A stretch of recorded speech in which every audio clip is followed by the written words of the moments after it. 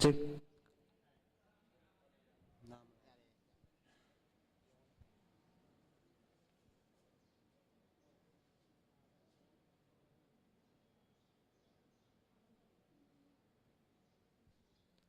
Check.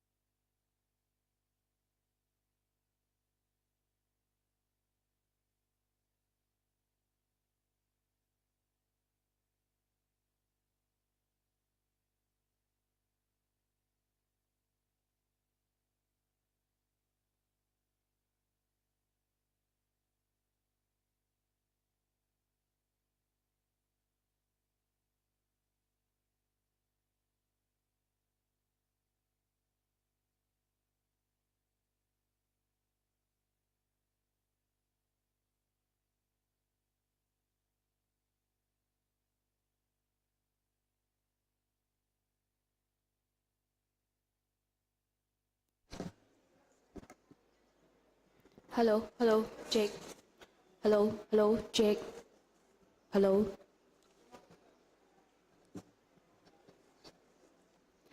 ꯑꯍꯥꯟꯕꯃꯛꯇꯗ ꯂꯝꯗꯝ ꯑꯁꯤꯕꯨ ꯀꯣꯟꯕꯤꯔꯤꯕ ꯏꯕꯨꯙꯧ ꯏꯕꯦꯟꯙꯧ ꯑꯅꯤꯕꯨ ꯏꯊꯥꯅꯨꯡꯗ ꯆꯦꯠꯅ ꯀꯣꯟꯁꯤꯟꯖꯔꯒ ꯉꯁꯤ ꯀꯥꯂꯦꯟꯒꯤ ꯀꯨꯟꯒ ꯃꯥꯄꯟ ꯑꯃꯗꯤ ꯀꯨꯟꯊ꯭ꯔꯥꯅꯤ ꯄꯥꯟꯕ ꯊꯥꯡꯖ ꯅꯨꯃꯤꯠ ꯃꯥꯂ꯭ꯌꯥ ꯐꯝꯄꯥꯜ ꯆꯥꯛꯀꯨꯝꯁꯤꯡ ꯏꯪ 2013 ꯅꯨꯃꯤꯠ ꯑꯁꯤꯗ ꯏꯒꯅꯧ ꯍꯦꯔꯤꯇꯦꯖ ꯀꯥꯎꯟꯁꯤꯜ ꯍꯦꯔꯤꯀꯣꯟꯒꯤ 14 ꯁꯨꯕ ꯃꯄꯣꯛ ꯀꯨꯝꯑꯣꯟ ꯊꯧꯔꯝꯒ ꯃꯔꯤ ꯂꯩꯅꯅ ꯍꯦꯔꯤꯀꯣꯟꯅ ꯆꯦꯄꯥꯎ ꯄꯤꯖꯔꯨꯕ ꯃꯇꯝꯗ ꯏꯁꯥꯒꯤ ꯑꯆꯤꯟꯕ ꯀꯌꯥ ꯀꯥꯏꯊꯣꯛꯄꯤꯔꯒ ꯊꯧꯔꯝ ꯑꯁꯤꯕꯨ ꯁꯔꯨꯛ ꯌꯥꯕ ꯂꯦꯡꯕꯤꯔꯛꯂꯤꯕ ꯈ꯭ꯋꯥꯏ ꯄꯨꯝꯅꯃꯛꯄꯨ ꯍꯦꯔꯤꯀꯣꯟꯒꯤ ꯃꯍꯨꯠ ꯁꯤꯟꯖꯔꯒ ꯍꯦꯔꯤꯀꯣꯟꯒꯤ ꯁꯦꯀ꯭ꯔꯦꯇꯔꯤ ꯑꯥꯔꯠ ꯑꯦꯟ ꯀꯜꯆꯔ ꯕꯣꯅꯤ ꯈꯨꯟꯗꯣꯡꯕꯝ ꯑꯩꯅ ꯈ꯭ꯋꯥꯏ ꯄꯨꯝꯅꯃꯛꯄꯨ ꯇꯧꯕꯤꯃꯜ ꯈꯪꯕ ꯑꯃꯗꯤ ꯏꯀꯥꯏ ꯈꯨꯝꯅꯕ ꯎꯠꯆꯕꯒ ꯂꯣꯏꯅꯅ ꯏꯀꯣꯛꯅꯣꯅ ꯈꯨꯔꯨꯝꯖꯔꯤ꯫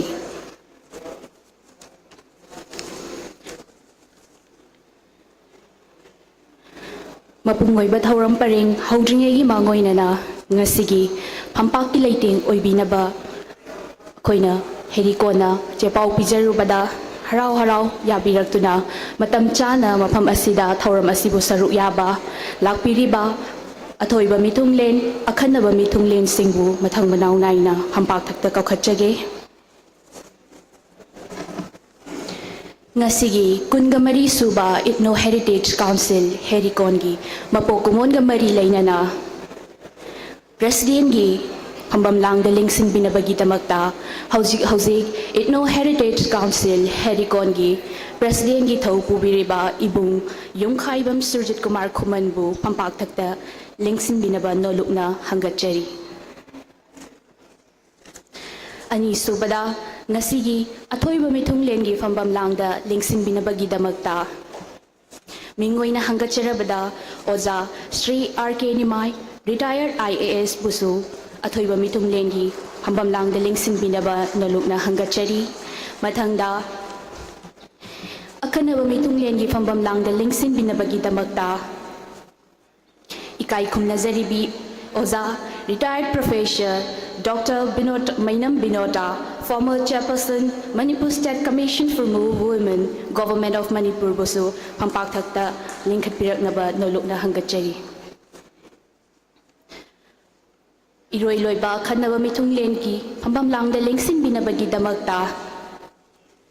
pampak thakta lingkhat piraknaba NG RQ convener Foothills Naga Coordination Committee FNCC busu akhanaba mithunglengi phambam langda lengsinbinabagi damakta nolokna hangatchari.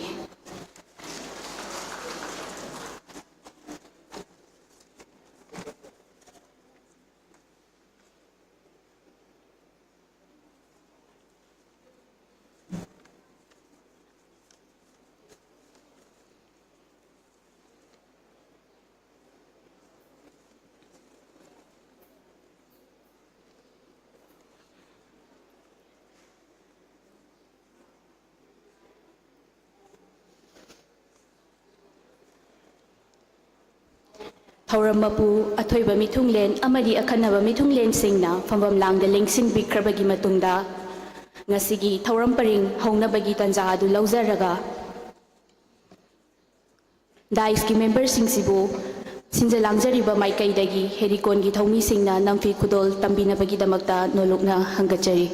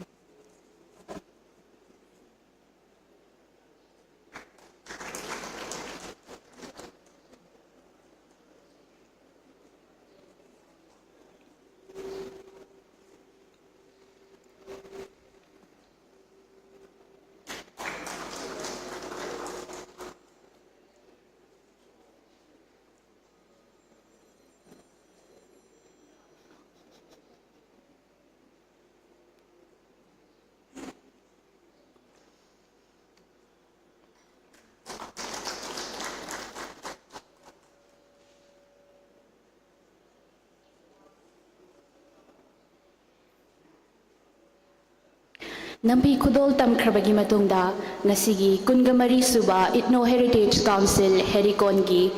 mapokumon ga mari lainana sayhaw isay yakairol khudol tambinabagi damakta the Performing Entrancement Art and Cultural Evolution Piece Thawbalbu nolokna hangachari.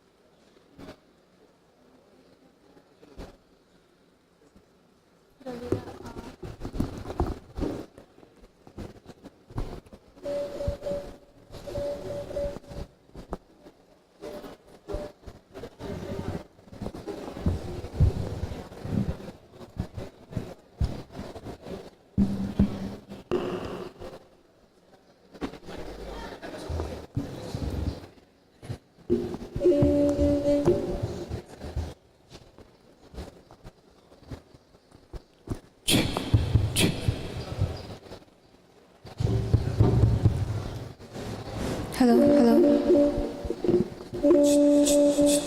Hello, hello.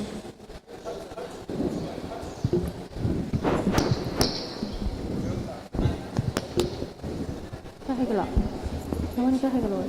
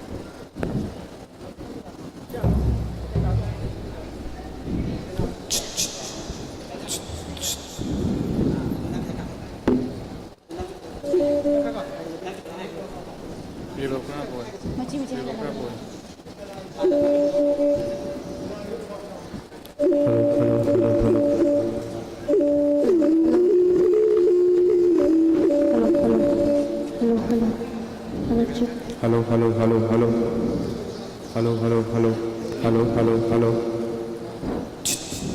Hello, hello, hello, hello. Hello, hello, hello. Hello. Hello, hello. Speaker yaba. Hello. Mais na rua. Hello, hello. Hello, hello, hello.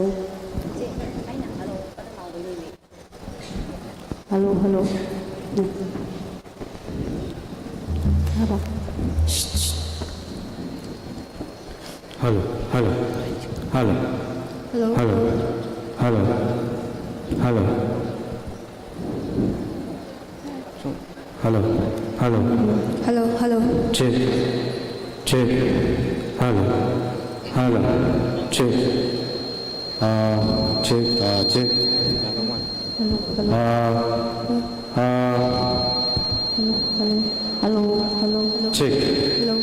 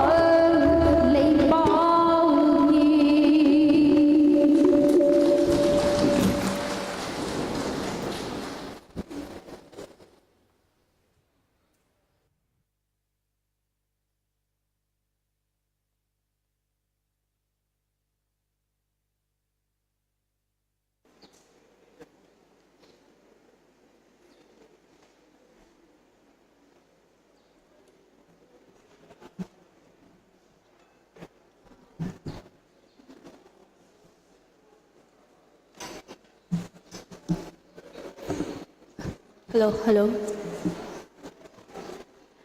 The Performing Entrancement Arts and Culture Evolution Piece Thawaldagi Fazaraba Pukning Huraba Saihau Isai Yakairol Khodol Tambiramba Adukki Matik Thagatpa Phongdokjari Makha Chathajarakpa asidi Ngasigi lengbirakpasingbu taramna okpagi warol thambinabagidamagta hauzik Ethno Heritage Council Hericon ki executive oina thawpubiriba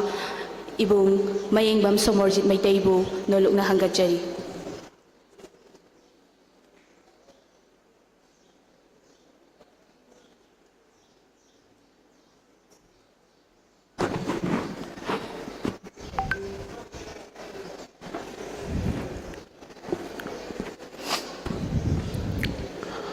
अहम नसगी theorem असिबु पांथोकलिबो मफम असिबु कोनबिरिबा इबदो एम्बेदो कुदुबो थानुंदा थाकुनचरी ngasi yaifaraba kalengi kungama pani panba thangjinumit malia fambancha kumsing lising ohum ga chamri kunga manga English ki saichakta ing soglising ani kunga taruk nominasigi asida Ethno Heritage Council Herikongi kunga mari raksuba foundation asida toidoi dona ngasigi atoiba lengbirakpagi phangphangangda lingsingbiliba miyoina hangatcharabada pabung RK Nimai retired IAH ahanbada Herikongi mahut chinjaraga taram nokchari mathangda akhanaba lengbirakpagi phangphamlangda lingsinbiriba amsung lingsinbiribi migun hangatcharabada NG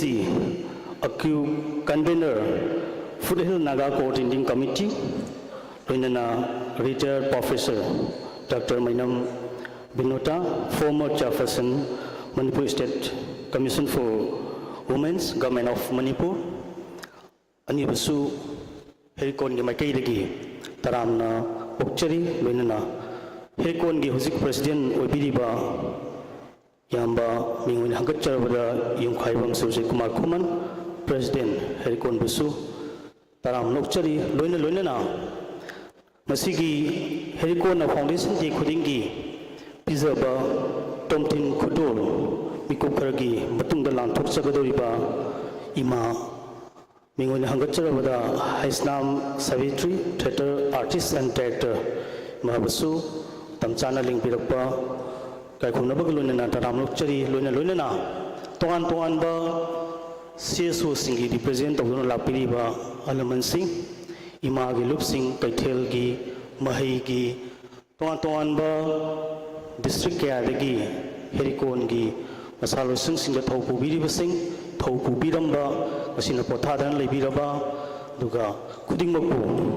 Herikongi mahut chinjaraga taramnokchari loinana media ki light ki sound ki khudimuksu Hericon ki maikaidagi matam chan lengpiraktana rabiba masigidasu kaikhumnabagaloinana taramnokchari haiba chumba wafamsi thamjaraga taramnokpagi waron matang asida tenchinjari punoput kurumjari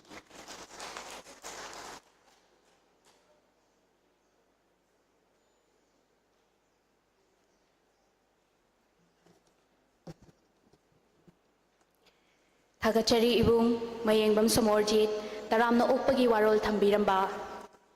mathangda ngasigi kungamari suba Ethno Heritage Council Herikongi mapokumon ngamari lainana thauram asigi nunggi warol thambinabagi damagda hauzik Herikongi Secretary General oina thawpubiriba ibung Ahaibam Anandbu nunggi oiba warol thambinaba nolokna hangachari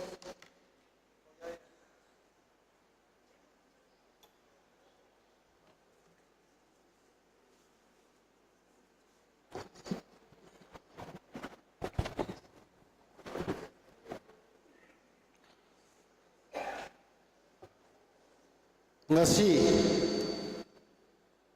Mei tang taraga taru English mani ga kun ga taru ꯌꯥꯏꯐꯔꯕ ꯄꯨꯡꯐꯝ ꯑꯁꯤꯗ ꯍꯦꯔꯤꯀꯣꯟ ꯏꯊꯅꯣ heritage council ꯍꯦꯔꯤꯀꯣꯟꯒꯤ ꯑꯗꯨꯒꯨꯝꯂꯕ 14 ꯁꯨꯕ ꯃꯄꯣꯛ ꯀꯨꯝꯑꯣꯟ ꯅꯨꯃꯤꯠ ꯊꯧꯔꯝ ꯑꯁꯤꯗ ꯑꯁꯤꯒꯤ ꯊꯧꯔꯝ ꯑꯁꯤꯒꯤ ꯐꯝꯕꯥꯛꯀꯤ ꯂꯩꯇꯦꯡ ꯑꯣꯏꯅ ꯅꯤꯡꯁꯤꯟꯕꯤꯔꯤꯕ ꯏꯀꯥꯏꯈꯨꯝꯅꯖꯔꯤꯕ ꯃꯤꯡ ꯑꯣꯏꯅ ꯍꯪꯒꯠꯆꯔꯕꯗ Shri R K Nimai retired IAS ꯏꯀꯥꯏꯈꯨꯝꯅꯕ ꯂꯣꯏꯅꯅ ꯑꯁꯤꯒꯤ ꯊꯧꯔꯝ ꯑꯁꯤꯒꯤ ꯊꯧꯔꯝ ꯃꯄꯨ ꯑꯣꯏꯅ ꯂꯪꯁꯤꯟꯕꯤꯔꯤꯕ ꯑꯗꯨꯒ ꯂꯨꯞ ꯑꯁꯤꯒꯤꯁꯨ ꯄ꯭ꯔꯁꯤꯗꯦꯟ ꯑꯣꯏꯅ ꯊꯧ ꯄꯨꯕꯤꯔꯤꯕ ꯏꯀꯥꯏꯈꯨꯝꯅꯖꯔꯤꯕ ꯃꯤꯡ ꯑꯣꯏꯅ ꯍꯪꯒꯠꯆꯔꯕꯗ ꯌꯨꯝꯈꯥꯏꯕꯝ ꯁꯨꯔꯖꯤꯠ ꯀꯨꯃꯥꯔ ꯈꯨꯃꯟ ꯄ꯭ꯔꯁꯤꯗꯦꯟ ꯍꯦꯔꯤꯀꯣꯟꯕꯨꯁꯨ ꯏꯀꯥꯏꯈꯨꯝꯅꯕ ꯂꯣꯏꯅꯅ ꯉꯁꯤꯒꯤ ꯑꯗꯨꯒꯨꯝꯂꯕ ꯑꯈꯟꯅꯅ ꯂꯦꯡꯕꯤꯔꯛꯄ ꯏꯀꯥꯏꯈꯨꯝꯅꯖꯔꯤꯕ ꯃꯤꯡ ꯑꯣꯏꯅ ꯍꯪꯒꯠꯆꯔꯕꯗ NG ꯑꯀꯨꯏ convenor FNCC foot hills Naga coordinating committee ꯕꯨꯁꯨ ꯏꯀꯥꯏꯈꯨꯝꯅꯕ ꯂꯣꯏꯅꯅ ꯏꯀꯥꯏꯈꯨꯝꯅꯖꯔꯤꯕ ꯃꯤꯡ ꯑꯣꯏꯅ ꯍꯪꯒꯠꯆꯔꯕꯗ professor doctor Meinam Binota former chairperson Manipur State Commission for Women's Government of Manipur busu ikai-khumnaba loina ngasigi adugumlaba Herikongi kungamari suba mapok kuman numit asiga mai lena Herikon ga saminariba lupsing tongan ba ima lupsing aduga tongan ba civil society organization sigi thaubu sing loina kokomi gi convener wena thaubu biriba yamba YKDN busu ikai-khumnaba aduga ngasigi pharmacibu coverage tobiriba print namadi electronic media gi sinausing loina ngasigi live khudhangda miyam punna yengbiriba miyam punna mabusu madi live thabiriba sinausing loina namaruiba thodang lobiriba punna mabusu kai kumna buchari ngasi adugumlaba Herikon gi kungamari suba pokumon minisiga mai lena asi tharmasigi nungi ba warol miyam thamsage Manipur da khundariba yellow fruit singna magi pari puri gi liglam nganga ningsing ba thok thraba matam dagi hauna ire ba iram da masida apun bagi saktam ngagna himinar ki bado masigi sahi sa asidasu hena mala se sinba wakhalna mangoi naraga ing kumjali singani ga anigi megi sekshat tara tarukta Zen Manipur Dance Academy da convention on ethnic reconciliation haiba khana dena bami ama lamdam asigi yellow fruit singi using basingna saru yaduna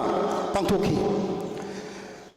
lamdam asigi yellow fruit singi apunba nungsi sanabagi saktam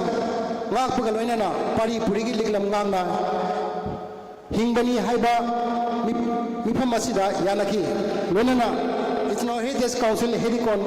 haina miyam gilup ama yellow fruit kaya gi thomi singa saruk yadana semki nasidi sahi kunmari mapung phare hoki ba sahi kunmari asida miyam gi mateng galona Herikon gi thomi singa miyam gi ba thabak tharum kaya ama pangthok mina khare aikoi gi lenga aikoi na paijaba aikoi gi senmelon gi yumpham aikoi na thonjaba aikoi gi saktam aikoi na ngaksaba haiba maruiba hiram ahum asida yumpham oiraga makhal makha kaya gi thabak tharam sing Herikon na lebak miyam ga loinana pangthok minana ba haiba yana wakalon ju thamki lamdam singi pari puri gi lam waksaba oina singburoi tamrui singi tanaba yadraba maruiba kumja khudingi nahongnona ngasigi mirolda ningsing hananaba mera huksongwa thoram sana kununga loinana hena paksana kumja lisingani ani dagi pangthokpa hawtuna kumja lisingani 33 tagidi state ki thakta pangthokpa festival ama ohinana ohenba ngamkhre festival asigi iroinana kumja lisingani ga nipan dagi hauna lamdam sigi pisabi singi kusa haiba sinmi singna puthok sai miyam da gutpa yon bagalena makoi bo puning thogot bi bagi pandamda helum and handicap ki loisanga kusam naduna mera husong ba festival fair kumja khudingi pangthok tuna lakli singburoi tamroi singi amata oiba himinar ki gani himinar ki ba amadi himinana bagi yada bagi maram sing community leaders singa matam gi oina khana nenaduna laki Manipur ki naat amadi lining laisung ki thorom sing ngak senba amadi sakon hananabagi matangda seminar kaya pangthokre lai hanau bagi lai ama phong jakre aikoi ki naat amadi irol iek sakon hananaba ukal amadi milan galwena na thabak thorom kaya pangminakre Abuspa Armed Forces Special Power Act 1950 aina lamdam sigi miyamda piri ba miyoi bagi hak khonggong na bagi thong sing ki mayokta sangsin ba khongjang sing apun bagi lup marui ba apun bagi lup marui ba saruk ama oina helikona ang ma thogang ya saki tipai muk tam sam gi matangda akoi bagi phibam social lakadaba ado ngathong nanaba amadi kananaba pandamda sem khiba action committee against the tipaimuk protection sem duna sanction khiba thabakta hirikona saruk yakhi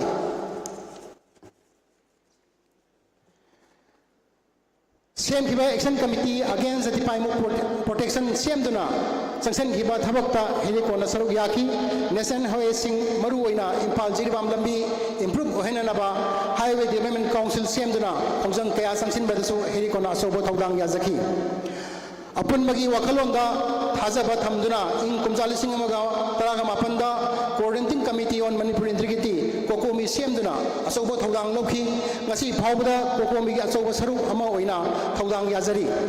manipur gi missing londa mito miyan cha singna piriba sapu singi matangda ILP demand toba NRC update tobuna singba khongjang singdasu helikona asobo thodang yazari english inganiga kungo koi मेगी अहुमदगी हौना सही चिन Kuki narco terrorist सिंगना लंदारकपा सिदा ओरकलिबा film सिंग असिना मैते फुरुकी हौरकलिबा हौजिकी ओइबा रियलिटी सिंग अदो मयेक सेंगना ताकले पॉलिटिक्स की लमदा ngasi अखोई पॉलिटिकल पावर अखोई खुद लैजद्रे अखोई इसाने इसागी इरेबाक लेपन ngमजद्रे मीना अखोई लाइबाक लेपिरे अखोई इनाद अखोई इथक्ता Meena नेतुना हाइना Humna पालरे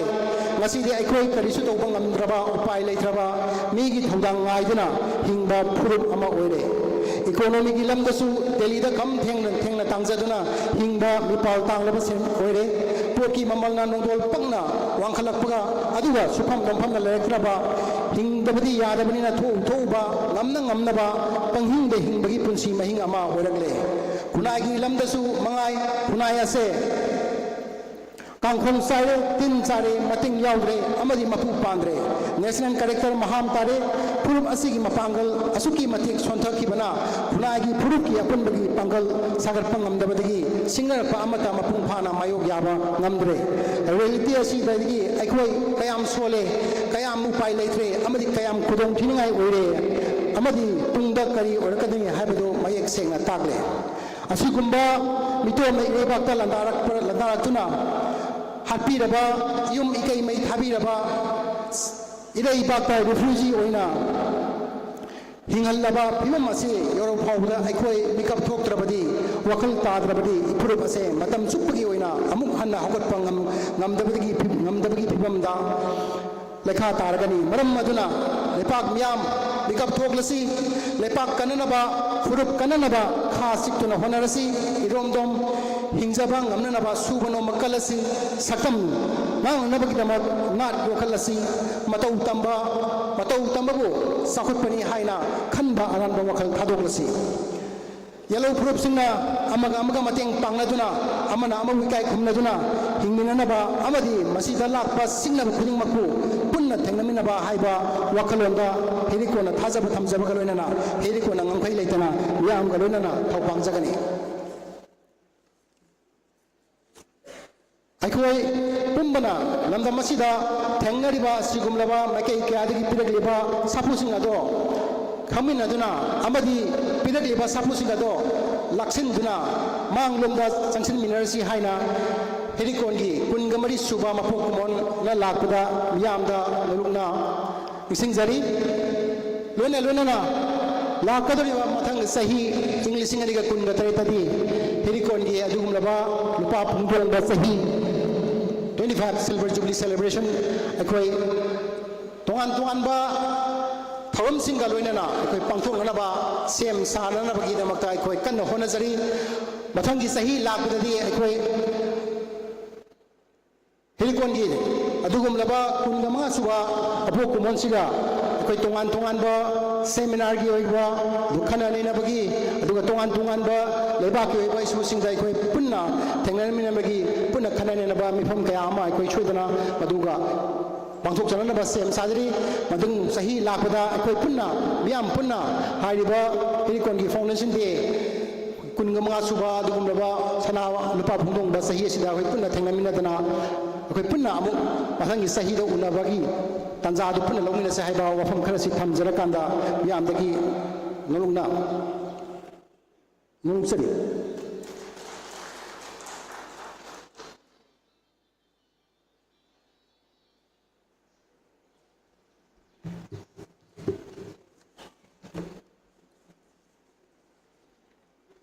Thagachari Ibung Ahaibam Anand, Secretary General IGNOU Heritage Council, Hericon,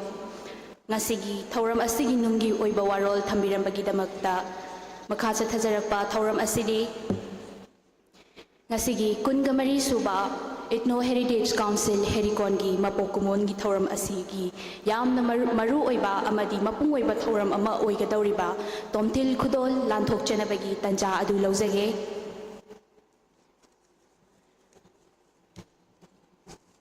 Ngasigi, Tomtil Kudol, Pangadauribe Awardee Asi, Pampaktakta Kakachadringegi Mangoinana, Mahaki, Biodata, Samlapa Miamda, Tentakpa, Lantok Chege, Ngasigi Tomtil Kudol, Saknai Rabi, Theatre Artist Director, Harisnam Savitri, Meitei Langol, Lai Manai, Lamphel Tegini, Ima Asina Yam Ngalingay Matam, Haibadi, Chahi Tare Kaktangay Ngay Matam Degi, Mahaki Madom Jagi Matun Illaga, Child Actor Oina, Opera Theatre Ginimai Sanyas, Haiba Play Aduda, Nimai Saklon Lauduna, Saruk Yaraga, Amadi, 1950s Kimatamda, Manipur Theatre da, Actor Practitioner Oina, Horaki. Ima Sabitri Amadi Mahaki Mapuroiba, Haisnam Kalhairana, Anina Punna Hotnaminadana, 1969 da Kalaketra Manipur Safongki, Mapuroi Bagaloinana, Tongan Bamafam Kayada, Workshop Taramang Pangtoki, Amadi National School of Drama, New Delhi Dasu, Matamatam Gimatung Ina Training Workshop Kaya Pangtoki, 2012 Pegi Hauna, Naha Oina France, Sweden, United States, Amadi South Africa, da Training Kaya Funky, Tongan Bamafam Kayada, Theatre Shows, So Chamagi Matakta Utki, Bebet, Amadi Memoirs of Africa, Haiba So Ani Asi, 1987 da Japan Performing Arts International Center ga Kusam Naraga, Tokyo Toga, Amadi, Ningata da Utki, Amadi 3rd Cairo International Festival of Experimental Theatre, 1991 da Miki Sarang Haiba Play Asida, Best Actress Award to Funky, First Asian Contemporary Theatre Festival, Singapore 2022 dasu, Nupi Haiba Play Asida Saruk Yaduna Horaki, Theatre Gilamda, Malem de Santak Padanatana Thangta, Maibi Sankirtana Folk Operatic Theatre, Jagoy Amadi Isai Kaya Sutamki, 1992 da 2 words complete performances, Senior Fellowship, Department of Culture, Government of India, Analysis of what artistically accomplished, 1999 Majlis, Mumbai, Authentic Expression Fellowship na Chingba Kayasu Funky. Saknai Rabi Theatre Artist Ima Sabitri Theatre Gilamda Danatana Tongan ba film kaya da Susaruk Yaki Mahaki Mapuroy ba Haisnam Kalhainana Direction Piba Amadi Producer Oiba Pebe 1985 short film Mahadevi Akka directed by Madhusri Dutta Masjid Mumbai 1999 da Susaruk Yaki 2016 da Ima Sabitri Kauba documentary film ama Kalaketra Manipur da Yumfam Oibaga Bova Horizon na direction piba haiba film kaya da suyam na maru oiba role lauduna laki. Tongan ba award kaya Ima Sabitri na Funky award sing adudi Hawam Ibungo Yaima Sale Gimana 2019 Manipuri Sahitya Parishad Padma Shri Award 2008 Government of India Nadikar Award 2002, Natya Ratna 2005, Manipuri Sahitya Parishad, Best Actress Award, 3rd Cairo International Film Festival of Experiment in Theatre, 1991, National Sangeet Natak Academy Award for Acting 1991, Manipur State Kala Academy Award for Acting 1988, Manipur State Kala Academy Fellow 2022 haibana chingba award kaya ama ngasi phauda theater gi lamda imana malem gi thakta pukhattuna paujel kaya pibaga loinana ngasi phauda top na tomthil oina ngalari ngasigi kungamari suba herikon gi mapokumon mari leinana herikon gi maikai mal theater gi thakta top pa tomthil oina ngale haina khangatjaraba ima haisnam Savitri bu tomthil khudol asi lawbinabagi damakta herikon gi maikai nolukna hangatjari khudol asi bu lanthokpinabagi damakta ngasigi athoiba mithunglen gi famam langda lingsin biriba Pawung RK Nimai retired IAS na ngasigi tomthil khudol asi bu lanthokpinaba nolukna hangatjari Angang oiringaidagi theater gi fampakta thoklakkibi ngasina malemda Manipur gi saktam saong kaidana anauba theater amagi mahau piribi adugidamak herikon na ikai khumnabaga loinana lanthokchari na famda tomthil khudol latnaba leitana lawshinbiu thawaiga hakchanga kainadriba phauba malemda nahaki theater utpikho angakpa fajabana thallaba nahaki sathe sahum nahaki khonje he athoibi thauna phabi Ima Haisnam Savitri.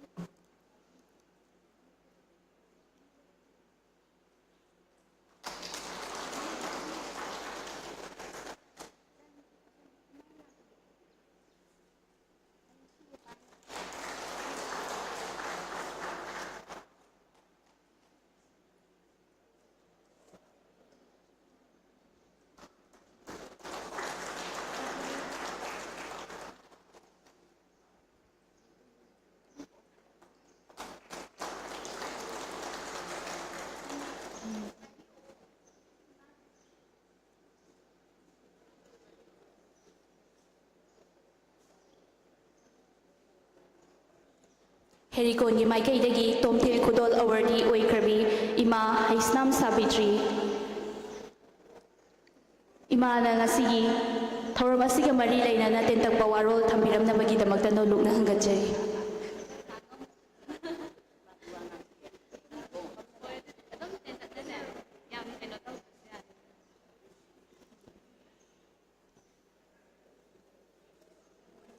ngasigi Yai Paraban Numit Herikon gi kunmari surakpa kumon mapok numit asida ayhaku ewar mana ama pibiduna aibo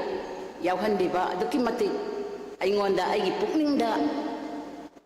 apenba nungaiba ai phaujai ahanba maktada ibudau biandau lamdam masibu konbiriba Masa manaising sibu yok piriba bo aina punyam jari. Dais talensyan biriba subsan zarabada aina ikai kumna ba usari. Loina na ngasigi yai paraban namit asida lengbira iba ahalamalay guru thagthongba imana ba ikhatha ba isa isuk no makuso aina ikai kumna ba usat baga loina na ay noloksari. Kaisok khangba nate aidi aigi theater da khara tawjabagi wani adubu ngasigi herikon gi yai paraban numit asida aibo mana ama pibidna aibo wopi base aigi aduki mati ai penba pukningda Padma Shri ewa piba budi ngasigi sina hena aingonda pukningda harauba apenba phoksai kaisu laitaba aibo kaisu khangde ni aigi theater da kitang aina samaj gi awa nungai aigi khutling Asi aigi theater na phongdok sabani migi theater khotauga aiga kala khetra gi aikhoigi layoi khraba aigi puroi haizarage guru kanhailan मागा इगा खुशमनदना पुथोरक्पा चरा कया हेलई theatre से पामना theatre दगी लोइना कला तौबा खुदिंगमक्ता theatre दनते इसई Jagoi Thangta drama तौबा पुनमक्सिबु मोय पैसा फंगनी हाइदना सिदगी नुंगाइबा फोरा दोलान सादना सना लुपा सीनी हाइदना तौबा नते इसा इसागी कला दा पामजरुबा दो फोंदोक्सबगी वानी अदुबो अखोइगी कला क्षेत्र हारिबा अखोइगी संस्थाल असिगी थिएटर खुतौदी याइफा नुंगाइगी थिएटर ओइना सुतौदे मीना सु कयासु यंगनिंगमोय अवा ना ngasi समाजसिदा अखोइना नाय अखोइना हिंगिबसिबु करिदबु नुंगाइगेने हौजिकि तंदु लैताद्रबा मतम असिदा अखोइबु करिनो बखोइना हिंदौरिसे नशा लौथोउ इशा संगे हाइबगी वाखल्लोन खंदाराबा असिदा करिनो अखोइना हौजिक तौदौरिसे हाउरो नमांग सुलाम नतुंग सुतेन हाइबदुगी मतमनी हाइबम मम खंगत्रबा बिबुला सुराबा मतमनी सिगी ममांगदगी हौना अखोइगी कला क्षेत्रगी अखोइगी वजाना पुथोफिरमिबा गी थिएटर ड्रामा खुतौसिदी अवा नुंगाई खुदिंगमक्ता मसी गी सरुक यारगा पुथोरकपनी तसेंग हारदा आई वा ngang wangangloi amasuna sade ai gi pukningda phaurakpa aina theater da tawjarakpa hingakpa dugi khitang aina pawdam jabani lal basu punamak na ngakpi gani sara hela I kaya ai kala sibu pambani na ai haujik langol lai manai hariba jaga sida ai khonga aga leijai ai khoi gi waja si leigidre ai khoi waja na hai अगी कैसाम थोंग थांजम लरक्ता अगी असेंग yum original लेरिबजे सिदा इसा इशो जिंजिगा अइगा सुम लेकाइगी इमुंग मनुंगी हनुबा हनुबी ओइना इसा इशो जिंजिगा सयेनरगदी अइगी वाखनसिदी इमुंगी अहलमल ओइना सुम सनैना लेरनी लांगोन the होंगसी हाइदना कलागी खर फोंदोकपसि इंगना सिगना सिंगोंगदा होंगसी हाइदना होंगपनी अदुबु मतमदुदा अइना कयादी जानिंगहिदे ओजा नीलकांत येलांगबंगी ओजा नीलकांत ने हिंगिंगैदा लाई सैराव नमित अमदा अखोगी मैतैगी सैरावदा नोइना मफम होंगने हारिदु यामना फै सावित्री कन्हाइलान हाइद अइना कप्पेबा इपादौना अइना ओजा नीलकांत ओजा अखोई ओजाना होंगने यादा होय खितंग सिकपा मफमदुदा थिएटर की ओइनादी होंगनिंगी अदुबो पुंगहोंग होंगने ये युम कोई पुनमक सी थादो अमगा अदुदी आइदी पामदेने लेनिंगदेने लांगोन दुददी अन आइसि कप्पेबा हे सावित्री कइनने कन्हाइगा नंगना कंतौरिसि नंगी नयुम हिंगो लेतबसु नते नसाना पामजरिबा कलादुदा खितंग इंगना सिगना वाखन थोकना सिंगयादुदा लेरगा फोंदोकपदु ngamnabagini नोइदौना कथोकसिबु कना यावगेने मयुम हिंगोल लेतबा सुनतेन हो हाइना वजादुना बु आई कप्पदु थेंबिरमी वजानि कांतना सुमाइन तंगना समाजगी नुपी ओइबि अखोइसिना करम हाइना हिंगी हौजिक लोइना लमजाव थोगादी आई मक्सु सिदै सिदै एवा लंपिबिने सिदै हराम मनग्रना आई लेजबा फिरोनसि खर सेलगा आई अदम लाई आई सरा हेलगा होरप मिनी अदुबु कलासिदा खितंग फोंदोकनिंबा अइना हिंगिबा खइंगसे करमाइना अइ हाइबदी अइगी ngasiगी मैतै फुरुप अखोइगी समाजसिदा अखोइना करमाइना हिंगिगे हाइबसिदी खितंग अइगी थिएटरना सरुक यारगा फोंदोकसबनी अइ यामना खंग हाइबसु नते लीलादा मदुदा खितंग अइना फोंदोकसदुदा पेंबिदना मना मथम खर पिबिरई अद नुंगाई अदुबो कया मना मथम पिबिरईबा मयामसिदा ngasi हेरिकोना नुमित असिदा आइबु पिबिरईबा मनाजे सिदा हेना आइंगोंदा अदुकि मति पेंदैदो आइ गोजरे सिगिदमक्ता आइना हेरिकोनबु मतम लैबा खिबेता माइ पाकना मयामगी सेवा तौबा ओइबियु हाइना ईश्वरदा आइ थौनिजरी पुनमक परम ang kama sonda na an फिजे आई फी फजबसे अंत इनकी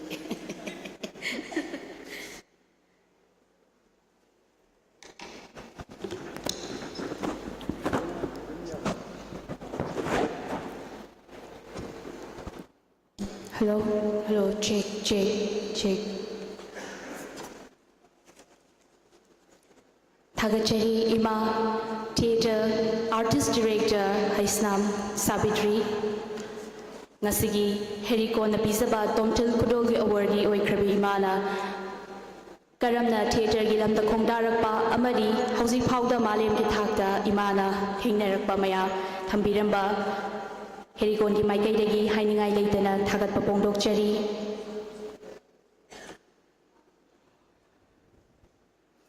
Makha Chathajarakpa Thauram Paring Oina Ngasigi Akhanaba Lingbirakpasingi Maraktagi Wangangloi Amakha Kaukhatchage Wangangloi Adudi Manipur gi tongan tongan ba issue kayada miyami apunba khonjel ama oina leiriba Coordinating Committee on Manipur Integrity Kokomi Lupni Fuhen bana pullaga semba committee asigi hausi convener gi thau pubiriba Mingoina hangatjarabada ibung YK Direnu ngasigi thauram asiga mari leinaba tentakpa warol thambinaba nolukna hangatjari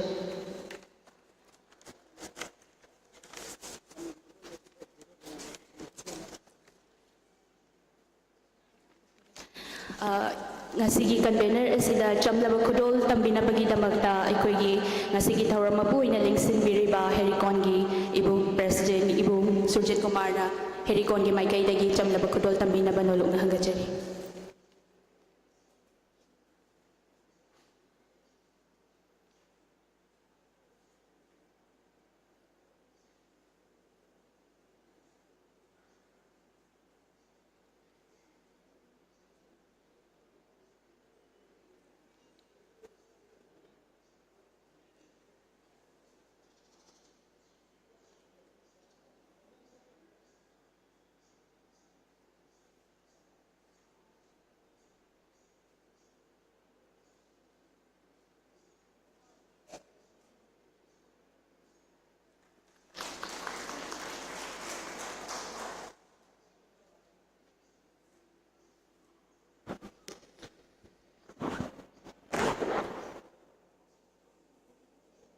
ngasi yaifraba numit megi tang tara ka taruk thangje numit asida Ethno Heritage Council Herikon gi kungamari roksuba Foundation Day sigi ngasigi phampak ta lengsin biriba kai khunazaraba Athoiba lengbirakpa Yambung RK Nimai Retired IAS Hanba Maktada Ikai Khumnazabudu Seri Ngasigi Thoram Mapugi Phampham Langda Lengsin Biriba Ikai Khumnazara Waza Yung Khaibam Surjit Kumar Kuman President Ethno Heritage Council Herikon Ngasigi Ikai Khumnazaraba Lengbirakpa gi phamphang lam lengsin biriba NG Akyu convener full hit naga coordinating committee duga ikai khumnazarabi masigi khanaba ikai khumnazarabi lengbirakpa gi phamphang lam lengsin biribi Professor Dr. Mainam Binota former chairperson Manipur State Commission for Women Government of Manipur ikai khumnazabudu seri lona masigi Herikon gi kungamari raksuba Foundation Day sigi bu saru ya baleng birigliba iramdam sigi ikai khumnazaraba ikoibu hento pathokna takpi tambiba ngamaba ahal lamani mai belt marumapang khwai punamak aina Coordinating Committee on Manipur Integrity Kokomi gi maikaidagi Ikai Khumnazabudu Seri Haujiksi ngasi magsi yamna nungaiba numida makhagni madudi karino harakanda Herikon gi sahi kungamari mapung pharakpagi dunglaba hawdokhiba numit sigi ahanbadaina numida sina lakpada Herikon gi leibiriba maruma pangsing silnau punamakta yaifa paujel bijabagalonana tungkoina lebaki damak hena Pangal थौना लेना थबक तौबा ngambiyu haiba wafamsi thamjage HERICON si maroina ai isamakka yamna close associate oina loina jarakpa lupa makhagni hanadagi su hauna aina United People's Front lairingai haukiba 2006 4 5 6 7 8 dai boxi ai HERICON ge yamna closely associate tawraga laksaba amakhagni karino harakanda leiminariba manipur da leiriba tongan tongan ba civil society organization singi marakta coordination leinai koi masel punna wakhan phongdok minaduna koi thabak tawminabagi tangai phadabudu leiyena khan baduna maram morkanda matamduda leikhiba civil society organization singi manungda moiriba HERICON United People's Front amadi International Peace and Social Advancement haina leiba IPSA haiba leiba lupa hum si pulakanda koi HERICON na maru oina thodang lauraga pangthorakiba mera hau songbagi thoram aduga United People's Front na maru oina hena thodang lauraga lakhiba reconciliation day koi Gambhir Singh death anniversary aduga IPSA na maru oina thodang lauraga pangthorakiba dark day na aikoigi April 17 koi dark day na koi pangthokiba thorom singsi aikoi lup ahum si pulla pulla ge he koi mayam ga punna kusam narakande koi organize to mina ba punna punna thabak to mina ba aikoi amatta oina thabak to mina ba ki tanja du matamdu da aina UPF ta leiba matamdu da HERICON gi Zaratan Tamusuramani hoi moi leiringai timing du dagi horakanda punna tongminaki amadi marone yam hena aikoina society sigi kari umakhara tawba ngamjaki baharagadi 2003-4 adaida aikoi hujik Manipur film gi amna chobo thodang lauriba film forum Manipur haitai masi na linkhalakpa horakpa tanjadu da tonganba Manipur da film gi anobu irama lakpa digital film celluloid film dagi digital gi lakpa ahongba mayama lakpa matam sida hongai ba aikoi gi system sing sida aikoi hongai ba naha sing ano no ba mapan gi ithil mayama sang ko matam sida aikoi gi film si karam masak mawong amada thamagadi henna tung koina pudaba yagadagi aibagi soba issue ma lakpa matam du dai koi HERICON amadi UPF among IPSA anisina ahumsina pulakanda koi Kangla Honda 2006 ta koi nominini subna koi Manipur film gi oifam thokpa masak haiba hiram sida Manipur da leiriba film gi fraternity da leiriba art ki film da leiriba mayam sing siga pulakanda nominini subna seminar ama torakanda Manipur gi digital film gi makhata na pudharakadaba sing sida ngasi aikoi tongan tongan ba wafam sing khara aikoi miyam ga loina na pukhisar kanda khara khaji go su film singi mamai chumbang amna bhona jabada adumba HERICON ga punna closely association thabak tom narakibani sigumba punamaksi hujiksu aikoi laipak sida Manipur da aikoi haurei ba issue sing si tangkak nai ni yengaga chattaba yadaba pibam malai matam matam gi hongai ba yaol gi khongsa sida ngasi aikoina huji huji mak thengnari ba issue si yengma kanda 2023 gi me ahum dagi thogla iba ngasi gi Manipur gi crisis se aikoina karam mayon da yenga kanda karam lambi da sala kanda aikoi gi khunai se आइडियाव Manipur से काहेंदना थमगदगे हाइबसे कोई कुपना खनबगी तंगाई फदबदु ngasi खोई मांग तारग लै मरमदि करिनो हार कांदा हौजिकसी एकोई ओइरैबा crisis असिगी मरु ओइबा मपुंग ओइबा दायित्व मधु कनाना थोहलिबनो कनाना मधु design तौरिबनो मसी करमनो ओहेलैबनो हाइबसी ngasi di sahi ahum sida mayek tarang tarang senge India na ngasi Manipur da lairiba ethnic community singsi marakta ethnic line da kanglup ahum thona khaidok na ba chuki mati kan honai madu makhoi yarai bi power muscle power military power financial थाधरकांदा मणिपुर से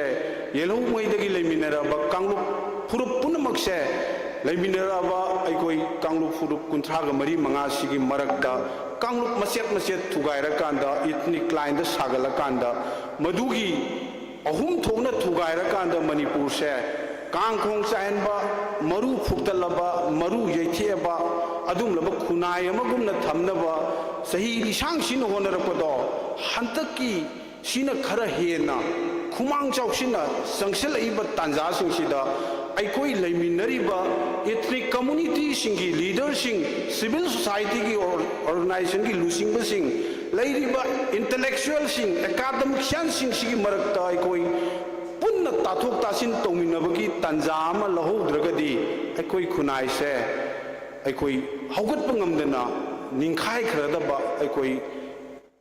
mak lekha tana अइकोई चिंथग्रदबा खुनाई अमक ओइरकनी ओइगदोरिबसे Meitei खक्ता नते Naga खक्ता नते cookie खक्ता नते पुनमक अइकोई सि लुमिनरगा मपुना कोइसि मथक्तगी तोंगगा येंबा खुनाई अमा ओइना ओइरकनी हाइबसे लेमिनरिबा कांगलुप फुरुप की लुसिंगबसिंग civil society लीडरसिंग अइकोई पुनमक खंगमिनबगी तंगाई फदबदु लैयना आई फाउजै हौजिकसि अइकोई मखोइना सानरिबा लीलासी कांगलुप अहुम थोपगी सांगसी नुंसिनाहंदबगी सांगसी सुक्की मति वांखलहनग्रे वांखलहनबसी degree दु यौरब मतुंगदा हुजिकति मु मखोइना सानरैबा लानसी कैनो हारकांदा इथनिक कम्युनिटी अहुम थोलम मतुंगदा इथनिक अइखोई कम्युनिटी इंटर कम्युनिटी कन्फ्लिक्ट अमा मुक लांगना हुजिकति सिनबा होरे मैतैगा की मरकता पॉलिटिक्स यावबसिंग सिविल सोसाइटी ऑर्गेनाइजेशन सिंग तोंगान तोंगान लेबाक की थबक तौरिबसिंग सिगी मरकता तोंगान तोंगान ओइदा पादब प्रोपेगेंडा मयाम इन्फिल्ट्रेशन थाजिलकांदा अइखोई मैतैगा की मरकता अइखोई थबक तौजरिबा खुनाई सिगी करिगुंबा खरक मांग थारगा तौरिबा अइखोई मसेल की मरकता येंगचीना हनलकांदा अइखोई मरसेल से अमगा खोंसेप हाइजना हलकांदा येखाइना हनबा अइखोई काखतप ngamdनबा असुकी मति कन्न ngasiदि अइखोई थोइबसे हौखिबा तांग 15 अप्रैल की तांग 15 दा बाजार में आइदा थोइबा थोकदोक्तो अतै करिमत नते अइखोई मसेल की मरकता इमोशनल ब्लैकमेल तौरकांदा अइखोई सही अहुम सुपना याना मिगोट मिनै तौरकांदा मखोइना सिजिनरिबा प्रोक्सी आर्मी सिजिनरकांदा मियाम इंडिजिनस पीपल सिंगसे ओलकपगी पेनदना खोइसाउनरबा मियाम सिंगदुदा तोंगानबा इमोशनल ओइबा ब्लैकमेल अमा तौरकांदा अइखोई मसेल से नुंसिना हंदनबगी लांग थाकपगी अहानबा नतबा अनि हुम लक्सुबा खोंखांग अमनेबा मधु अइखोइना कमाइना येंगाकांदा कमाइना पुगदगे हाबसे ngasiगी लैबिरिबा लुसिंगबिसिंग लेपाकी थबक तौबिरिबसिंग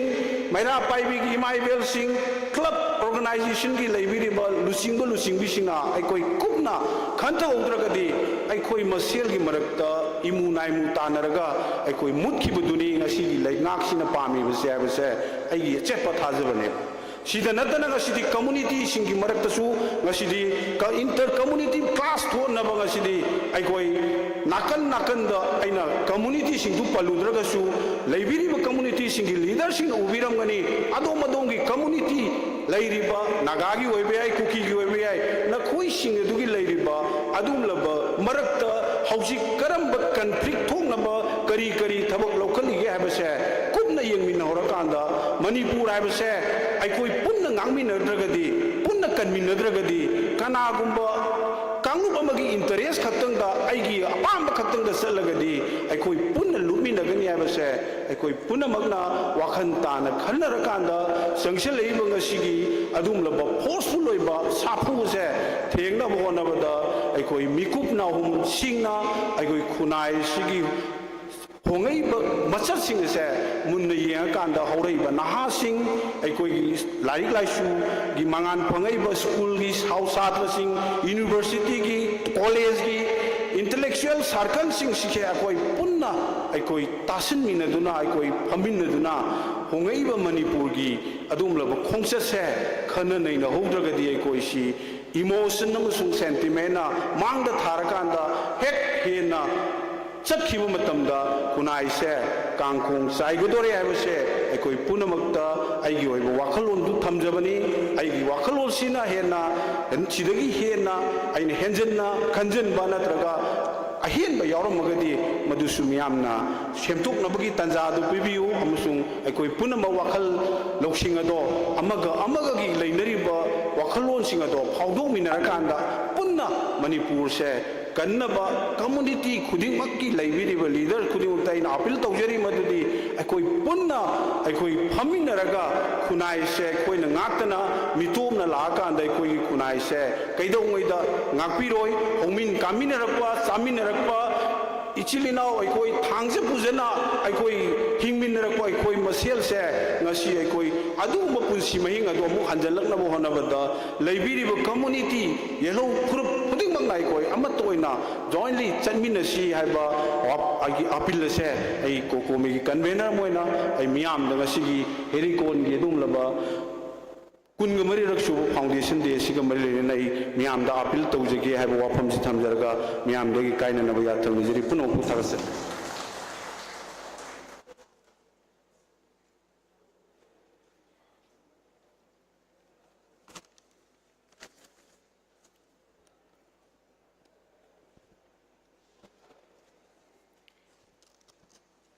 थागतचरी इबुंग वाईके दिरेन लुप हुंफु हेनबना पुल्लगा सेंबा कमिटी अदुगी कोकोमीगी कन्वेनर ओइना थौपुबिरिबा ngasiगी थौरमसिगा मरी लेनबा वाफम थंबिरंबा हाइनिंगाई लेतना हेरिकोनगी माइकेदगी थागतपा फोंदोकचरी मखा चथजरपा थौरम असिदी हेरिकोन की फाउंडर मेंबर अमदी फॉर्मर मेंबर सिंगु हेरिकोन की माइकैदगी चमलब खुदोल तमनबगी तंजा अदु लौजगे इहान हानबदा पंपाक थक्ता कौखचगे हेरिकोन की हाना फॉर्मर प्रेसिडेंट ओइना थौपुबिरंबा मिंगोइना हंगचरबदा ओजा मुतुम चुरामनी काइरंगदगी ओजाबुसु हेरिकोन की माइकैदगी चमलब खुदोल असी लौबिनबगीदमक्ता नोलुकना हंगचरी खुदोल असीबु तंबिनबगीदमक्ता हौजिक हेरिकोन की प्रेसिडेंट की थौपुबिरिबा इबुंग युमकाइबम सुरजित कुमारना खुदोल असी तंबिनब नोलुकना हंगचरी मथंग मनाउ नाइना कौखचरबदा मथंग असिदी हानगी फॉर्मर प्रेसिडेंट ओइना हेरिकोन की थौपुबिरंबा इबुंग लोंगजम रतन कुमार बुसु पंपाक थक्ता चमलब खुदोल असी तमनबगीदमक्ता कौखचरी मथंगदा ओजा एस सनायाइमा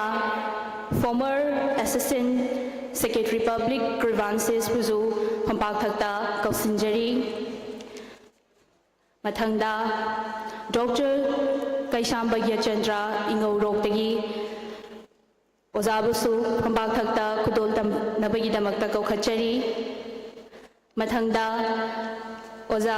गायरंगम जादुमनी खुराई ओजाबुसु पंपाक थक्ता लेंखटपिरकनबा नोलुकना हंगचरी मथंगदा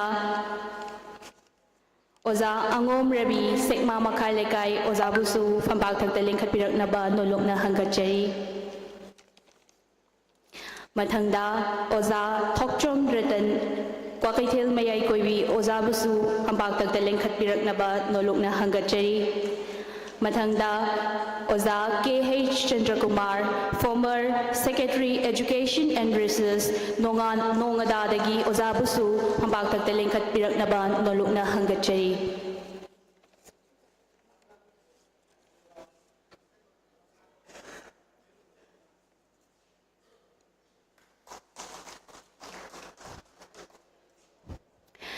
ngakpigani hauzik कौखचख्रिबा अखोइगी फाउंडर मेंबर अमदी फॉर्मर मेंबर सिंग फोटो सेशन अमतंग पुलप लौबिनबगीदमक्ता अमुका हना पंपाक थक्ता कौसिनजगे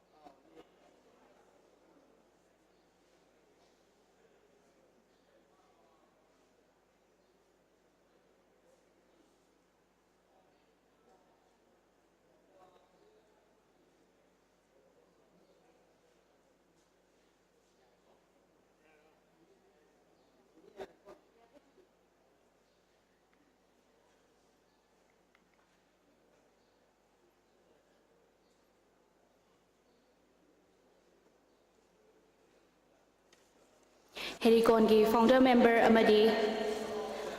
former member singna matam chana lengbirakuna thauram asibu saruk yaba lakpiramba amadi khudol asibu latnaba leitana lausinbikhiba HERICON ki maikaidagi amuka hana ikai khumnabu chabaga loinana thagatpa phongdokchari makha chathajarakpa thauram paring oina ngasigi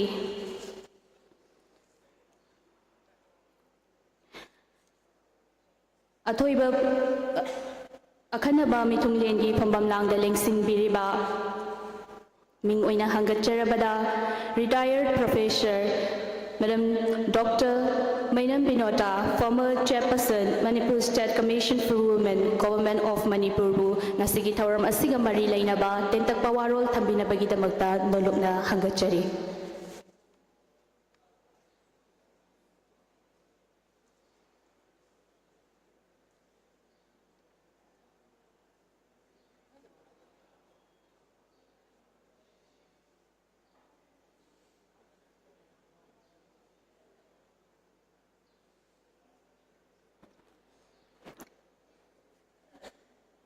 Namappu khurumjari maruina dais the lengsin biriba ai ikai khunazaraba yamung nimai retired IAS amadi ngasi thoram sibu senbiriba Ethno Heritage Council gi president oibiriba yun khaibam Surjit Kumar Kuman amadi loinana FNCC Foothills Nagaina Coordination Committee ki convener oibiriba NG Akhu amadi mang the lengsin biriba ibong ipasing isininaw sing isanisesing punamapu chanjaraga ngasi HERICON gi kunmari rak suba foundation day sida aibu saruk yahanbibagi damakta council ki members sing amadi aigi satra satri punamapu amadi ebak miyam da ikai khunaba utjare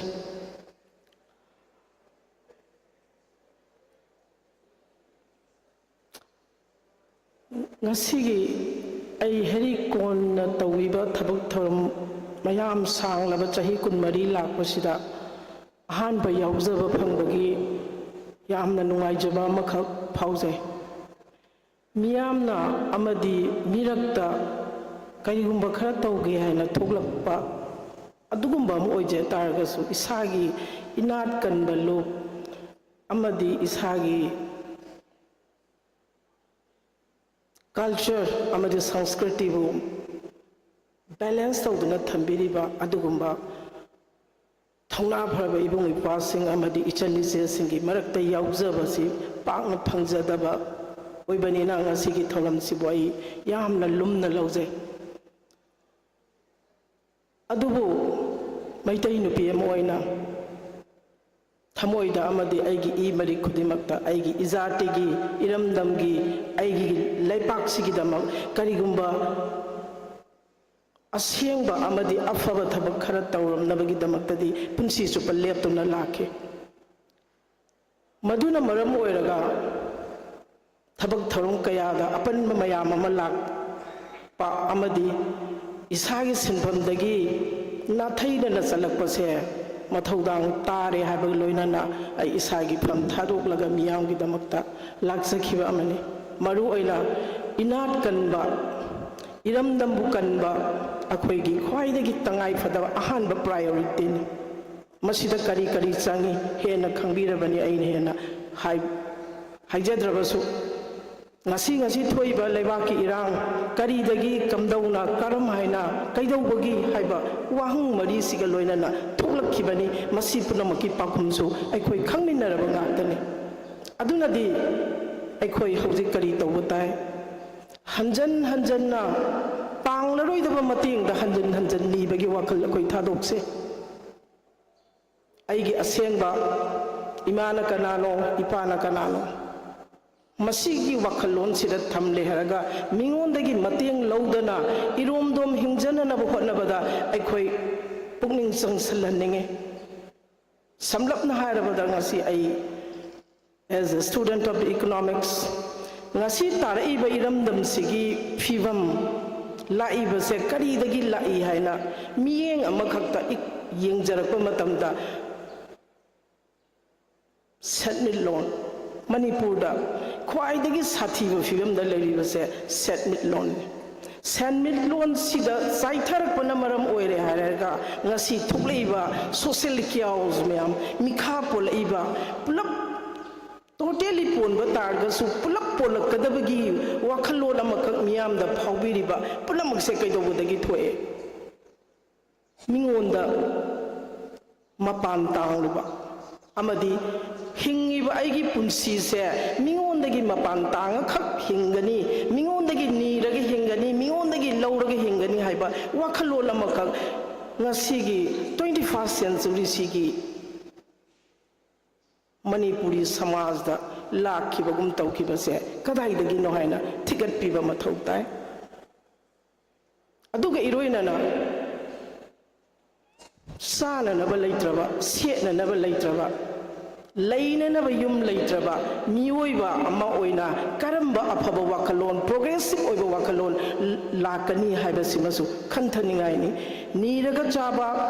mingondagi lauragi hingni haina khanba wakalon se masi he thadoktrigei akoi punsidan ningkha tamna amadi iromdom hingbagi wakalon se paithokloi haiba se ngasi oja mo oina su satra mo oina su ai haijaninge mayang mafamda ngasi aikhoina thamoida ningamdriba amadi apenba sauningba nuaitaba punamangna peliba ngangthokpa ngamdriba karidagi haurakpano mingondagi niraga charubagi sponsor economy amada koina hinglubadagi ni haibase hamanba thowen ai khanjai ngasi manipur da leiriba khujok khara 10% fadaba sarkar gi employee khara na tolo phangdabada manipur gi kaithen tae masi karina no ꯑꯩꯈꯣꯏꯒꯤ ꯏꯁꯥꯒꯤ ꯑꯣꯏꯕ ꯁꯦꯟꯃꯤꯠꯂꯣꯟꯗ ꯃꯤꯠꯌꯦꯡ ꯊꯝꯗꯅ ꯃꯤꯒꯤ ꯅꯤꯔꯒ sponsor ꯍꯥꯏꯕꯁꯤ ꯃꯩꯇꯩꯂꯣꯟꯗ ꯌꯥꯝꯅ ꯐꯖꯗꯅ sponsor ꯇꯧꯔꯒ ꯍꯤꯡꯕ ꯑꯗꯨꯒꯨꯝꯕ ꯂꯦꯚꯦꯜꯗꯨꯗ ꯑꯩꯈꯣꯏ ꯍꯤꯡꯂꯨꯕꯒꯤꯅꯤ ꯑꯗꯨꯅ ꯉꯁꯥꯏ ꯃꯥꯡꯗ ꯉꯥꯡꯕꯤꯈꯤꯕꯅꯁꯨ ꯇꯥꯛꯄꯤꯈꯤꯕ ꯏꯔꯣꯝꯗꯣꯝ ꯍꯤꯡꯅꯅꯕ ꯍꯣꯠꯅꯖꯕ ꯍꯥꯏꯕꯁꯦ ꯃꯁꯤꯗ ꯐꯣꯀꯁ ꯇꯧꯍꯟꯅꯤꯡꯉꯤ ꯍꯧꯖꯤꯛ ꯑꯩꯒꯤ ꯋꯥꯈꯜꯂꯣꯟꯗ ꯏꯁꯥꯒꯤ ꯑꯣꯟ ꯄꯔꯁꯄꯦꯛꯇꯤꯚꯇ ꯑꯩꯅ ꯊꯝꯖꯅꯤꯡꯕ ꯋꯥꯈꯜꯂꯣꯟ ꯑꯅꯤꯈꯛꯅꯤ ꯃꯗꯨꯗꯤ ꯁꯦꯟꯃꯤꯠꯂꯣꯟ ꯐꯖꯅ ꯍꯦꯟꯒꯠꯍꯟꯕ ꯁꯦꯟꯃꯤꯠꯂꯣꯟꯁꯤꯗ ꯋꯥꯈꯜꯂꯣꯟ ꯊꯥꯗꯕꯤꯕ ꯂꯣꯏꯅꯅ ꯃꯤꯉꯣꯟꯗꯒꯤ ꯅꯤꯗꯅ ꯍꯤꯡꯕ ꯇꯝꯕꯒꯤ ꯄꯨꯛꯅꯤꯡ ꯋꯥꯈꯜ ꯑꯃꯈꯛ ꯏꯁꯥ ꯏꯁꯥꯗ ꯐꯥꯎꯅꯅꯕ ꯍꯣꯠꯅꯕꯁꯦ ꯃꯁꯤꯅ ꯈ꯭ꯋꯥꯏꯗꯒꯤ root oiba khwaidagi maru oiba adugumba para amadi pathway road map amani aina ai mayangi maphamda hajaninge niri khai mingonda hajari gai hangjari hangaga hingni haiba wakalon se lairi gai di akhoina kaidong da su santi su phangoi ningkha tamba su phangoi taliba sovereignty su contradict oiba pot ama khangni tongana sagi hai taragadi isa iromdo mahana lek pat ngangkidabani imadagi ipadagi akoi paisa nidana ithanda tongan chage ithanda tongana hingnanaba nuclear family oige sovereign country oige ꯍꯥꯏꯕ ꯇꯥꯔꯒꯗꯤ ꯑꯩ ꯍꯥꯟꯅ ꯑꯩꯒꯤ ꯐꯨꯔꯤꯈꯥꯎ ꯊꯜꯍꯟꯕ ꯇꯥꯏ, ꯑꯩꯒꯤ ꯏꯪꯈꯣꯜ ꯐꯖꯅ ꯉꯥꯛ ꯁꯦꯟꯕ ꯇꯥꯏ, ꯑꯃꯗꯤ ꯑꯩꯒꯤ ꯃꯅꯨꯡꯗ ꯂꯩꯔꯤꯕ ꯅꯨꯄꯤ ꯑꯉꯥꯡꯁꯤꯡꯕꯨ ꯐꯖꯅ ꯉꯥꯛ ꯁꯦꯟꯕꯤꯕ ꯃꯊꯧ ꯇꯥꯏ꯫ ꯑꯗꯨ ꯅꯠꯇꯗꯅ ꯇꯣꯉꯥꯟꯗꯤ ꯆꯥꯅꯤꯡꯕ, ꯄꯩꯁꯥꯗꯤ ꯂꯩꯇꯕ, ꯑꯗꯨꯅ ꯃꯃꯥ ꯃꯄꯥꯗꯒꯤ ꯁꯨꯃꯛ ꯇꯥꯟꯕ, ꯑꯗꯨꯗꯗꯤ ꯃꯃꯥ ꯃꯄꯥꯗꯨꯅ ꯀꯌꯥꯔꯛ ꯍꯟꯅ ꯅꯈꯣꯏꯅ ꯉꯥꯡꯕꯁꯦ ꯇꯥꯔꯛꯀꯗꯒꯦ? ꯃꯁꯤ ꯑꯩ ꯑꯦꯛꯖꯥꯝꯄꯂꯔꯤ ꯑꯃ ꯑꯣꯏꯅ ꯍꯥꯏꯖꯕꯅꯤ꯫ ꯑꯗꯨꯅ ꯇꯣꯉꯥꯟ ꯆꯥꯒꯦꯅ ꯈꯟꯕꯤꯔꯕ ꯅꯁꯥꯒꯤ ꯐꯤꯔꯦꯞ ꯏꯁꯥꯅ ꯂꯦꯞꯀꯗꯕꯅꯤ, ꯏꯃꯥ ꯏꯄꯥꯗꯒꯤ ꯅꯤꯔꯣꯏꯗꯕꯅꯤ, ꯃꯤꯉꯣꯟꯗꯒꯤ ꯍꯨꯔꯥꯜꯂꯣꯏꯗꯕꯅꯤ, ꯑꯃꯗꯤ ꯃꯤꯉꯣꯟꯗꯒꯤ ꯂꯧꯔꯒ ꯍꯤꯡꯅꯤ ꯍꯥꯏꯕ ꯋꯥꯈꯜꯂꯣꯟꯁꯦ ꯇꯣꯛꯄ ꯃꯇꯝꯗ ꯑꯩ ꯇꯣꯉꯥꯟ ꯆꯥꯒꯦ ꯍꯥꯏꯕ ꯋꯥꯈꯜꯁꯦ ꯈꯟꯕꯤꯒꯗꯕꯅꯤ ꯍꯥꯏꯕꯁꯦ ꯑꯩꯒꯤ ꯋꯥꯈꯜꯂꯣꯟꯅꯤ꯫ ꯃꯌꯥꯝꯅ ꯂꯧꯕꯤꯕ ꯅꯠꯇ꯭ꯔꯒ ꯂꯧꯕꯤꯗꯕ ꯍꯥꯏꯕꯗꯨꯅ ꯇꯣꯉꯥꯟꯅ ꯊꯝꯈ꯭ꯔꯒ ꯑꯩꯅ ꯉꯁꯤ ꯏꯟꯗꯤꯌꯟ ꯑꯃ ꯑꯣꯏꯅ ꯅꯠꯇ꯭ꯔꯒ ꯑꯣꯏꯗꯅ ꯍꯥꯏꯕꯁꯤꯅ ꯇꯣꯉꯥꯟꯅ ꯑꯃ ꯊꯝꯈ꯭ꯔꯒ ꯃꯤꯑꯣꯏꯕ ꯕꯦꯇꯔ ꯍ꯭ꯌꯨꯃꯦꯟ ꯕꯤయిం ꯑꯃ ꯑꯣꯏꯒꯦ ꯍꯥꯏꯇꯥꯔꯒꯗꯤ ꯑꯥꯏ ꯁꯨꯠ ꯁ꯭ꯇꯦꯟ ꯃꯥꯏꯁꯦꯜꯐ, ꯑꯩꯒꯤ ꯈꯣꯡꯐꯝ ꯆꯥꯅ ꯑꯩ ꯍꯥꯟꯅ ꯂꯦꯞꯄ ꯉꯝꯒꯗꯕꯅꯤ ꯍꯥꯏꯕꯁꯦ ꯑꯩꯒꯤ ꯐꯤꯔꯦꯞꯅꯤ ꯑꯃꯗꯤ ꯃꯌꯥꯝꯗ ꯁꯤꯌꯔ ꯇꯧꯖꯅꯤꯡꯕꯅꯤ꯫ ꯑꯗꯨꯒ ꯏꯔꯣꯏꯅꯅ ꯁꯦꯟꯃꯤꯠꯂꯣꯟ ꯑꯃꯗꯤ ꯁꯦꯟꯃꯤꯠꯂꯣꯟꯁꯤꯒꯤ ꯍꯦꯛ ꯃꯊꯪꯗ ꯑꯩꯅ ꯃꯌꯥꯝꯗ ꯊꯝꯖꯅꯤꯡꯕ ꯋꯥꯐꯝꯁꯦ ꯑꯩꯈꯣꯏ ꯅꯨꯄꯤꯁꯤꯡ, ꯃꯔꯨ ꯑꯣꯏꯅ ꯃꯅꯤꯄꯨꯔ ꯁꯃꯥꯖꯗꯗꯤ ꯅꯨꯄꯤꯒꯤ ꯃꯐꯝ ꯌꯥꯝꯅ ꯆꯥꯎꯋꯦ꯫ ꯑꯗꯨꯕꯨ ꯃꯄꯥꯟ ꯊꯣꯡꯗꯗꯪ ꯆꯥꯎꯕ, ꯅꯨꯡꯗꯗꯤ ꯌꯥꯎꯗꯕ ꯑꯃ ꯂꯤꯁꯥꯡ ꯁꯤꯠꯅ ꯑꯩꯈꯣꯏꯅ ꯃꯦꯆꯤꯌꯣꯔ ꯑꯣꯏꯔꯛꯄꯗꯒꯤꯅ ꯍꯧꯖꯤꯛ ꯐꯥꯎꯗ ꯏꯁꯥꯒꯤ ꯆꯍꯤ 60 ꯍꯦꯜꯂꯛꯂꯛꯄ ꯐꯥꯎꯁꯤꯗ ꯎꯕ ꯄꯣꯠ ꯑꯃꯈꯛ ꯂꯩꯕꯁꯦ ꯑꯩ ꯊꯃꯣꯏꯗ ꯌꯥꯝꯅ ꯅꯨꯡꯉꯥꯏꯖꯗꯦ꯫ ꯀꯔꯤꯒꯤ? ꯅꯨꯄꯤꯁꯤꯡ CSO ꯑꯣꯏꯒꯦꯔꯥ, NGO ꯑꯣꯏꯒꯦꯔꯥ, ꯄꯣꯂꯤꯇꯤꯀꯦꯜ ꯂꯥꯏꯐꯇ ꯂꯩꯕ ꯑꯣꯏꯒꯦꯔꯥ, ꯈꯨꯗꯤꯡꯃꯛꯁꯤꯅꯅꯦ ꯑꯩꯅ ꯇꯧꯒꯗꯧꯔꯤꯕ ꯈꯣꯡꯊꯥꯡꯁꯦ ꯑꯆꯨꯝꯕꯔꯥ ꯑꯔꯥꯟꯕꯔꯥ ꯍꯥꯏꯕꯒꯤ ꯈꯟꯊꯕꯒꯤ ꯃꯇꯝ ꯄꯤꯕꯤꯗꯅ ꯑꯔꯥꯟꯕ ꯈꯣꯡꯊꯥꯡ ꯑꯣꯏꯒꯦꯔꯥ ꯑꯆꯨꯝꯕ ꯈꯣꯡꯊꯥꯡ ꯑꯣꯏꯒꯦꯔꯥ ꯃꯇꯨꯡꯗꯃꯛ ꯏꯟꯕ ꯍꯩꯕ, ꯑꯩꯒꯤ ꯑꯔꯦꯞꯄ ꯐꯤꯔꯦꯞꯁꯦ ꯀꯔꯣꯝꯗꯅꯣ ꯍꯥꯏꯅ ꯈꯟꯗꯕ ꯉꯝꯗꯕ ꯑꯃꯈꯛ ꯂꯤꯁꯥꯡ ꯁꯤꯠꯅ ꯎꯔꯛꯄꯁꯦ ꯊꯃꯣꯏꯗ ꯌꯥꯝꯅ ꯅꯨꯡꯉꯥꯏꯇꯦ꯫ ꯉꯁꯤ ꯑꯩꯒꯤ ꯀꯩꯊꯦꯜ, ꯏꯃꯥ ꯀꯩꯊꯦꯜ, ꯄ꯭ꯔꯤꯊꯤꯕꯤꯗ ꯃꯃꯤꯡ ꯆꯠꯇꯅ ꯐꯥꯎꯗꯨꯅ ꯂꯩꯔꯤꯕ ꯃꯅꯤꯄꯨꯔꯒꯤ ꯌꯥꯡꯂꯦꯟ ꯁꯔꯨ ꯄꯨꯔꯤꯕ ꯏꯃꯥ ꯀꯩꯊꯦꯜꯃꯛꯇꯐꯥꯎꯗ ꯃꯁꯤꯒꯤ ꯑꯣꯏꯕ ꯋꯥꯈꯜꯂꯣꯟ ꯈꯔ ꯎꯕ ꯐꯪꯂꯛꯄ ꯍꯧꯈꯤꯕ ꯆꯍꯤ 5-10 ꯃꯁꯤꯃꯛ ꯌꯥꯝꯅ ꯄꯦꯟꯖꯗꯦ꯫ ꯑꯃꯗꯤ CSOꯁꯤꯡꯒꯤ ꯃꯔꯛꯇꯁꯨ ꯑꯔꯥꯟꯕ ꯂꯝꯕꯤ ꯑꯃ ꯆꯠꯂꯛꯄ ꯃꯇꯝꯗ ꯑꯩꯅ ꯆꯠꯀꯗꯧꯔꯤꯕ ꯑꯃꯗꯤ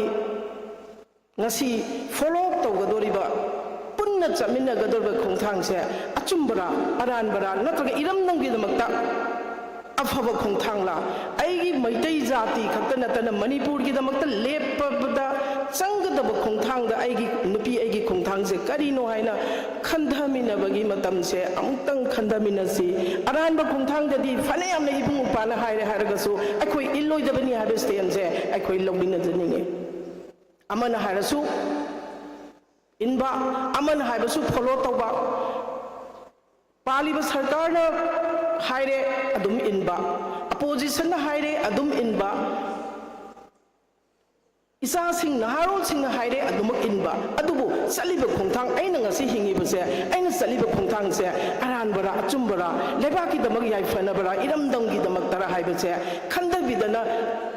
ꯑꯄꯨꯕ ꯃꯥꯏꯀꯩꯗ ꯏꯁꯥꯒꯤ ꯐꯤꯔꯦꯞ ꯌꯥꯎꯗꯅ ꯆꯠꯄ ꯃꯥꯟꯕ ꯎꯕ ꯅꯨꯄꯤ ꯑꯩꯈꯣꯏꯒꯤ ꯈꯣꯡꯆꯠ ꯑꯃꯈꯛ ꯎꯖꯕꯁꯦ ꯑꯩꯈꯣই ꯊꯥꯗꯣꯛꯃꯤꯟꯅꯁꯤ ꯑꯃꯗꯤ ꯑꯩꯈꯣꯏꯁꯨ ꯆꯥꯛ ꯆꯥꯏꯅ ꯅꯨꯄꯤꯁꯨ ꯂꯥꯏꯔꯤꯛ ꯍꯩꯅ ꯃꯤꯌꯥꯝꯒꯤꯗꯃꯛꯇ ꯊꯃꯣꯏ ꯀꯠꯊꯣꯛꯅꯤꯡꯉꯤꯅ ꯑꯩꯈꯣꯏꯁꯨ ꯑꯗꯨꯕꯨ ꯑꯔꯥꯟꯕ ꯂꯝꯕꯤꯗ ꯑꯃꯗꯤ ꯏꯔꯝꯗꯝꯕꯨ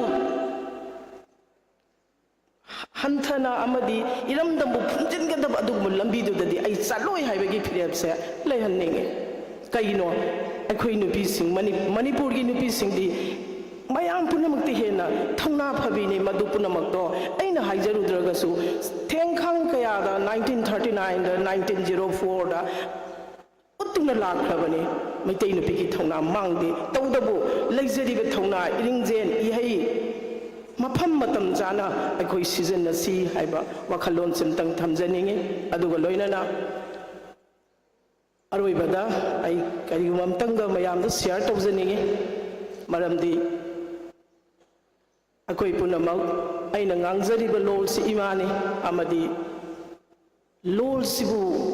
ꯃꯥꯏꯀꯩ ꯄꯨꯕꯤꯔꯤꯕ ꯇꯥꯛꯄꯤꯔꯤꯕ ꯃꯌꯦꯛ ꯍꯥꯏꯕꯁꯤꯅ ꯏꯄꯥꯅꯤ꯫ ꯑꯩꯈꯣꯏꯒꯤ ꯏꯃꯥꯁꯤꯒꯤꯗꯃꯛꯇꯗꯤ ꯑꯩꯈꯣꯏ ꯇꯧꯕ ꯌꯥꯕꯁꯨ ꯇꯧꯔꯦ ꯍꯣꯠꯅꯗꯅꯁꯨ ꯂꯥꯛꯏ ꯍꯧꯖꯤꯛꯁꯨ ꯍꯣꯠꯅꯕ ꯂꯦꯞꯇꯦ ꯑꯗꯨꯕꯨ ꯏꯌꯦꯛ ꯑꯩꯈꯣꯏꯒꯤ ꯃꯌꯦꯛꯁꯤ ꯑꯩꯈꯣꯏ ꯀꯥꯡꯕꯨ ꯈꯨꯗꯤꯡꯃꯛꯅ ꯌꯥꯝꯅ ꯁꯥꯡꯕ ꯃꯇꯝꯗꯒꯤ ꯑꯗꯨꯝ ꯍꯣꯠꯅꯗꯨꯅ ꯂꯥꯛꯄꯤꯔꯤ ꯑꯗꯨꯕꯨ ꯂꯥꯛꯄꯤꯔꯤꯕꯁꯤꯡꯁꯤꯒꯤ ꯃꯊꯛꯇ ꯑꯩꯈꯣꯏꯒꯤ ꯑꯦꯀꯥꯗꯦꯃꯤꯛ ꯂꯥꯏꯟꯗ ꯂꯩꯖꯕ ꯑꯩꯈꯣꯏ ꯑꯃꯗꯤ ꯇꯨꯡꯒꯤ ꯃꯤꯔꯣꯟꯒꯤꯗꯃꯛꯇ ꯀꯔꯤꯒꯨꯝꯕ ꯈꯔꯗꯤ ꯑꯩꯒꯤ ꯏꯌꯦꯛꯁꯤꯗ ꯑꯩꯒꯤ ꯏꯔꯣꯜꯁꯤꯗ ꯊꯅꯝꯃꯒꯗꯤ ꯐ꯭ꯌꯨꯆꯔ ꯖꯦꯅꯦꯔꯦꯁꯟꯁꯤꯡꯅ ꯏꯄꯥ ꯏꯄꯨꯅ ꯁꯤꯐꯥꯎꯗꯤ ꯇꯧꯕꯤꯔꯝꯃꯤꯅ ꯁꯤꯐꯥꯎꯗꯤ ꯊꯝꯕꯤꯔꯝꯃꯤꯅ ꯍꯥꯏꯗꯨꯅ ꯃꯁꯤ ꯑꯣꯏꯍꯧꯅꯅꯕ ꯇꯨꯡꯒꯤ ꯏꯔꯣꯜꯒꯤꯗꯃꯛꯇ ꯃꯩꯇꯩ ꯃꯌꯦꯛꯅ ꯏꯕ ngasi leibiriba aikoigi art and culture sports science watte manipurda tayuna song aikoigi ex dadi schedule da chanda su kuidriba na maram oiraga prithvi sinba thungna bharat sinba thungna aikoigi ex bu khangbi ba haibase leite adubu tapna di haurai masidaisida haurai ba ihau saisida hena pangjinba mo oina aigi thamoida yamna kuirabagi mamangdagi aigi pokpiramba ipana tawbiramba lichat amakaki makhada aigi maitai mayekse punchi chupagi oina amadi tungi mirolgi damakta aru ba lairik sing afaba wangulon yauriba different subject kudimakta masibu iraga thamningame adubu masi karmaino oithokadage chauraba wakhallolamani adubu kaisu haijadaba kaisu khangjadaba nupi macha amana mase matam sang aigi kokta pudana lakpado handak haugiba May thada materialize tawduna government of India na madugi nahakna tawningba amadi nakhoigi samajna amadi nahaki jati furuptuna farena khanba lairikai khangatlaga madubu maitai mayekta translate tawre hairaga tungi flolgi damakta thanamo haidana madugi ayabado financial support ka loinana pibire masida chawgraba thawsigi pamjabagi numsijabagi chenjabai wane adubu aina thabakse loinamak tawbangambagi itik ipana sade aduna mangde tibiriba milalgi oigera heritage gi oirga punamakse support tawminare haraga ningjariba amadi tungi mirolgi damakta aigi khanbiba nataba tungi mirol isa isungi damakta khanbiraga amuktang mayamga unajaraga thabaksida mayam punamakse yauminaraga aigi iekse amuktang di mapung phaba prithvigi mafam khudimakta chatpa yananaba aikoina masigi lolsi itech ta amadi digital form da su lagna naba google da lagna naba yam kanna honajaraga triple it na masi sembi haraga masi akogi google da su yaubi grabani mayam su khangbirangani aduna masi punamakse lagna na honabada manung da su aikoina mapam thokna yauba yadaba forong kaya leiraga su leitraga su thamoi dadi aigi ipagi masak aigi imagi masak mayek sengna taamjage haiba wakhalonda leijaba amoina mayamda ngasi ai tawgaduriba thabakse amuktang akoi punna tawminasi haiba sini jabaga loina na punamakdagi bida leijauge namaste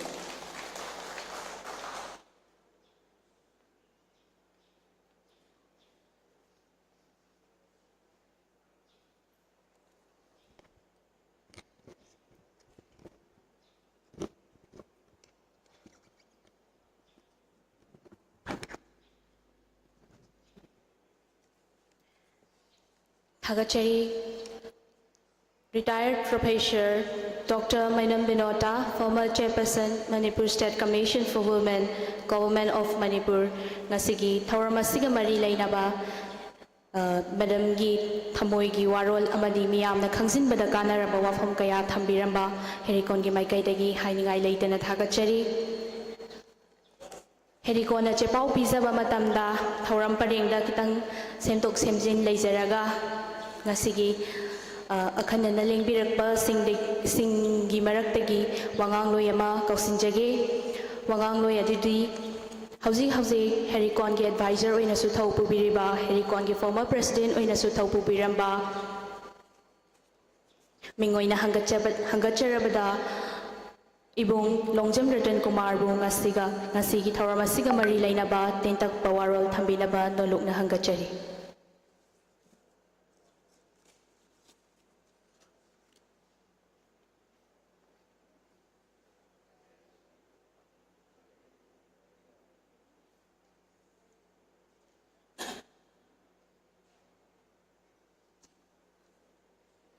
ngasigi Ethno Heritage Council Hericon gi kungamari suba mapok kumon thauramda koi phambak takta lengsin biriba athoiba mitonglen sing aduga lengsin biribi umnamak puaina ikai khumnaba ahanbada utsari aduga loinana ngasigi mapok kumon thauram asigi damak koi gi tongan ba CSO sing aduga lup sing adugi mahut sindana lakpiriba thongmi sing aduga individual oina paujel phangdana lakpiriba pumnamak kusu aina ikai kumnaba utsari aduga aroibo oina print amadi electronic media gi isilinaw sing busu ikai kumnaba utsari mamangda wangang loi singna faja wapam kaya thambigre aduga si aisu mapok kumon kunmari subaziga iroinana wahai manga tara mayamda phongdok janabagi tanja phangbasida aina ngasi akhoi iramdam manipur sina thengnariba awa saitheng mayam aduga masina maram moidana akhoi gi punsi pikamna hankraba aduga asok apan nangkraba adugumba miyoi sing amadi thawai sing dugi awana adugi damakta ahanbada makhoi damaktasu khoi thawai tayong bal thadok tana satkraba mayam duna mapugi leikolda ingna sikna leirunaba aduga aso apan nang raba singduna makhoi gi tungi punsida wadana yaifana nungaina hinginaba aina tayong semba mapugi mafamda thongni jari akhoi manipurda huzik thoiba nangiba khoi awaba Saitheng mayamsi aina sum khanjabada maramdi mayam ama leiramba yai adubu maruiba maramdi akoina matam chana akoina tawgadaba pangthokadaba ithaudang singdo pangthohodaba ngasi khara aikoi thabaksi pangthohodaba hayeng ju khara dum pangthokdaba sumaina akoina tawham thokwa akoigi ithaudang singdo sum pangthokidabase mirol sahi kaya aduga khoina pangthoga ju thabaktu maung marin sumna pangthokidaba adugumba mayamdugi apunba teksak tuna ngasi khoi ramdamse wabagi maram mama woibra haina khal adu khaktana woibadi natti aduga malemgi oina ongaiba phibam kaya nasu adugumba ngasigi akoigi wehelaiba phibam sida dum mateng pangjanbra haina khanjai ado khwaidai luribadi matam haibase haugragadi amu halau yadaba pot oibanina akoina matam charingai da thabak tahoudragadi aigi lanai gi punsidagi hauraga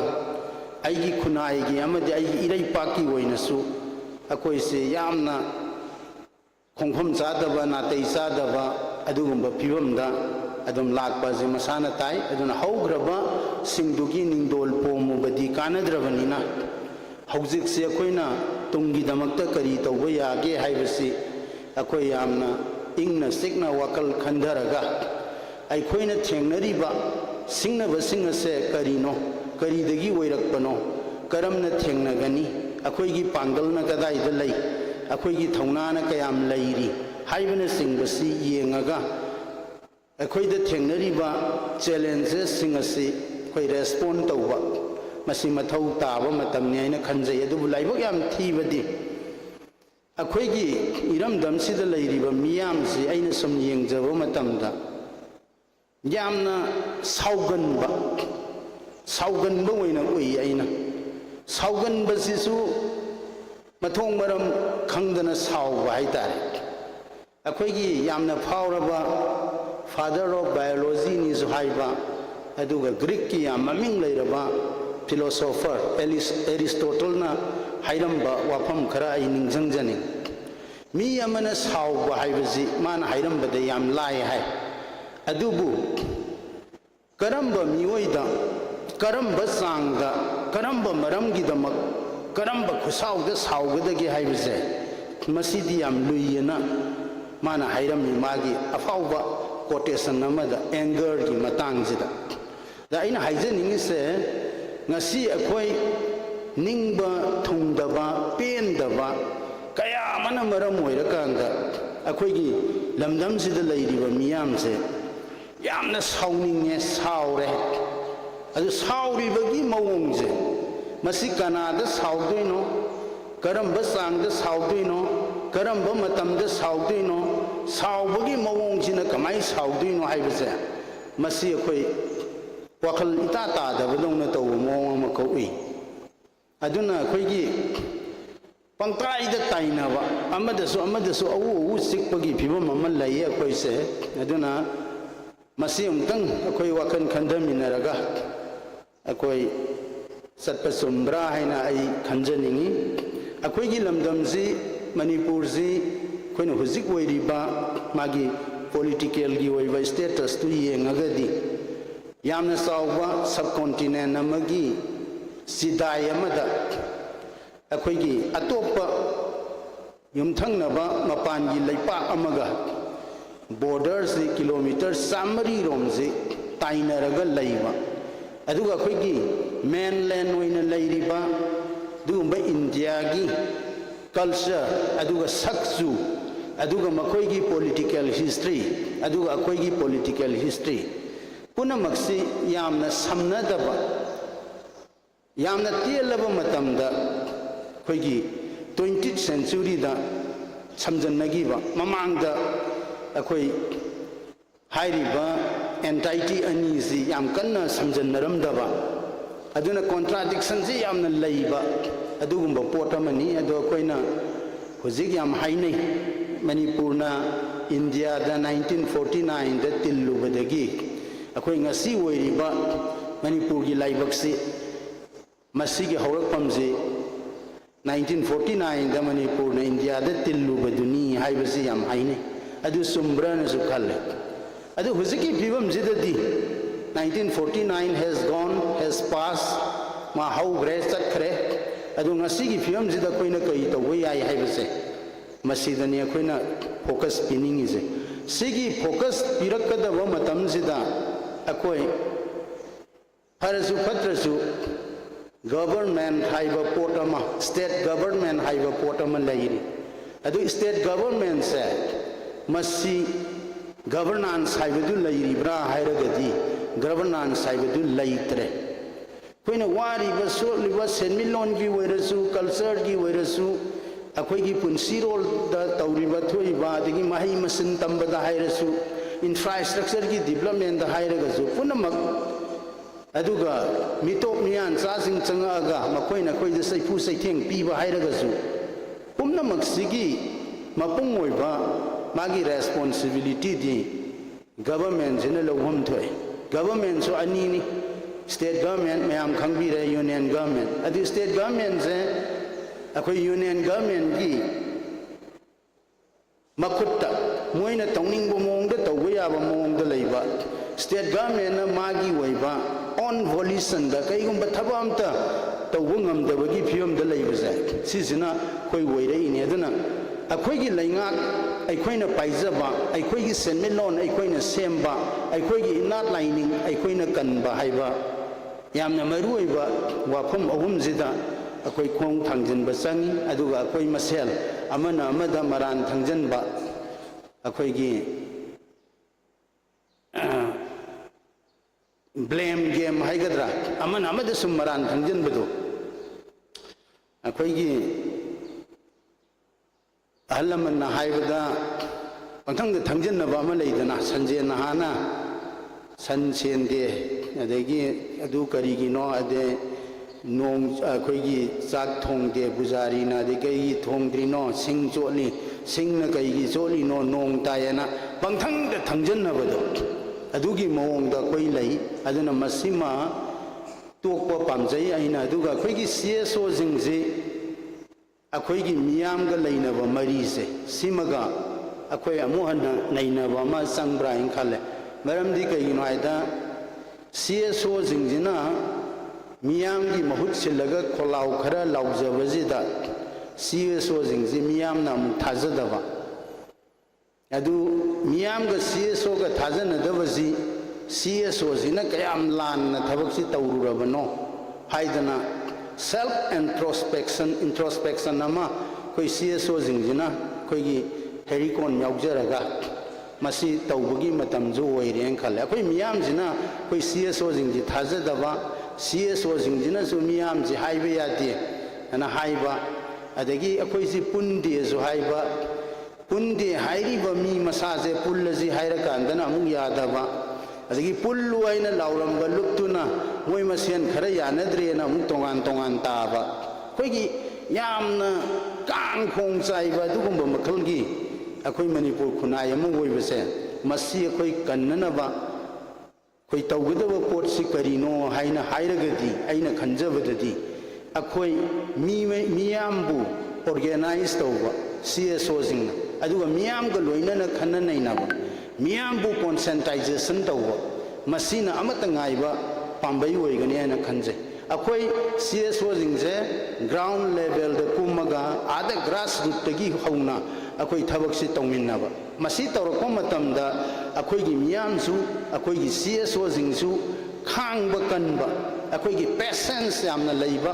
साउगंदबा फाधबा इंधबा तपथबा साउरगसु मरम चाना मतम चाना मफम खंगना साउबा अदुगुंबा अमा चंगी अदुगा अखोई यामना उइबा resilient ओइबसु चंगेना खल पेशेंस एंड रेजिलेंस ओइबा अदुगा यामना खन्ननैनबा अखोईगी रियल एनिमी सि कइनो अखोईगी रियल प्रॉब्लम सि कइनो अखोईगी रियल चैलेंजेस सिंग सि कइनो से फजना फाइंड आउट तौमिनरकांदा अखोई पुन्ना अचुंब माइकैदा रेस्पोंड तौमिनद्रगदी अखोईगी ngasiगी ओइरिबा तंगदु लेतादबा फिवम से सुम लैगिनी अदुगा लोइनना मतम सिगी हुजिकी फॉर टाइम बीइंग अखोईगी इलेक्टोरल पॉलिटिक्स सिदा माई वंचलगा अचुंब मखलगी भोट अचुंब मखलगी अखोईगी मिहुत खल्लगा अखोईगी गवर्नेंस से मरुइना अखोईगी स्टेट गवर्नमेंट से गवर्नेंस लैबा मटिंग सुमना लैंगाकबा अदुगुंबा गवर्नमेंट अमा ओइहनबा यामना मथौ ताई मदु लैबा ngamaagadi अखोई खरा मखैदी सोइदना अफब माइकैदा लाकनी हाइबसे आइना सेना थाजजै अदुगा अखोई हुजिक मांगदा तारगा लैबा खुदक्ता रेस्पोंड तौगदबा पोट खरजु लै मांगदा तारगा लैबा खुदक्ता रेस्पोंड तौगदबा पोट से अखोई हुजिक चथोक चसिन यादबा तंगदु लेतादबा अदुगा मी कया युमदा हंजनबा यादबा मसीगी पोटसी अखोई खुदक्ता रेस्पोंड तौगदबनी तौजु तौरी दु तौरीबा मोंग से कंखलहनबा अमा चंगी चुमना तौबा अमा चंगी मसीदा स्टेट गवर्नमेंट अमदी यूनियन गवर्नमेंट अनिमक से ममित मना सिंहनबसे अखोई मयामना कन्न होनमिनरगा मखोइबु पीपल की विल दा लाहनबा थबक खरा तौमिनबसिमा चंगी अदुगा यामना स्पेसिफिक ओइना हाइजरकांदा अखोई ngasi नंगीबा खुदोंथीबा मयाम से मरुइना मिटोप मियान चाजिंग आइन की वांगद कोई इरमदम सिदा संगझलगा थोहनबा ओइबनिना मखोई से लमदम सिदगी मसक खंगदोकपगा लोइनना मखोई से गवर्नमेंट तोंगाना दिल तौगिबा मोय हलनबा यारगना हलनगिबा हलनबा यात्रे हायरगना अखोईगी लैंगाकना पीरिबा खुदोंग चाबजिंगजे मोय फंगनदबा अदुगा लैंगाकता मखोई यावहनदनबगी पॉलिटिकल राइट से मखोईदा फंगनदनबगी प्रोसेस अमा याम थुना सथबा अमा संग मसीगी मतांगदनी अखोईना ngasi अखोईगी campaign for just and fair delimitation गा सेमदना इलीगल इमिग्रेंट सिंग से अकंगनबा बेजियर अमा थमकांदा खंदोखिनबा NRC अपडेशन तौसी हाइदना अखोई खोंजंग अमा याम कन्न संजलिबसे अदुना यामना थुना रेस्पोंड तौगदबा पोटसिंगी मनुंगदा लमदम सिदगी इलीगल इमिग्रेंट सिंग से खंदोगा मकोई सि मरमदा हलनबा यारगना हलनगिबा मदुगी वैथोकबा लेत्रे हायरगना मकोईदा पॉलिटिकल राइट्स पीदबा मकोईबु तोंगाना ꯑꯩꯈꯣꯏꯒꯤ ꯌꯥꯝꯅ ꯐꯖꯅ ꯁꯤꯁꯇꯦꯃꯦꯇꯤꯛ ꯑꯣꯏꯅ ꯁꯦꯝ ꯁꯥꯔꯕ ꯑꯗꯨꯒꯨꯝꯕ ꯀꯥꯡꯂꯣꯟ ꯈꯔꯅ ꯗꯤꯜ ꯇꯧꯕ ꯑꯃ ꯃꯊꯧ ꯇꯥꯏ ꯑꯗꯨꯒꯤꯗꯃꯛꯇꯁꯨ ꯑꯩꯈꯣꯏ ꯃꯤꯌꯥꯝ ꯄꯨꯟꯅ ꯑꯩꯈꯣꯏ ꯁꯔꯨꯛ ꯌꯥꯃꯤꯟꯅꯗꯅ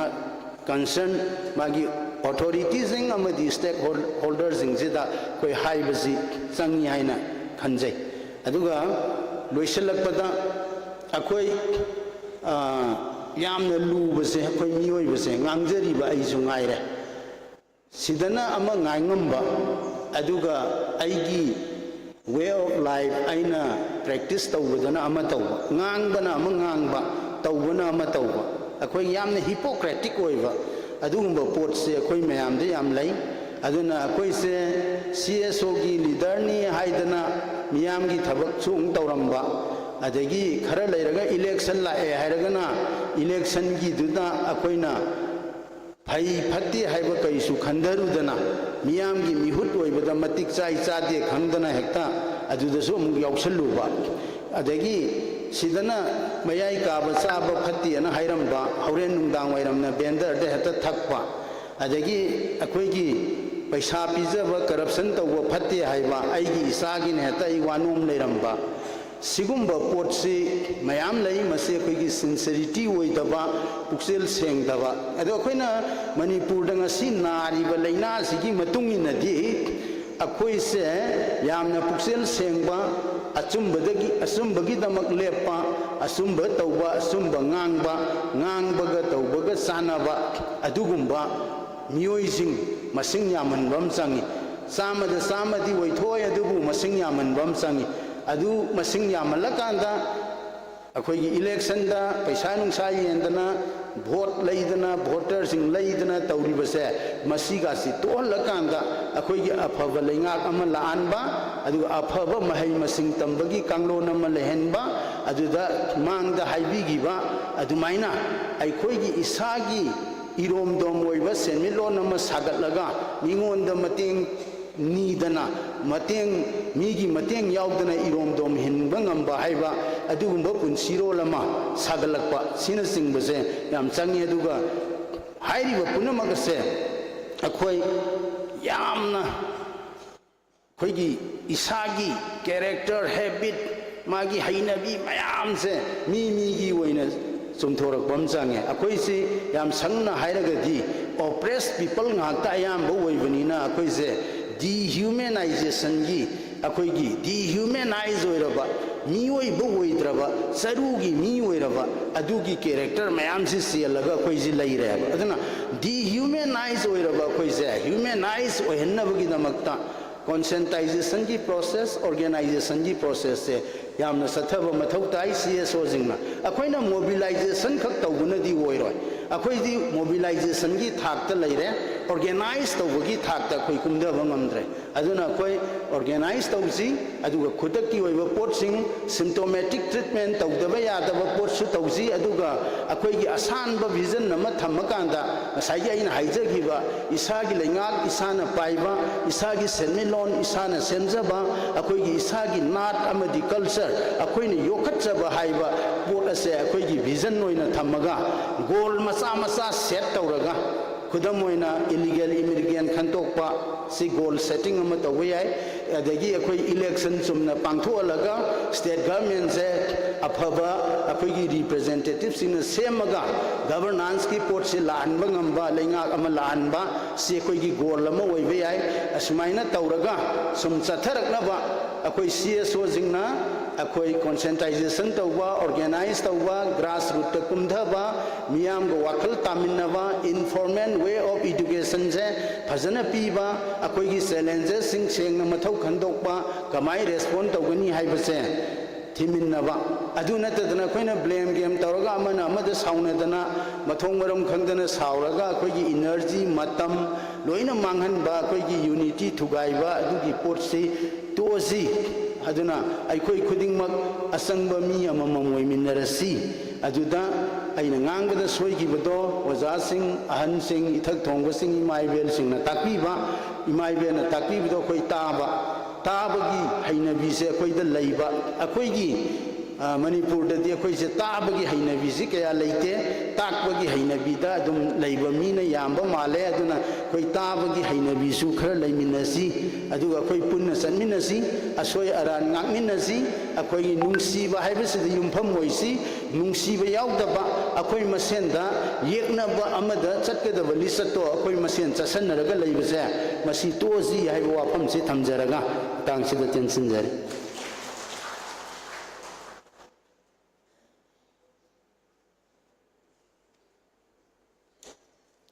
Thagachari Ibung Longjam Ratan, former President Harry Con Amadi Hausi Harry Con advisor oina Thaupuiriba, Lentak Pawarol Thambiramba, Harry Con Chepau Pizaba Matamda, Tauram Paring, Karajak Kazik Asoiba, Semtokpa, Laikiba, Adugi Damaktasu, Tinbiriba Miamna,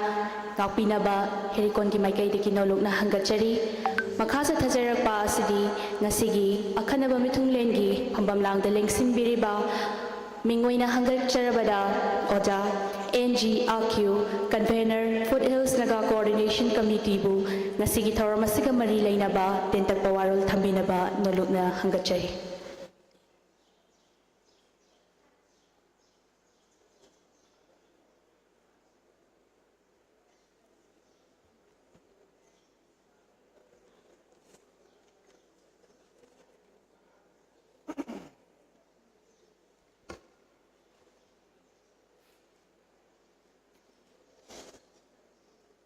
ꯑꯍꯥꯟꯕꯗ ꯑꯩꯈꯣꯏꯕꯨ ꯁꯦꯝꯕꯤꯕ ꯃꯄꯨꯕꯨ ꯊꯥꯒꯠꯆꯔꯤ ꯉꯁꯤ ꯏꯠꯁꯅꯣ heritage council ꯍꯦꯔꯤꯀꯣꯟꯒꯤ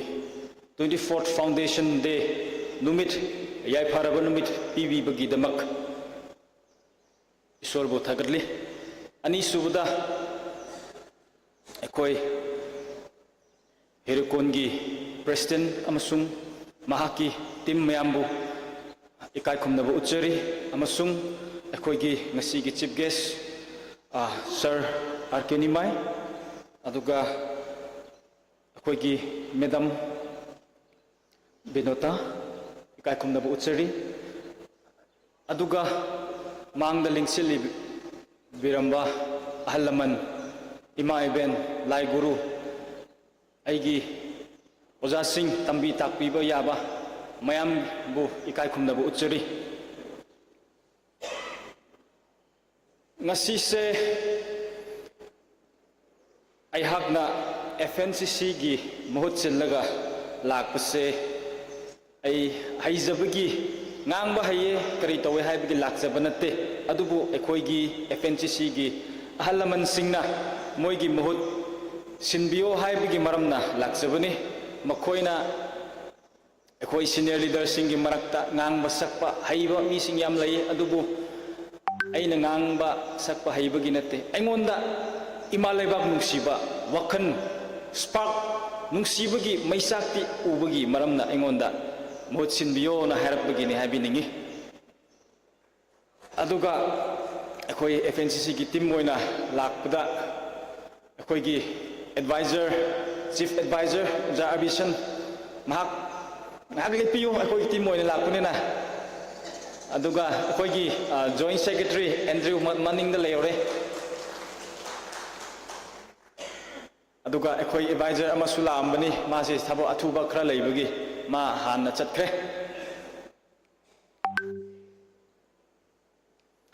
hauzik ki ngasi ki foundation gi numit sida ako'y gi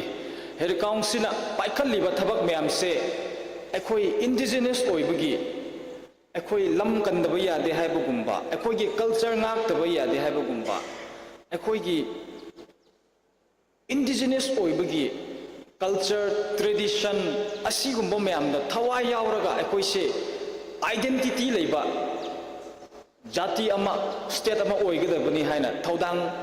ꯂꯧꯔꯒ ꯂꯤꯡꯈꯠꯂꯤꯕ ꯂꯨꯞ ꯄꯨꯔꯤꯕ ꯂꯤꯗꯔꯁꯤꯡꯕꯨ ꯑꯩꯅ ꯌꯥꯝ ꯊꯥꯒꯠꯂꯤ ꯑꯩꯒꯁꯨ ꯌꯥꯝꯅ ꯃꯔꯤ ꯂꯩꯅꯩ ꯑꯩꯁꯨ customary law da ay research tawrammi adu oibunina aina ahal lamansingda aisu punba matamda thainagi folk tales folklores asi mayam se aisu pamjaba misak amani adu oibunina asigumba yamna aingondadi khudong chaba aingondadi yamna honor oiba numit amani na aina lawjai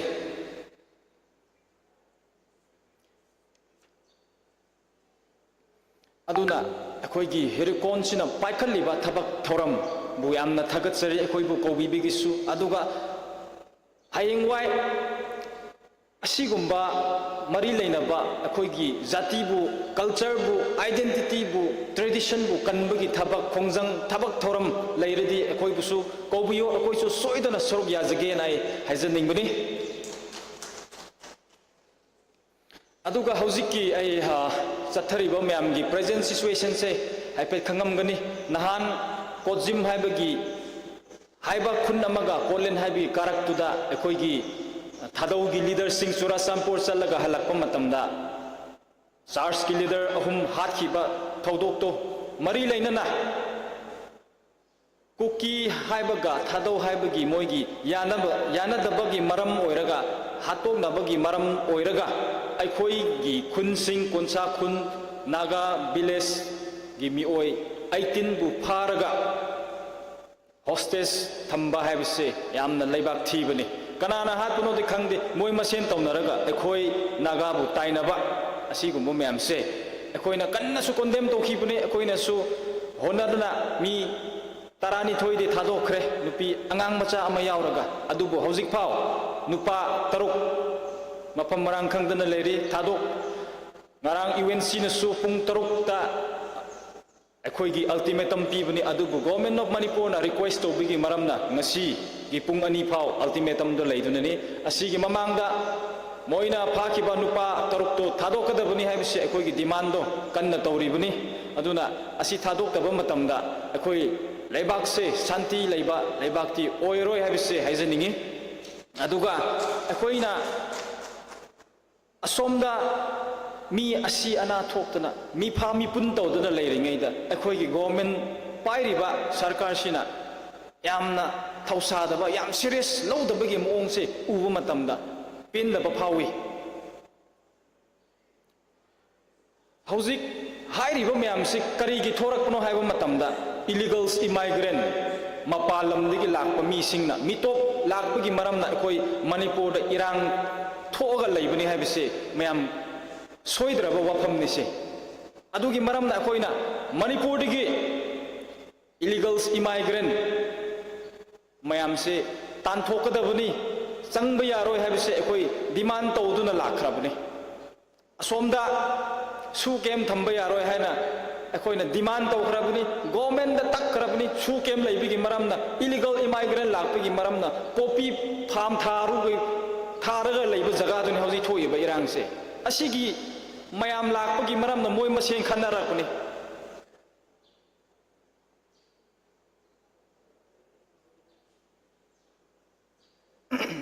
ꯑꯩꯈꯣꯏꯁꯦ ꯑꯁꯤꯒꯨꯝꯕ ꯑꯊꯨꯕ ꯃꯇꯝꯗ NRCꯁꯦ ꯄꯥꯡꯊꯣꯛꯑꯒ ꯑꯩꯈꯣꯏꯒꯤ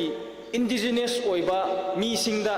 ꯏꯔꯥꯡ ꯊꯣꯛꯍꯜꯂꯒ problem ꯊꯣꯛꯍꯜꯂ ꯂꯩꯔꯤꯕ ꯃꯌꯥꯝꯁꯦ ꯗꯤꯄꯣꯔꯠ ꯇꯧꯒꯗꯕꯅꯤ detect ꯇꯧꯔꯒ ꯗꯤꯂꯤꯠ ꯇꯧꯒꯗꯕꯅꯤ ꯍꯥꯏꯕꯁꯦ ꯑꯩꯈꯣꯏ ꯏꯟꯗꯤꯖꯤꯅꯁ ꯑꯣꯏꯕ ꯃꯤꯁꯤꯡꯒꯤ ꯑꯀꯟꯕ ꯋꯥꯔꯦꯞ ꯂꯦꯞꯄꯒ ꯒꯣꯚꯔꯟꯃꯦꯟꯠꯗ ꯗꯤꯃꯥꯟ ꯇꯧꯒꯗꯕꯅꯤ ꯍꯧꯖꯤꯛꯁꯦ ꯏꯟꯗꯤꯖꯤꯅꯁꯀꯤ ꯃꯤꯁꯤꯡ ꯑꯩꯈꯣꯏ ꯃꯩꯇꯩꯒ ꯅꯥꯒꯥꯁꯦ ꯈꯣꯡꯐꯝ ꯆꯦꯠꯅ ꯂꯦꯞꯄ ꯃꯇꯝ ꯌꯧꯔꯦ ꯑꯃꯅ ꯑꯗꯨꯅꯤ ꯑꯗꯥꯅꯤ ꯍꯥꯏꯅꯤꯡꯉꯥꯏ ꯂꯩꯇꯦ ꯑꯩꯈꯣꯏꯗꯤ ꯏꯟꯗꯤꯖꯤꯅꯁ ꯑꯣꯏꯕ ꯃꯆꯤꯟ ꯃꯅꯥꯎ ꯑꯣꯏꯕꯅ ꯃꯩꯇꯩꯒ ꯅꯥꯒꯥꯁꯦ ꯈꯟꯅꯔꯒ ꯇꯤꯟꯅꯔꯒ ꯂꯩꯒꯗꯕ ꯑꯩꯈꯣꯏꯅꯤ ꯑꯗꯨꯒ ꯃꯤꯇꯣꯞꯁꯤꯡꯅ ꯃꯄꯥꯟꯗ ꯂꯥꯛꯄꯁꯤꯡꯅ ꯑꯩꯈꯣꯏꯒꯤ ꯂꯝꯁꯦ ꯂꯣꯏꯅ ꯃꯨꯟꯕ ꯍꯧꯔꯕꯅꯤ ꯍꯧꯖꯤꯛꯁꯦ ꯍꯧꯖꯤꯛ ꯃꯔꯨꯑꯣꯏꯅ ꯑꯩꯈꯣꯏꯒꯤ ꯏꯟꯗꯤꯖꯤꯅꯁꯀꯤ ꯃꯤꯁꯤꯡꯁꯦ ꯂꯝ ꯄꯥꯛꯊꯣꯛꯄ ꯂꯥꯏꯔꯅ ꯑꯩꯈꯣꯏꯗꯤ ꯗꯣꯂꯥꯟꯗ ꯋꯥꯡꯈꯠꯂꯤꯀꯣ ꯑꯩꯈꯣꯏꯗꯤ ꯂꯝ ꯄꯥꯛꯅꯤꯡꯉꯥꯏ ꯂꯩꯇ꯭ꯔꯦ ꯃꯤꯅ ꯃꯨꯟꯈ꯭ꯔꯕꯅꯤꯅ ꯑꯩꯈꯣꯏꯗꯤ ꯄꯥꯛꯇ꯭ꯔꯦ ꯃꯣꯏꯗꯤ ꯋꯥꯡꯈꯠꯂꯦꯕ ꯗꯣꯂꯥꯟ ꯑꯣꯏꯅ ꯕꯤꯜꯗꯤꯡ ꯑꯣꯏꯅ ꯋꯥꯡꯈꯠꯂꯦ ꯑꯗꯨꯕꯨ ꯀꯨꯀꯤꯁꯤꯡꯗꯤ ꯀꯃꯥꯏꯅ ꯇꯧꯒꯦ ꯃꯣꯏꯗꯤ ꯄꯥꯛꯊꯣꯛꯄꯅꯤ ꯀꯤꯂꯣꯃꯤꯇꯔ ꯁꯥꯡꯅ ꯑꯩꯈꯣꯏ ꯅꯥꯒꯥ ꯄꯥꯛꯊꯣꯛꯇꯣꯏꯅꯦ ꯊꯥꯏꯅ ꯆꯍꯤ 200-300ꯒꯤ ꯃꯃꯥꯡꯗ ꯂꯩꯕ ꯈꯨꯟꯅ ꯑꯗꯨꯝ ꯂꯩꯔꯤ ꯃꯣꯏꯗꯤ ꯍꯧꯖꯤꯛ ꯑꯟꯔꯤꯀꯒꯅꯥꯏꯖ ꯚꯤꯂꯦꯖ ꯐꯥꯎ 100,000ꯃꯨꯛ ꯂꯩ ꯍꯥꯏꯔꯦ ꯑꯗꯨꯗꯤ ꯃꯣꯏꯗꯤ ꯄꯥꯛꯊꯣꯛꯄ ꯅꯠꯇ꯭ꯔꯥ ꯑꯩꯈꯣꯏꯗꯤ ꯄꯥꯛꯄ ꯂꯥꯏꯔꯅ ꯋꯥꯡꯈꯠꯂꯤꯅꯤ ꯏꯆꯤꯟ ꯏꯅꯥꯎ ꯈꯟꯅꯔꯕꯅꯤ ꯑꯗꯨ ꯃꯔꯝꯗ ꯂꯝꯗꯣ ꯂꯩꯇ꯭ꯔꯥ ꯃꯤꯅ ꯃꯨꯜꯂꯕꯅꯤꯅ ꯑꯗꯨꯅ ꯑꯩꯈꯣꯏꯁꯦ ꯏꯟꯗꯤꯖꯤꯅꯁ ꯑꯣꯏꯕ ꯃꯤꯁꯤꯡꯁꯦ ꯄꯨꯟꯕ ꯃꯇꯝ ꯑꯣꯏꯔꯦ ꯂꯦꯞꯃꯤꯟꯅꯕ ꯃꯇꯝ ꯑꯣꯏꯔꯦ ꯍꯥꯟꯅꯗꯤ ꯑꯁꯣꯝ ꯇꯝꯄꯥꯛꯇ ꯏꯝꯐꯥꯜꯗ ꯏꯆꯤꯟ ꯏꯅꯥꯎ ꯃꯩꯇꯩꯁꯤꯡꯅ ꯙꯔꯅꯥꯒꯨꯝꯕ ꯔꯦꯂꯤꯒꯨꯝꯕ ꯁꯤꯟꯕ ꯃꯇꯝꯗ ꯑꯩꯈꯣꯏ ꯅꯥꯒꯥꯁꯤꯡꯅ ꯌꯥꯎꯕ ꯃꯇꯝꯗ ꯀꯔꯤꯒꯤ ꯌꯥꯎꯕ꯭ꯔꯣ adu adana ngangam hojikti relation ma matamda karigi yaudabano na khon muk chairabani yaudabne isini nauni pungadabani haina yaudaba mi sing akoina muk chaisilabani hauji sida maitai haba laitei naga haba laitei we are indigenous people akoi se thaina digi hominarakpa leiminarakaba amakhak toiraga kaina ba yaroidaba mi sing pullaga leibani habise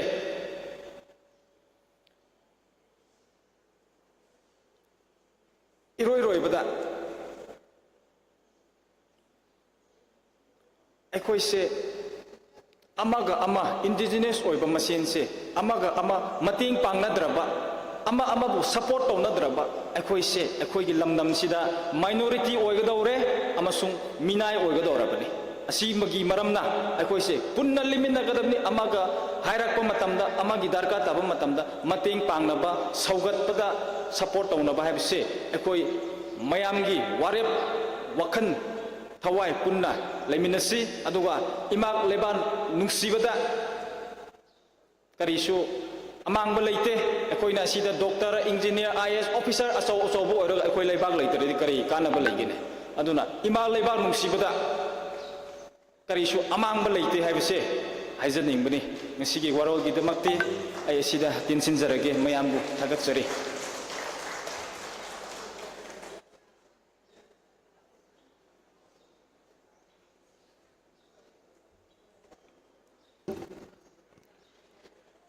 Thagachari Oza NG AQ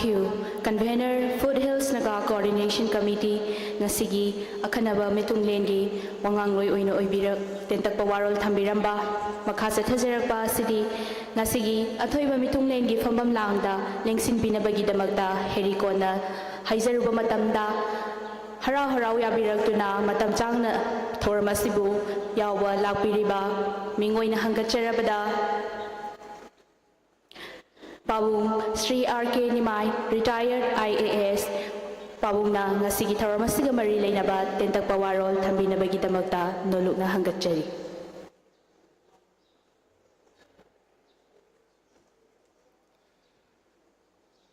Itno Heritage Council mayamna herikon hena khangnaba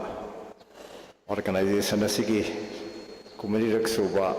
apokumon Sigi Tharamasida preside tawiriba herikon ki president Vice Surjit Kumar adaga kesokona wena lengsin biriba NGAQ Hotel Nagagi committee ki coordinating committee ki convener adaga Dr. Mainam Pinota Hanagi Women Commission ki chairperson Virambi Mang the election biriba herikon ki functionary mayam herikon ka samnaraga saliba luk mayam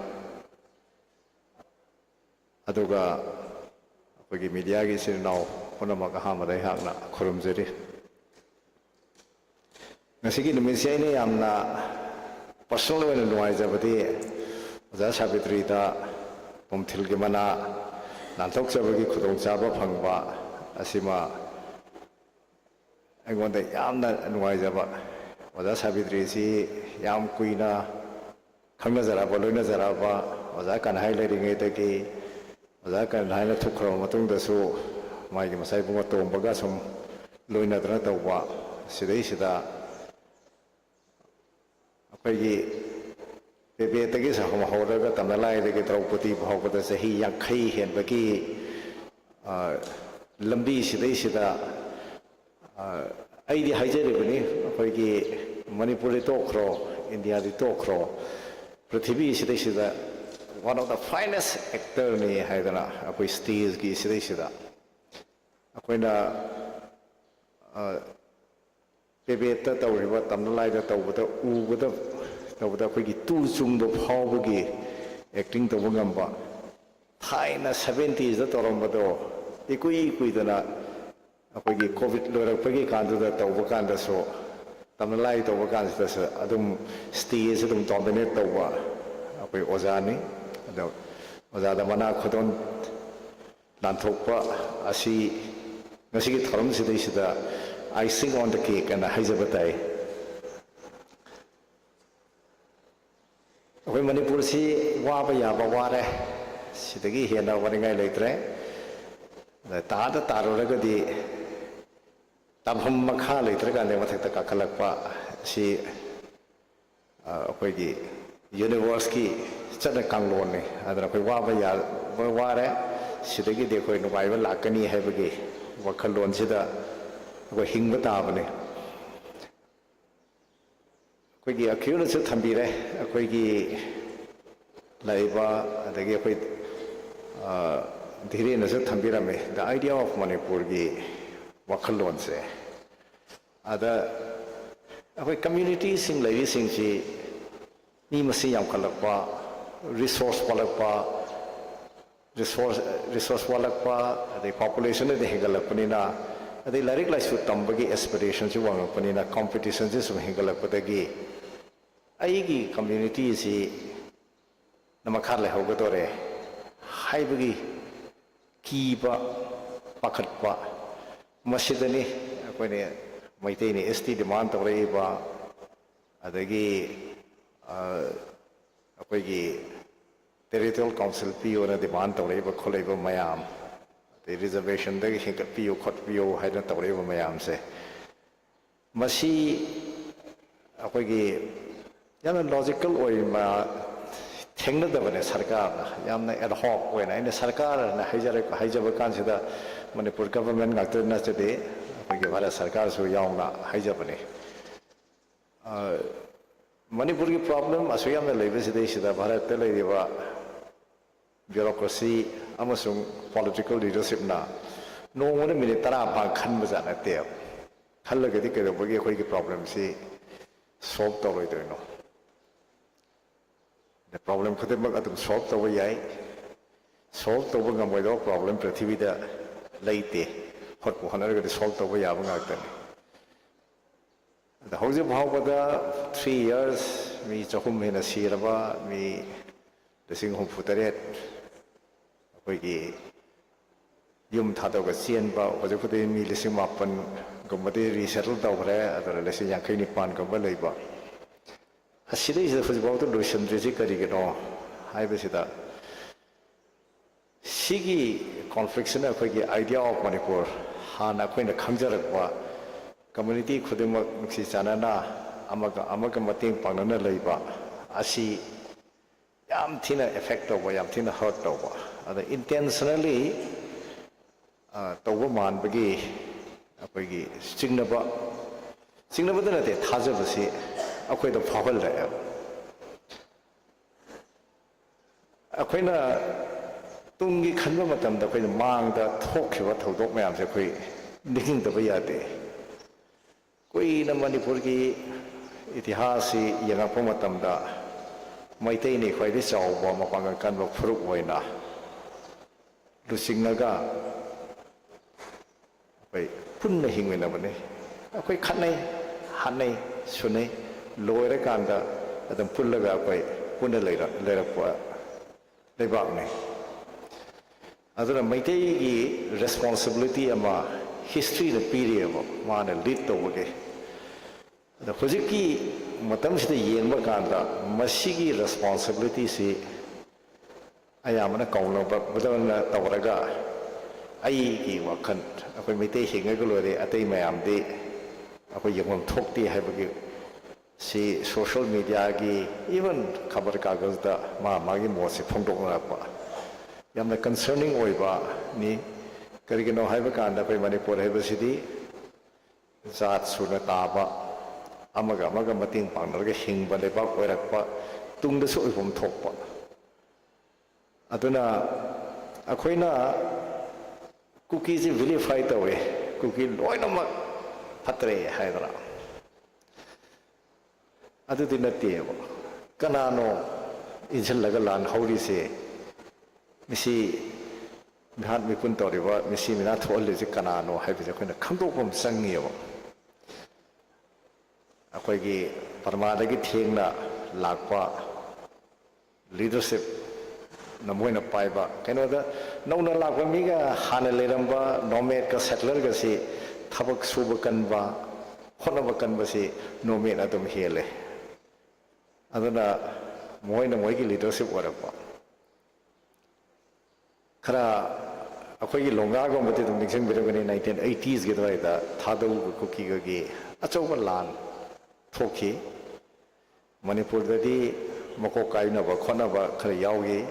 ꯃꯤ ꯁꯤꯅꯕꯗꯤ ꯌꯥꯎꯈꯤꯗꯦ ꯑꯗꯣ ꯀꯥꯔꯕꯤ ꯑꯪꯂꯣꯡꯒ ꯀꯔꯤꯒ ꯗꯤꯃꯥꯁꯥꯒꯤ ꯑꯦꯔꯤꯌꯥꯗꯗꯤ ꯊꯥꯗꯧꯒ ꯀꯨꯀꯤꯒ ꯃꯤ ꯁꯤꯅꯈꯤ ꯑꯗ ꯄꯥꯟ ꯀꯨꯀꯤꯒꯤ ꯃꯨꯚꯃꯦꯟꯁꯤ ꯂꯥꯛꯑꯀꯥꯟꯗ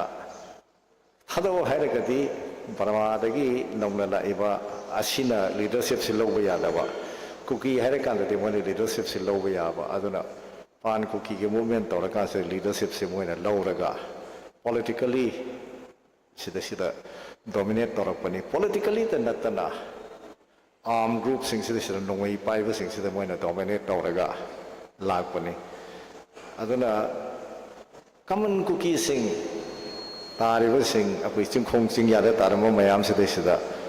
hojik relief camp ta leiri mayam sida hangbiyoba noi noi handing trabra but oina ma pai hange na haine mai mayum ta kana yum se phajige phajaroi to ai yum mai sina khwai dagi athoi bane cookie ge side ta gi ai akhoi gi hana taramba khundu da koi hange na amao haidri se kari gano akhoi meiti gi ti yeng bi yoba relief camp ta le ma se ai gi hana lejarama lam ta loina chatke hange halandra so koi lamdra sakani haibana koi de threaten tawrim na kari gi no song na khande biyo makok to no me nam ga karam ta hai yar wen hai handam na kari gi no da moine han gi ma tam da koi mai ti jo han ma tam da koi tension se loi na mak loi ne normal si la ka ne normal si la han da ba si minister la ko yar we hai si ke no da ma na moine hai ri ba buffer zone se la la ga di moigi demand moigi separate administration ultimately moigi cookie land bo hairasu zalengam bo hairasu zawlen bo hairasu masigi asa manglan asi kai gani haibagi wakhalo ne ba aduna akoi maitai na understand to ma sangi kaman cookie adagi thadau ga cookie ga tawri si aidi dum follow tawjadra lakpani ada khanabagi mogi loisalakpada high court case tawnaga loan gi kari gi matang tawbasida aina SCRT lejaring ida mada thengna hobadani aina khanghaudise madu natragadi akoi khangamoy ana sigi si chamane ba sagai hokipsu cookie ne dum haini thadau ne na dum haini akoi kanana identify tawada ke adabu idea da ne ba thadau na hari da koi di manipur ge mini manipur lai ne have ne cookie na hari na koi di separate statehood ultimately koi di separate nation namatan ba ge idea lai ba kambu to ni mainly koi ge mapan da gi sanga aga koi zau gi kambu ne na phumson gi zau fate and descendant of zau ka ne tawri ba kambu sina lit tawra ine adna sida akoi gi strategically apina so kanbira me ko akoi gi ambush tawra ambush tawra si question ani gatane wa hangado rese karigino sai phung da tawra se karigino tawri basi cookie ge gari ne na ka pebra thadawi gari ne na ka pebra question ani se understand the matam da kanana perpetrator no haje tum khangane thadau ne ana kapne keno da thadau baptist church ke se apagi reverend setloje hana apagi general secretary manipur baptist convention ge wedding da so apoi thengna da khoi tum khangaje ai ge colleague amage su moi relative ne the moizi fazana idea of manipur lai ba mi ne ba tangma panda sahil kana sillaga function nama silli kangpopi da mai maming se yawe mai attend tau de ba karigino da mangon da gi hana yaw bang namgadra ngamwedra haiba hangdana heta hapsan bi bana ꯑꯗꯨꯅ ꯑꯩꯗꯤ ꯑꯇꯣꯞꯄ ꯊꯕꯛ ꯂꯩ ꯍꯥꯏꯗꯅ ꯃꯥꯅ ꯌꯥꯎꯗꯕ ꯃꯁꯤꯒꯤ ꯌꯥꯝꯅ ꯁꯥꯎꯅꯕ ꯂꯩ ꯍꯥꯏꯕꯒꯤ ꯄꯥꯎꯁꯨ ꯑꯩꯈꯣꯏ ꯇꯥꯏ ꯑꯗꯨꯅ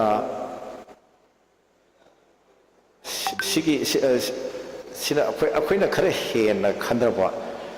tungda kari lakadage tungda kari oihensige haibadugi akoi khandaba ama koi change akoina bharat sarkar de rely tawbudi yadre di akoi khunnohum direct tawre yam sangna tawbe technical choro namli adagi wangli da tawrise tawre kan sida yumai thare akoi mi ma phakre haire asala phana si thole akoi ne chalaga rescue tawre haibra mi ki border wang le sakhr mi da asala phana kamai sang mi border lan chal kan kamai rescue tawre to no ba kene bi na singdore moi di akoi na bhavna te nomoi kan da akoi border cross to ne adana akoina tawraga asana phuli kem phaiko gi kodhong ro da koin thadharam mani gari am tawraga hai nahan kapi ba siwudi akoi gi olympic park ki maning dani ko moina budi am samna ngapum chingjen de gina kochim ba highway wa dani boljang gi manak dane ba asida tawri si reason layo sida isa nagana tawgesi miti na tawgesi ay daga kuki na tawgesi yabu mahrom na haikat laga kotlen om da sanga tawtara gadi nagana su oro miti na su oro sigi strategy am le kano da escape route si tampak da tholokwi escape route le mathak da ka ke begi escape route le ba sumna chakhe be escape route si le sonda chala kada nagagi khul le gado di ireng mathanda ne ba le gado se masi loiraga gatna je tho kan sida thodok se thwe tho kan da konsakul gi mi phare si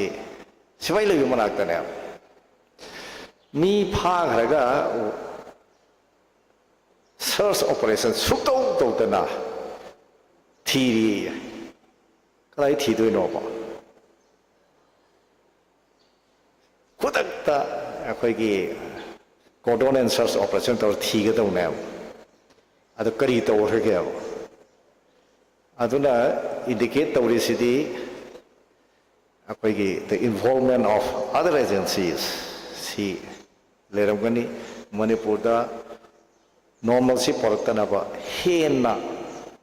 akoigi akoi masi khanana bagi insan ba man ba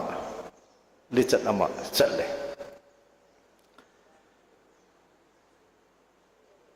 ai poinam amani tanga thamjaram ge akoigi akoi maitai gi sanabi se akoigi matamda larik khara phabo si doctor engineer hairaga lore doctor tambo engineer tamona tamme doctor engineer se oparam tamme adagi di 2005-6 ade realize ore doctor engineer tambasi na lengak ta karim ta kai sangma ngamdre aduna civil service par khal thao hai dana madai di IAS MCS ma je thare sidai sidai larik phabo ma yam se sida phuji focus toraga doctor pass tor poga kadiga si thare realize lo to dribadi kari no hai kanda lenga ka to di bureaucracy na teba lenga ka to di politician na afaba competent mi ama politics da changaga MLA oinana ba mantri oinana ba ge wakhalon de sulai leite ba third rate wakhan khanba ngamda ba me am sina dum politician ne thoga sum lai asigi stage sida akoina afaba lenga porak ba haise afaba bureaucrat na poroi afaba engineer na poroi afaba doctor na poroi si political leadership na lead to ga ne aduna aidi aina head phangba platform khudimokta haijaramni manipur youth mayona tawriba anoba langon gi vote sidai sida afaba candidate se akoina pama phangda ba yayo mi manga lepuda manga dai khai phaba to madai do ma paisa sangera sangoira manga do vote pi ma ka hanba मथंग हंदकी लाकदोरिबा सिदैसिदा Keck Kaaba मतमदा मथंगददी मतिक Chaba candidate से इस मागी जगह पैसा इदिंग तिंगदना अफोमी से कारे ऐसे life येंगे तौर अफोमी थोलकने मिजोरम तो तौरसिने मिजोरम ममांगी इलेक्शन दा यूनिवर्सिटी को ओजा कॉलेज को ओजा लुपा लाख निपान खक तिंगगा भोट कारी अदुना पारा मखक तंबीबा मा चंगी अफबा लेंगागमा पोरकपसिदैसिदा सेन्मिटलोन की अखोगी बिनोताना थंबिरिदो अखोगी कम्युनिटी में हमसे नुंसिनबजे कमायना लिंक्सि लेगदगी हाइक तारगदी इकोनॉमी ना फागदौने इकोनॉमी ना वैल्यू चेन हाइदना हुजिकी इकोनॉमिक्स की टर्मिनोलॉजी दे वैल्यू चेन हाइदारे लिंक्सि लोइन लेनब अदु वरगदी डिस्टर्बेंस अंत लेहनिंगोयब केनोदा आई इसाई खोंग थंगजों यानसन बायदे कनासी यानसन निंगोयब न सिगिसी से चिंग द लमया में मना मसिंग थारे हई थारे प्रोसेसिंग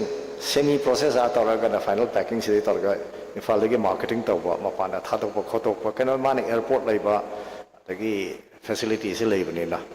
सिगी वैल्यू चेन सिस्टम से सेट इन तौ मतमदा अखोगी लेबा अमत इरांग तौबा लंबी थिनबा खोटपगी से खंगन हंदगनी एना मसिमा अइना थमजनेंगी अखोगी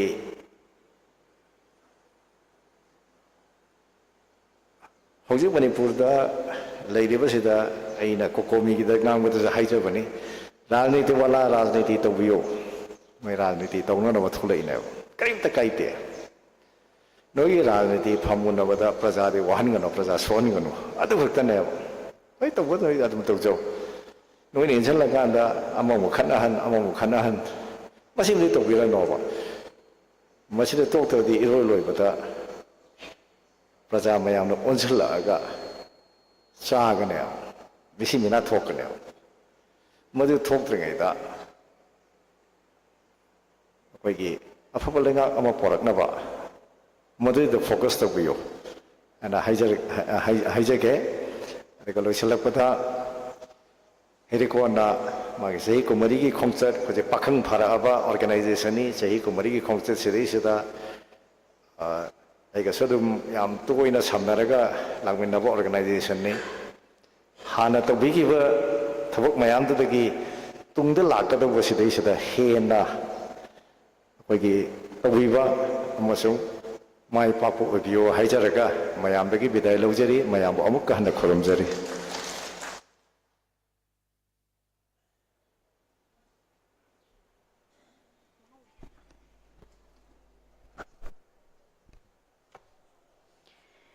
Thagachari Pabong Sri R.K. Nimai, retired IAS, Nasigi, Tauramasiga Mari Lainana, Atoiba Mitunglengi Warol, Tambiramba, Makasa Tazarakpa Siri, Kungamari Suba, Igno Heritage Council, Herikongi Mapokumonga Mari Lainana, Herikona, Tongan Ba CSO Singda, Jebau Pijaruba Matamda, Matam Chana, Lingbiratuna Tauram Asibu Yaubiriba Singda, Herikongi Maikaidagi Chamlaba, Kudol Ama, Tamnabagi Tanzadu Laujage. Amadi makha chathajarakpa thauram pareng singsigi microphone asi ibung mayengbam somorjita sinajage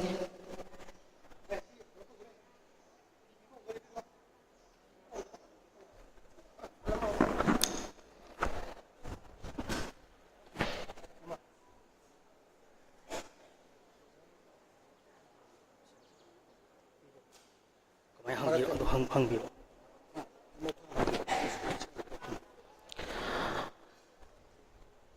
Punong po amuna konon chari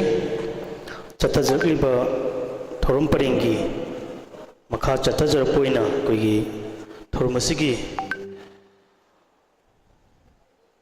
thorumapuina lingsinbiriba ki waron thamdingi mamangda toan ba hiram kayada leibage chokba thodang kaya lobiriba civil society organization sing ima lupsing wahi toan ba mayam lakpiri basingda हेरिकोन की कुनगमरी सुबह foundation day गमरी लेना Chamba खुदोल तंबगी मतमदु लौजरी कौखुचरी अहानबद lining थौ सनामही थौगल कांगलु असगी कोई लुचिंग पुरेल ओइना थौ पुबीरिबा ओजा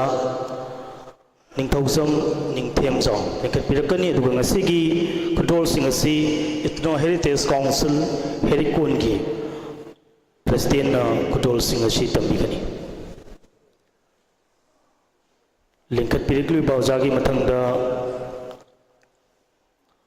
फबाकत लिंखपिरकनबगी दमकत कौखुचरी मिटई इरोल एक लोइना सिलोन अपुनबलु मिलान की मिहुतमा फबाकत लिंखपिरकना खुदोल लोबिननब खंगनचरी मतम सि खर खक थेंजलकपा सिगी मथंगदा अखोई खुलंगी सैगी की थौरम अमसु लैरी मसिगी येंजरगा अखोई खर खजिक थुना कौखुचगे मिलान की मथंगदा अखोई कौखुचरी कंगलई इकोनॉमिक डेवलपमेंट ऑर्गेनाइजेशन केडो की प्रेसिडेंट सेक्रेटरी नत्रगना इन मिहुदमा फबाकत लेंखटपिरक्तुना अचंब खुदोल असि लौबिगनी केडोगी मथंग कौखुचरी वर्कर्स यूनियन मणिपुर वूम की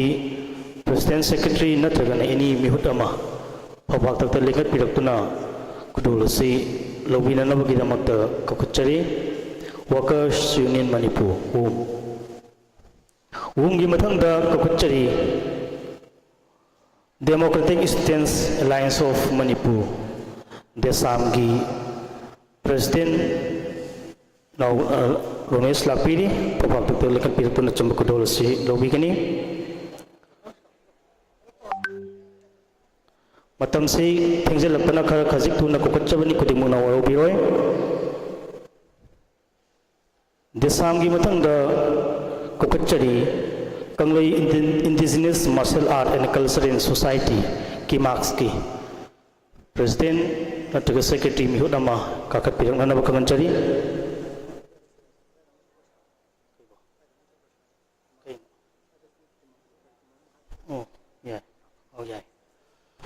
हौजिक फावबद कौखुचरीब मयामसी कोई पुन्ना कोई निंगसिनबिरगा वास्ते ओके अहानबगिसिदा कोई women association for socio economic development समना वास्ते फायर खंगरिबा मागी लुमसिगी प्रेसिडेंट ओइबिरिबा इमा के थरासना निकपिरकनी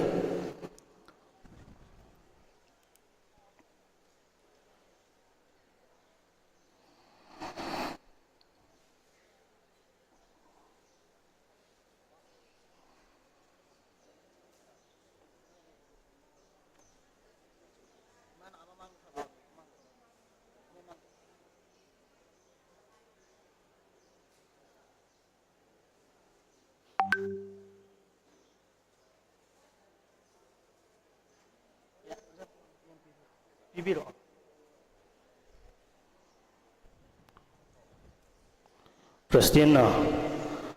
संब खुदोल असि तंबिरी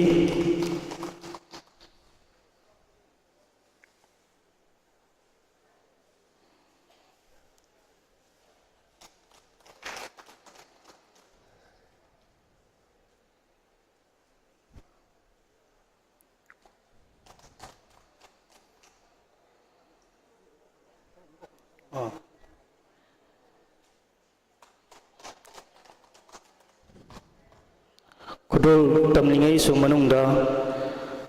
मखाताना अखोई फबाकत लेंखटपिरक्नबगिदमक्ता कौखुचरी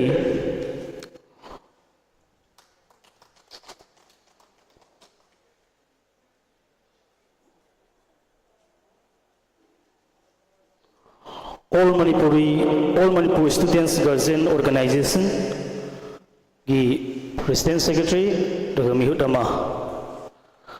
फबाकत लेंखटपिरकनी मथंगदा नेशनलिस्ट कलेक्टिव मणिपुर NCM की प्रेसिडेंट नतुग सेक्रेटरी मिहुदमा कोई काखटपिरक फबाकत लेंखटपिरकनी ꯃꯊꯪꯗ ꯎꯃꯪꯂꯥꯏ ꯀꯟꯕ ꯄꯨꯟꯕꯂꯣꯞ ꯎꯀꯜꯒꯤ ꯄ꯭ꯔꯦꯁꯤꯗꯦꯟ ꯁꯦꯀ꯭ꯔꯦꯇꯔꯤ ꯅꯠꯇ꯭ꯔꯒꯅ ꯑꯩꯈꯣꯏ ꯃꯤꯍꯨꯠ ꯑꯃ ꯐꯝꯄꯥꯛꯇꯛꯇ ꯂꯦꯡꯈꯠꯄꯤꯔꯛꯀꯅꯤ ꯃꯊꯪꯗ ꯂꯧꯃꯤ ꯁꯤꯟꯃꯤ ꯑꯄꯨꯟꯕꯂꯣꯞ ꯂꯧꯁꯥꯜꯒꯤ ꯄ꯭ꯔꯦꯁꯤꯗꯦꯟ ꯁꯦꯀ꯭ꯔꯦꯇꯔꯤ ꯅꯠꯇ꯭ꯔꯒꯅ ꯃꯤꯍꯨꯠ ꯑꯃ ꯑꯩꯈꯣꯏ ꯐꯝꯄꯥꯛꯇꯛꯇ ꯂꯦꯡꯈꯠꯄꯤꯅꯅꯕ ꯍꯪꯒꯠꯆꯔꯤ ꯃꯊꯪꯗ ꯋꯥꯈꯜꯂꯣꯟ ꯃꯥꯟꯅꯕ ꯄꯨꯟꯕꯂꯣꯞ ꯋꯥꯃꯥ ꯃꯅꯤꯄꯨꯔꯒꯤ ꯄ꯭ꯔꯦꯁꯤꯗꯦꯟ ꯁꯦꯀ꯭ꯔꯦꯇꯔꯤ ꯅꯠꯇ꯭ꯔꯒꯅ ꯃꯤꯍꯨꯠ ꯑꯃ ꯐꯝꯄꯥꯛꯇꯛꯇ ꯂꯦꯡꯈꯠꯄꯤꯔꯛꯀꯅꯤ ꯃꯊꯪꯗ ꯌꯨꯖꯔ ꯃꯅꯤꯄꯨꯔꯒꯤ ꯑꯣꯖꯥꯁꯤꯡ ꯉꯁꯥꯏ ꯂꯥꯛꯄꯤꯕꯗꯤ ꯎꯖꯈꯤꯕꯅꯤ ꯂꯩꯕꯤꯔꯒꯗꯤ ꯑꯃꯨꯛꯇꯪ ꯐꯝꯄꯥꯛꯇ ꯂꯦꯡꯈꯠꯄꯤꯔꯛꯑꯣ ꯑꯩꯈꯣꯏ ꯐꯝꯄꯥꯛꯇꯛꯇ ꯂꯦꯡꯈꯠꯄꯤꯔꯛꯅꯕ ꯃꯊꯪꯗ ꯈ꯭ꯋꯥꯏꯔꯝꯕꯝ ꯏꯃꯥ ꯀꯩꯊꯦꯜ ꯁꯛꯇꯝ ꯑꯃꯗꯤ ꯁꯤꯟꯐꯝ ꯀꯟꯕ ꯂꯨꯞꯀꯤ ꯑꯩꯈꯣꯏ ꯏꯃꯥ ꯑꯍꯨꯝ मरी इमा मरी इमा शांति ने रानी ने पापी ने इमा इबतुंबी फंफाक लिंक पीरकनी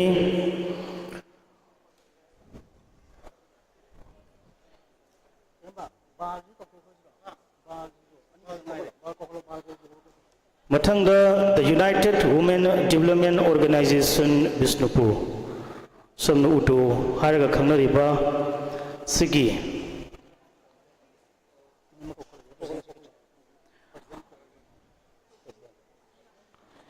कोई सिगी इमा प्रेसिडेंट लिंक पीरकनी the united women development organisation मथंग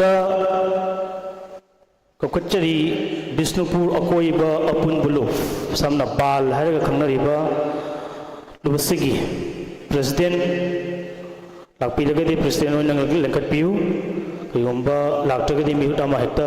काखलगा चंब खदोल सिलोबिगनी अमुकन कौकचरी Bishnupur अकोइब अपुनबुलु बाल खदोल से मखाताना नमक खैखिगी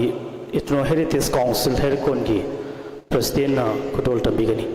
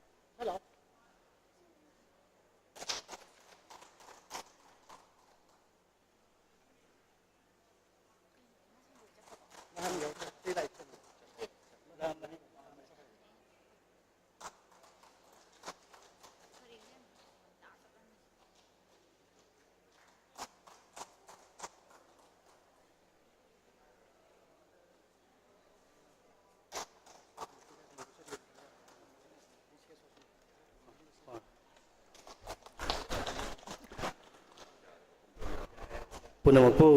थागतचरी खुदोल तंबगी मखा चथजरपदा तोवान तोवानबा इथनो हेरिटेज काउंसिल हेरिकोनगा लेबागसिगी थबक थोरम कयादा नानो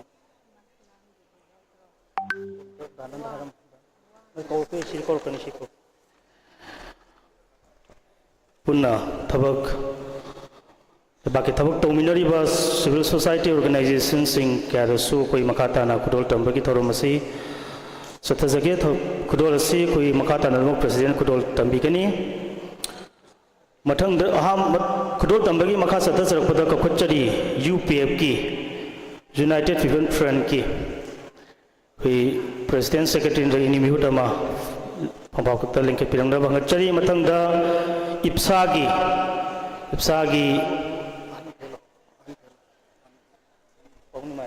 ओके कोई मखा ताब खुदोल तंबसी थोदोना अथोब meeting लिंसिनबीब मिंगन हंगचरबद Babung RK Nimaina Kudol Tambina Hangachari Ipsagi Koi Mihutsing Yo Lakpiragadi Tang Pavak Talinka Pinano Kanganchari Matang the CCSK ki Zamtang Linkat Pirakani za Jitendra Ningomba Matang the Lipul ki President Secretary Natagana Mihudama Labiraga Lapiraga okay Sambakadol Silobigani Matanga Ikalgi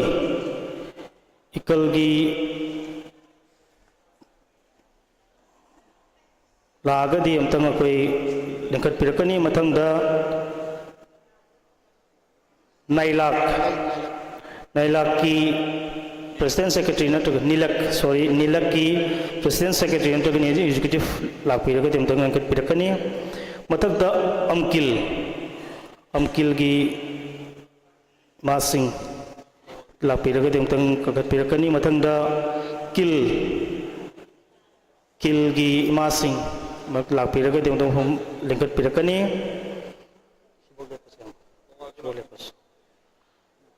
Sibukang lepaga makam kau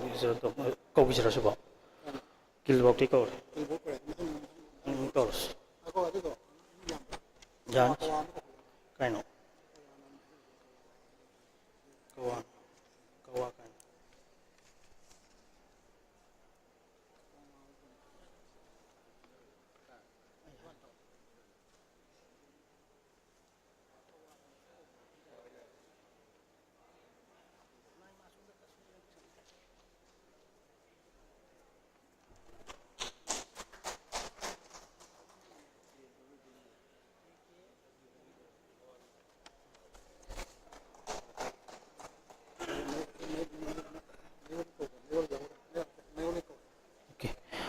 Mayol isu koi kudolasi lobby gani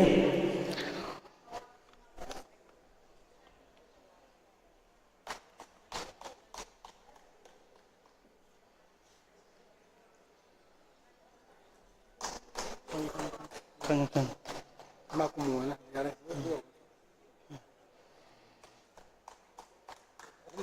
Ani thong yena pe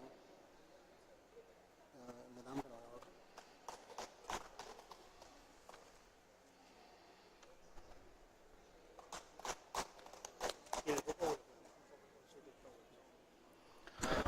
Punamabu Takachari Kudol Tambagi Maka Chatazarakpada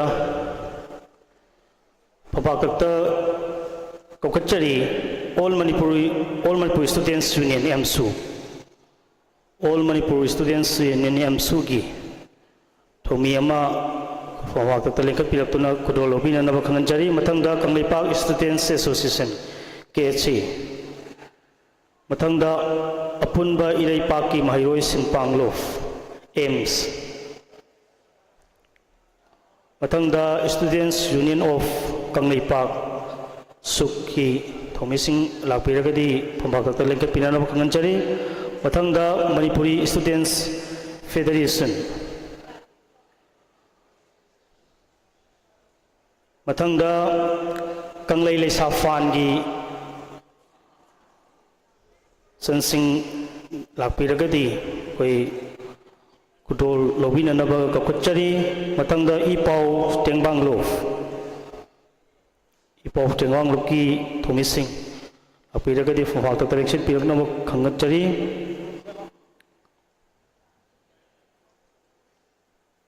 Matangda Iol Inat Yokot Palupchin Manipur Nangkat Pirnanaba Kanganchari Matangda Kadagi Executive Sing Lapiragadi Tang Nangkat Pirnanaba Kanganchari Matangda Nipko ꯏꯀꯣꯒꯤ ꯑꯦꯛꯖꯤꯀ꯭ꯌꯨꯇꯤꯕꯁꯤꯡ ꯂꯥꯛꯄꯤꯔꯒꯗꯤ ꯄꯥꯛꯇꯛꯇ ꯂꯦꯡꯈꯠꯄꯤꯔꯛꯅꯅꯕ ꯈꯪꯍꯟꯖꯔꯤ꯫ ꯃꯊꯪꯗ ꯏꯆꯜꯒꯤ ꯃꯍꯥꯁꯤꯡ ꯄꯥꯛꯇꯛꯇ ꯂꯦꯡꯈꯠꯄꯤꯔꯛꯀꯅꯤ꯫ ꯃꯊꯪꯗ ꯗꯨꯕꯣ ꯅꯝꯕꯣꯜꯒꯤ ꯑꯦꯛꯖꯤꯀ꯭ꯌꯨꯇꯤꯕꯁꯤꯡ ꯂꯥꯛꯄꯤꯔꯒꯗꯤ ꯑꯃꯨꯛꯇꯪ ꯄꯥꯛꯇꯛꯇ ꯂꯦꯡꯈꯠꯄꯤꯔꯛꯅꯕ ꯈꯪꯍꯟꯖꯔꯤ꯫ ꯃꯊꯪꯗ Ningthoukhong protection ꯀꯃꯤꯇꯤꯒꯤ ꯉꯁꯥꯏ ꯂꯥꯛꯈꯤꯕ ꯎꯖꯈꯤꯕꯅꯤ, ꯂꯩꯔꯒꯗꯤ ꯑꯃꯨꯛꯇꯪ ꯂꯦꯡꯈꯠꯄꯤꯔꯛꯅꯕ ꯈꯪꯍꯟꯖꯔꯤ꯫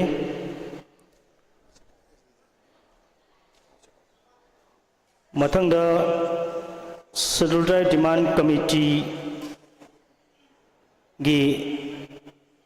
ꯑꯩꯈꯣꯏ ꯑꯣꯖꯥꯁꯤꯡꯒꯤ ꯂꯥꯛꯄꯤꯔꯒꯗꯤ ꯉꯁꯥꯏ ꯎꯖꯈꯤꯕꯅꯤ, ꯑꯃꯨꯛꯇꯪ ꯂꯦꯡꯈꯠꯄꯤꯔꯛꯅꯕ ꯈꯪꯍꯟꯖꯔꯤ꯫ ꯃꯊꯪꯗ ꯀꯋꯥꯒꯤ ꯏꯃꯥ ꯑꯃꯨꯛꯇꯪ ꯂꯦꯡꯈꯠꯄꯤꯔꯛꯀꯅꯤ꯫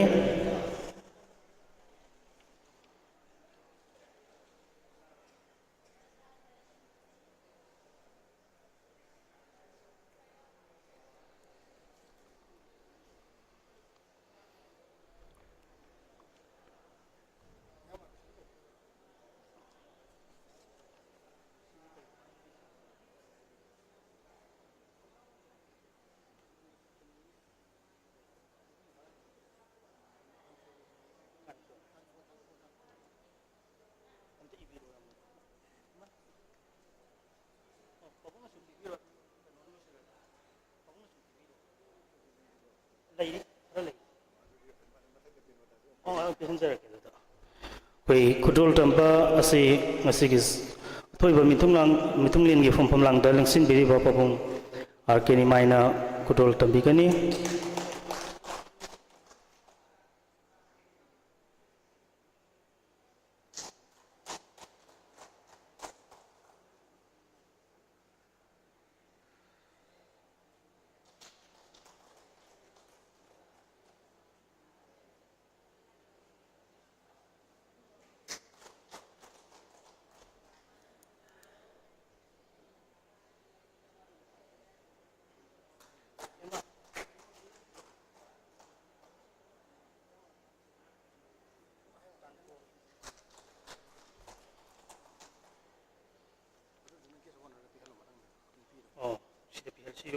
ꯁꯤꯒꯅꯦ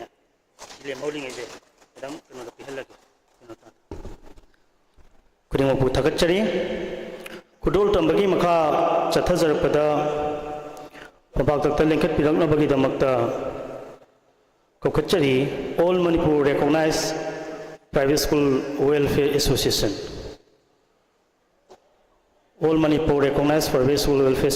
ꯒꯤ ꯄ꯭ꯔꯦꯁꯤꯗꯦꯟ ꯅꯠꯇ꯭ꯔꯒꯅ ꯑꯦꯅꯤ ꯑꯦꯛꯖꯤꯀ꯭ꯌꯨꯇꯤꯕ ꯑꯃ ꯐꯝꯄꯥꯛꯇꯛꯇ ꯂꯦꯡꯈꯠꯄꯤꯔꯛꯀꯅꯤ꯫ ꯑꯄꯨꯟꯕ ꯃꯅꯤꯄꯨꯔ ꯏꯃꯥ ꯂꯣꯛ ꯁꯤꯒꯤ ꯑꯩꯈꯣꯏ ꯏꯃꯥꯁꯤꯡ ꯂꯥꯛꯄꯤꯔꯒꯗꯤ ꯐꯝꯐꯝꯂꯥꯡꯗ ꯐꯝꯄꯥꯛꯇꯛꯇ ꯀꯧꯈꯠꯆꯔꯤ꯫ ꯃꯊꯪꯗ ꯁ꯭ꯔꯤꯀꯥ ꯃꯅꯤꯄꯨꯔꯒꯤ president secretary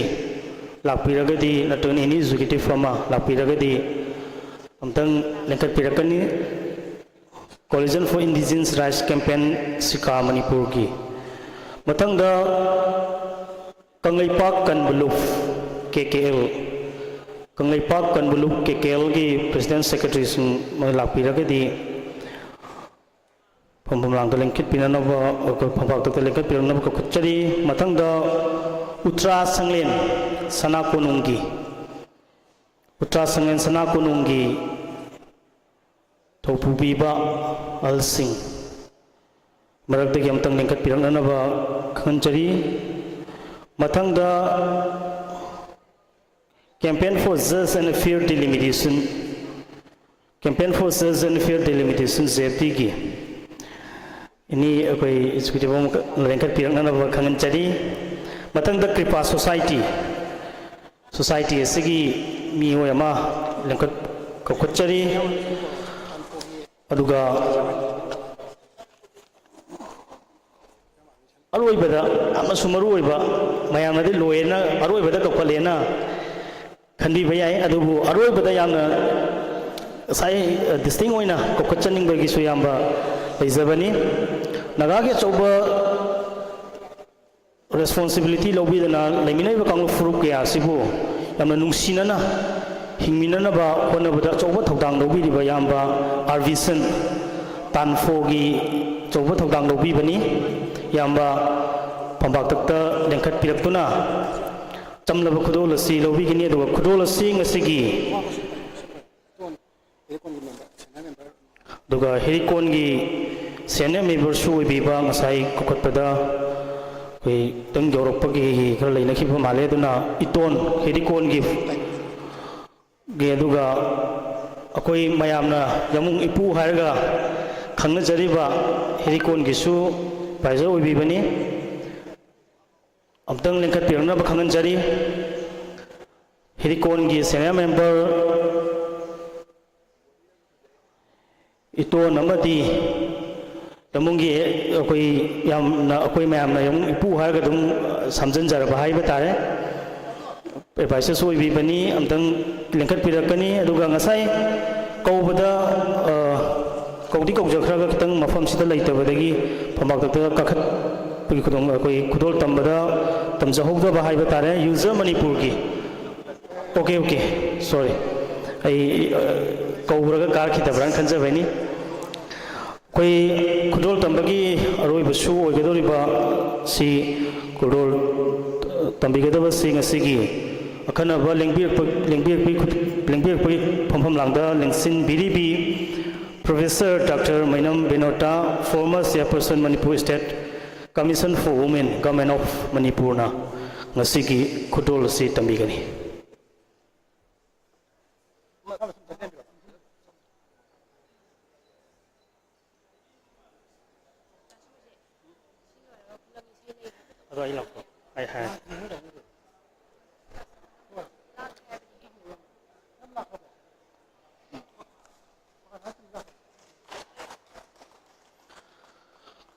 Kudol tambasigi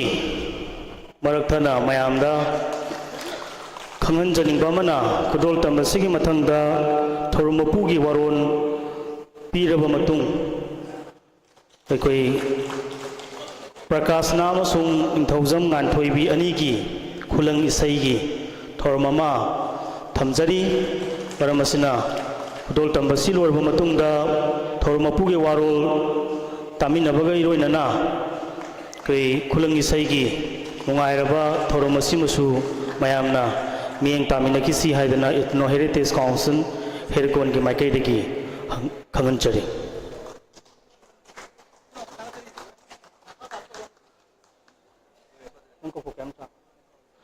koi kudol tambagi thorom matang asida losinjare makataba thorom gichan kundong bomboni da kusinasari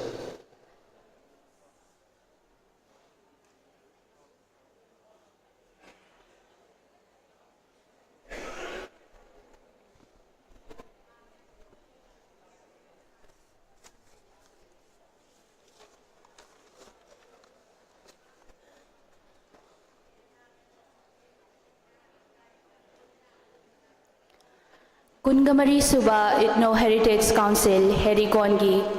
mapokumon gamari lainana Herikon na chepau pisaruba matamda tongan ba CSO gi leader singna matam chana lengbiraktuna Herikon na tamjariba chamlaba kudol asibu latnaba leitana loksinbi bagidama Herikon gi maikai dagi hainingai leitana tawimal khangba uchabaga loinana ikokno na khurumjari Makha chathajarakpa thauram pareng oina ngasi herikon gi mapokumon nga mari leinana thauram mapu gi phambam langda lengsin biriba hauji herikon gi president oina thaupu biriba ibung yomkhaibam Surjit Kumar meitei degi tentakpa warol thambina bagi damak lolukna hangachari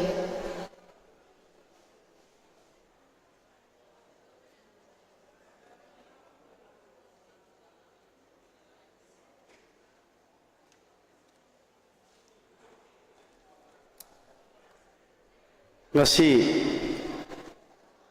Ethno Heritage Council miyamna sambida herikon haina khangna baduki ꯂꯨꯞ ꯑꯁꯤꯒꯤ ꯀꯨꯟꯒ ꯃꯔꯤꯔꯛ ꯁꯨꯕ ꯃꯤꯌꯥꯝꯒꯤ ꯁꯦꯕꯥ ꯇꯧꯖꯔꯛꯄꯒꯤ ꯃꯄꯣꯛ ꯀꯨꯝꯍꯩ foundation ꯗꯦ ꯊꯧꯔꯝ ꯑꯁꯤꯒꯤ ꯑꯊꯣꯏꯕ ꯃꯤꯊꯨꯡꯂꯦꯟ ꯆꯤꯐ ꯒꯦꯁꯀꯤ ꯐꯝꯐꯝ ꯂꯥꯡꯗ ꯂꯦꯡꯁꯤꯟꯕꯤꯔꯤꯕ इकाई खुमनजरीबा आर.के. निमाई लोना थौरम असिगी गेस्ट ऑफ ऑनर की फम लांदा लिंसिनबिगिबा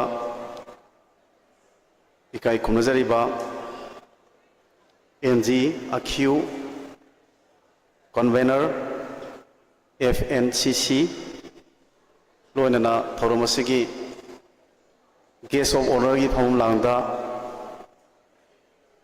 लिंसिनबिरिबी मिंगोना पंजरबदा प्रोफेसर डॉक्टर मैनोम बिमोल्ता former chairperson Manipur state commission for women government Manipur लोनना थौरम असिबु सरुक याबा लाक्पिरिबा तोंगान तोंगानबा सिविल सोसाइटी ऑर्गेनाइजेशन सिंगी लुसिंगबा सिंह अदुगा लेंबिरक्लिबा तोंगान तोंगानबा मणिपुरी मफम मयामदि लेंबिरक्लिबा तोंगान तोंगानबा सिविल सोसाइटी ऑर्गेनाइजेशन की लीडर सिंह अदुगा थौरम असिबु मियामदा पाउदमबगदुरिबा प्रिंट अमदि इलेक्ट्रॉनिक मीडिया की सिनाउ सिंगसु हानमक्ता इकाई खुनबो चरी अखोइना ngasi थौरम असे अखोइ यामना पाक्सना पांथोकनबगी तंजा अमखक अखोइ लौजरमनी हेरिकोन की फाउंडेशन डे असि मफुंग ओइना अखोइना सही खुदिंगी अखोइना फाउंडेशन डे असिदा अखोइना मफुंग ओइबा थौरम तौजबसी खामिनसी दम दम क्विज कंपटीशन है अखोई मणिपुर लेबा school Singh Tungi युम्बरे लोगदेबा अदुगुम्बा माहिरोय सिंगदुदा इरमदमसगी मरमदा हंगबा अदुगुम्बा quiz मधुसु अखोइना school college अयाम सरू याबा यानगिदमक्ता फाइनल राउंड की ममांगदा फेब्रुआरी राउंड होइना अदुगा तोंगान तोंगान बा डिस्ट्रिक्ट सिंग दा इकोइना प्रीलिमिनरी राउंड होइना इकोइ सिलेक्शन तौर मतुंगदा फाइनल लु थेंगनरगा इकोइना क्विज कंपटीशन से पांगथोगा इंखलगलिबा तुंगी युम्बेरे लोगदेबा नहा सिंग सिदा मरिपाक मरमदम गे मरमदा खंगबा अमदे मरमता मरिपाक मरमदम नुसीबगी इथिल पीननबा मपानगी अखोगी एटमॉस्फियर ना मपानगी ओइबा अदुगुम्बा अखोगी अथौबा अथौबी अदुगा अखोगी तोंगान तोंगान बक मयामसी मपानदा हेन इंपोर्टेंट पीरगा इरमदमसिगी ओइबे एरिया सदी अहांगबा मखक लैबा असि मेंखननबा अखोइना कुइसी अदुमाइना अखोना यामना मरु ओना सिनबदगी सही क्या सिलपदो मधुगी मरिक महाव मखक अखोई इंकलगलिबा नहासिंगदा मधु फंगकबा अदुना मसिगी याम चाउना नहासिंगस डिमांड तौरबा अदुगु लेबक थीबदी हंतकी अखोइगी फाउंडेशन डे सिददी मधुमक अखोई मतम चाना अखोई पांगथोकपा ngमखिदबा अदुबु था असिगी मेगी तांगी कुंथ्रा मधु सिददी अखोई मधु पांगथोकनबा सेम सारगा लेरे अदु ngasi मक्ति अखोई यावबा ngमजद्रे हाइबदुगी मधुगी तंग थमजई देन अनी सुबदा अखोई ब्लड डोनेशन खेमसु तोंगान तोंगान बा हॉस्पिटल दा चलगा अखोई थौमिसिंगना ई दान तौबगी थौरमसु कोई पांगथोकपने अदु हजिक थोइबा क्राइसिस ना लांचना अखोई मधुसु कोई मतम जाना पांगथोकप ngमदबगी लेजै अदुसु अखोई एकदम लेपता पांगथोकना कोई फाउंडेशन डे सि लोर मतुंगदा एकदम सेम साजगनी अदुगा ngasi अखोइना फाउंडेशन डे सिदा अखोई यामना मरु ओबगी नोंगदा तुमथिन खुदोल सिमदी अखोई की लेजरीबा कमिटीना मतम जाना ꯑꯩꯈꯣꯏ ꯁꯦꯂꯦꯛꯁꯟ ꯇꯧꯔꯒ ꯉꯁꯤ ꯑꯩꯈꯣꯏ ꯑꯗꯨꯝꯕ ꯌꯥꯝ ꯂꯦꯝꯖꯅꯤꯡꯉꯥꯏ ꯑꯣꯏꯕ ꯇꯨꯝꯊꯤꯟ ꯈꯨꯗꯣꯜꯗꯨꯃꯗꯤ ꯑꯩꯈꯣꯏ ꯈꯨꯗꯣꯜ ꯇꯧꯕ ꯉꯝꯖꯈꯤ ꯑꯗꯨꯒ ꯑꯩꯈꯣꯏꯗ ꯍꯧꯖꯤꯛ ꯂꯩꯔꯤꯁꯤ ꯉꯁꯤꯒꯤꯁꯤꯗ ꯑꯩꯈꯣꯏꯅ ꯄꯥꯡꯊꯣꯛꯄꯗ ꯃꯃꯥꯡꯗ ꯇꯣꯉꯥꯟ ꯇꯣꯉꯥꯟꯕ ꯑꯥꯔꯠ ꯐꯣꯝꯁꯤꯡꯗ ꯃꯇꯝ ꯃꯇꯝꯗꯨꯒꯤ ꯑꯩꯈꯣꯏ ꯃꯄꯥꯟꯒꯤ ꯋꯦꯁꯇꯔꯟꯒꯤ ꯑꯃꯗꯤ ꯑꯩꯈꯣꯏ ꯍꯤꯟꯗꯤꯒꯤ ꯏꯁꯩ ꯅꯣꯡꯃꯥꯏ ꯃꯌꯥꯝꯅ ꯀꯨꯞꯁꯤꯜꯂꯒ ꯏꯟꯈꯠꯂꯛꯂꯤꯕ ꯅꯍꯥꯁꯤꯡꯁꯤꯗ ꯑꯩꯈꯣꯏꯒꯤ ꯌꯥꯝꯅ ꯃꯃꯜ ꯇꯥꯡꯉꯕ ꯑꯗꯨꯒꯨꯝꯕ ꯅꯥꯠ ꯑꯃꯗꯤ ꯀꯜꯆꯔ ꯀꯌꯥ ꯑꯁꯤ ꯇꯨꯡ ꯑꯣꯏꯅꯅ ꯂꯥꯛꯄ ꯃꯁꯤ ꯍꯦꯔꯤꯀꯣꯟꯅ ꯍꯥꯏꯕ ꯑꯣꯔꯒꯅꯥꯏꯖꯦꯁꯟꯁꯤꯗꯤ ꯏꯄꯨꯅꯥꯅ ꯊꯝꯕꯤꯔꯝꯕ ꯅꯥꯠ ꯑꯃꯗꯤ ꯀꯜꯆꯔ ꯑꯃꯗꯤ ꯍꯦꯔꯤꯇꯦꯖ ꯍꯥꯏꯁꯤ ꯌꯣꯛꯈꯠꯂꯒ ꯑꯩꯈꯣꯏꯅ ꯑꯩꯈꯣꯏꯒꯤ ꯏ ꯃꯔꯤ ꯑꯣꯏꯕ ꯆꯤꯡꯕꯤꯔꯣꯏ ꯇꯝꯕꯤꯔꯣꯏ ꯑꯅꯤꯒꯤ ꯌꯦꯂꯣꯡꯃꯤꯁꯤꯡꯒꯤ ꯃꯔꯛꯇ ꯏꯒꯤ ꯃꯔꯤꯒꯤ ꯑꯣꯏꯕ ꯅꯨꯡꯁꯤꯅꯕꯗꯨ ꯊꯝꯃꯒ ꯏꯃꯣꯁꯅꯦꯜ ꯏꯟꯇꯤꯒ꯭ꯔꯤꯇꯤ ꯄꯨꯔꯛꯅꯕꯗ ꯍꯣꯠꯅꯕꯗ ꯉꯁꯤ ꯐꯥꯎꯕꯗ ꯊꯧꯗꯥꯡ ꯂꯧꯖꯕ ꯂꯨꯞ ꯑꯃꯈꯛ ꯑꯣꯏꯅ ꯑꯩꯈꯣꯏꯅ ꯉꯁꯤꯁꯤ ꯑꯗꯨꯒꯨꯝꯕ ꯑꯩꯈꯣꯏꯒꯤ ꯈꯨꯅꯨꯡ ꯏꯁꯩꯒꯤ ꯑꯣꯏꯕ ꯊꯧꯔꯝꯗꯨꯗꯤ ꯑꯗꯨꯅ ꯃꯤꯌꯥꯝꯅ ꯑꯩꯈꯣꯏ ꯏꯟꯈꯠꯂꯛꯏꯕ ꯅꯍꯥꯁꯤꯡꯅ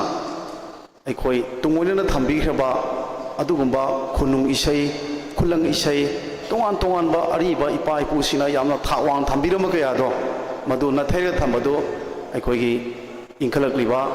ꯑꯥꯔꯇꯤꯁꯁꯤꯡꯅ ꯇꯒꯠ ꯇꯒꯠ ꯇꯦꯛꯅ ꯄꯨꯊꯣꯔꯛꯇꯨꯅ ꯉꯁꯤ ꯌꯥꯝꯅ ꯄꯨꯛꯅꯤꯡ ꯍꯨꯅꯤꯡꯉꯥꯏ ꯑꯣꯏꯕꯒꯤ ꯄꯣꯠꯁꯛ ꯑꯃꯈꯛ ꯁꯥꯒꯠꯂꯛꯄꯁꯤ ꯍꯦꯔꯤꯀꯣꯟꯅ ꯀꯨꯞꯅ ꯃꯗꯨ ꯅꯩꯅꯖꯔꯕ ꯑꯃꯗꯤ ꯂꯨꯝꯅ ꯂꯧꯖꯔꯕ ꯃꯇꯨꯡꯗ ꯃꯈꯣꯏꯒꯤ ꯑꯁꯤꯒꯨꯝꯕ ꯈꯨꯂꯪ ꯏꯁꯩꯒꯤ ꯑꯣꯏꯕꯁꯦ ꯍꯦꯔꯤꯀꯣꯟꯒꯤ ꯐꯥꯎꯟꯗꯦꯁꯟ ꯗꯦ ꯑꯁꯤꯗ ꯂꯥꯛꯂꯤꯕ ꯃꯤꯌꯥꯝꯗ ꯈꯨꯗꯣꯜ ꯇꯝꯕꯤꯅꯕ ꯍꯥꯏꯗꯅ ꯑꯩꯈꯣꯏꯅ ꯃꯗꯨ ꯑꯦꯔꯦꯟꯖ ꯇꯧꯖꯕ ꯃꯇꯝꯗ ꯑꯩꯈꯣꯏ ꯄꯀꯥꯁꯅꯥ ꯑꯃꯗꯤ ꯑꯩꯈꯣꯏꯒꯤ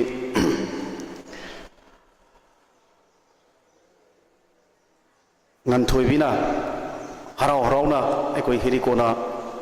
ꯃꯗꯨ ꯁꯤꯟꯖ ꯂꯥꯡꯖꯕꯁꯤꯗ ꯃꯣꯏꯅ ꯚꯂꯟꯇꯔꯤ ꯊꯣꯛꯂꯛꯇꯅ ꯃꯗꯨꯒꯤ ꯈꯨꯗꯣꯜ ꯇꯝꯕꯤꯅꯕꯒꯤ ꯇꯥꯟꯖꯥ ꯑꯗꯨ ꯄꯤꯕꯤꯕꯁꯦ ꯌꯥꯝ ꯅꯨꯡꯉꯥꯏꯖꯩ ꯑꯗꯣ ꯍꯧꯖꯤꯛ ꯑꯩꯈꯣꯏ ꯑꯩꯅ ꯊꯝꯖꯔꯤꯕ ꯋꯥꯐꯝꯁꯦ ꯍꯦꯛ ꯂꯣꯏꯕꯒ ꯃꯈꯣꯏ ꯃꯗꯨ ꯈꯨꯗꯣꯜ ꯇꯝꯅꯕꯒꯤꯗꯃꯛ ꯁꯦꯝ ꯁꯥꯔꯦ ꯑꯗꯨꯒꯤ ꯈꯨꯂꯪ ꯏꯁꯩꯒꯤ ꯐꯖꯕꯗꯣ ꯂꯥꯛꯂꯤꯕ ꯑꯩꯈꯣꯏꯒꯤ ꯃꯍꯩꯔꯣꯏꯁꯤꯡ ꯑꯃꯗꯤ ꯈꯨꯗꯤꯡꯃꯛꯀꯤ ꯑꯣꯏꯕ ꯊꯃꯣꯏꯗ ꯏꯊꯤꯜ ꯑꯃ ꯄꯤꯒꯅꯤ ꯍꯥꯏꯕꯒꯤ ꯊꯥꯖꯕꯗꯨ ꯂꯩ ꯑꯗꯨꯒ ꯂꯣꯏꯅꯅ ꯑꯩꯈꯣꯏ ꯍꯧꯖꯤꯛ ꯂꯩꯔꯤꯕꯁꯤ ꯍꯦꯔꯤꯀꯣꯟꯅ ꯃꯃꯥꯡꯗ ꯑꯩꯈꯣꯏ ꯊꯥꯔ ꯃꯦꯒꯤ 2023ꯒꯤ ꯑꯣꯏꯕ ꯏꯔꯥꯡꯁꯤ ꯂꯥꯛꯇ꯭ꯔꯤꯉꯩ ꯃꯇꯝꯗꯗꯤ ꯑꯩꯈꯣꯏꯅ ꯌꯦꯂꯧꯃꯤ ꯑꯣꯏꯔꯤꯕ ꯆꯤꯡꯕꯤꯔꯣꯏ ꯑꯃꯗꯤ ꯇꯝꯕꯨꯔꯣꯏꯁꯤꯡꯅ ꯂꯩꯕ ꯃꯅꯨꯡ ꯍꯟꯖꯤꯟꯕ ꯆꯤꯡꯅꯨꯡ ꯃꯅꯨꯡꯁꯤꯡ ꯑꯃꯗꯤ ꯇꯝꯄꯥꯛꯀꯤ ꯃꯅꯨꯡ ꯍꯟꯖꯤꯟꯕ ꯒꯚꯔꯟꯃꯦꯟꯠꯅ ꯃꯤꯠꯌꯦꯡ ꯆꯪꯕ ꯉꯝꯗꯕꯗꯒꯤ ꯌꯧꯁꯤꯟꯕ ꯉꯝꯗꯕꯗꯒꯤ ꯑꯗꯨꯒꯨꯝꯕ ꯌꯦꯂꯧꯃꯤꯁꯤꯡꯅ ꯈꯨꯟꯗꯥꯔꯤꯕ ꯖꯒꯥꯁꯤꯡꯗ ꯂꯩꯔꯤꯕ ꯑꯋꯥꯕ ꯀꯌꯥꯗꯣ ꯍꯦꯔꯤꯀꯣꯟꯒꯤ ꯑꯣꯏꯕ ꯒ꯭ꯔꯤꯚꯥꯟꯁ ꯁꯦꯜ ꯑꯃꯈꯛ ꯊꯝꯃꯒ ꯑꯗꯨꯒꯨꯝꯕ ꯁꯣꯊꯔꯕ ꯑꯋꯥ ꯑꯅꯥ ꯅꯪꯉꯕꯁꯤꯡꯗꯨꯗ ꯃꯇꯝ ꯃꯇꯝꯗꯨꯒꯤ ꯂꯩꯉꯥꯛꯇꯨꯒ ꯈꯨꯠꯁꯝꯅꯔꯒ ꯃꯩ ꯐꯪꯗꯕ ꯊꯛꯅꯕ ꯏꯁꯤꯡ ꯐꯪꯗꯕ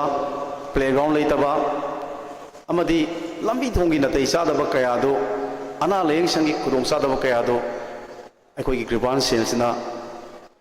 ꯊꯥꯔ ꯃꯦ 2023ꯒꯤ ꯃꯃꯥꯡꯗꯗꯤ ꯑꯩꯈꯣꯏ ꯃꯇꯝ ꯁꯥꯡꯅ ꯑꯗꯨꯒꯨꯝꯕ ꯌꯦꯂꯧꯃꯤꯁꯤꯡꯒꯤ ꯑꯋꯥ ꯅꯨꯡꯉꯥꯏꯗ ꯑꯩꯈꯣꯏ ꯁꯔꯨꯛ ꯌꯥꯗꯨꯅ ꯑꯩꯈꯣꯏ ꯑꯃꯅ ꯑꯃ ꯇꯦꯡꯕꯥꯡꯅꯕꯒꯤ ꯑꯣꯏꯕ ꯊꯕꯛꯇꯨ ꯑꯩꯈꯣꯏ ꯇꯧꯔꯒ ꯂꯥꯛꯆꯈꯤꯕꯅꯤ ꯑꯗꯨꯕꯨ ꯂꯥꯏꯕꯛ ꯊꯤꯕꯗꯤ ꯊꯥꯔ ꯃꯦꯒꯤ ꯃꯇꯨꯡꯁꯤꯗꯒꯤꯗꯤ ꯑꯩꯈꯣꯏꯅ ꯑꯗꯨꯒꯨꯝꯕ ꯌꯦꯂꯧꯃꯤ ꯆꯤꯡꯕꯤꯔꯣꯏ ꯑꯃꯗꯤ ꯇꯝꯕꯨꯔꯣꯏꯁꯤꯡꯒꯤ ꯑꯋꯥꯕ ꯅꯨꯡꯉꯥꯏꯕ ꯑꯃꯗꯤ ꯈꯨꯗꯣꯡꯆꯥꯗꯕ ꯀꯌꯥꯗ ꯑꯩꯈꯣꯏꯅ ꯇꯦꯡꯕꯥꯡꯕꯒꯤ ꯑꯣꯏꯕ ꯄꯣꯠꯁꯤꯃꯗꯤ ꯑꯩꯈꯣꯏ ꯉꯝꯖꯗ꯭ꯔꯦ ꯑꯗꯨꯅ ꯍꯧꯖꯤꯛꯇꯤ ꯍꯦꯔꯤꯀꯣꯟꯅ ꯃꯥꯡꯗ ꯇꯥꯔꯒ ꯂꯩꯔꯤꯕ ꯑꯗꯨꯒꯨꯝꯕ ꯏꯟꯗꯤꯌꯥ ꯒꯚꯔꯟꯃꯦꯟꯠꯒꯤ ꯂꯨꯆꯤꯡꯕꯁꯤꯡꯅ ꯏꯔꯝꯗꯝꯁꯤꯗ ꯆꯤꯟ ꯀꯨꯀꯤ ꯅꯥꯀꯣꯔ ꯇꯦꯔꯣꯔꯤꯁ ꯀꯥꯡꯕꯨꯕꯨ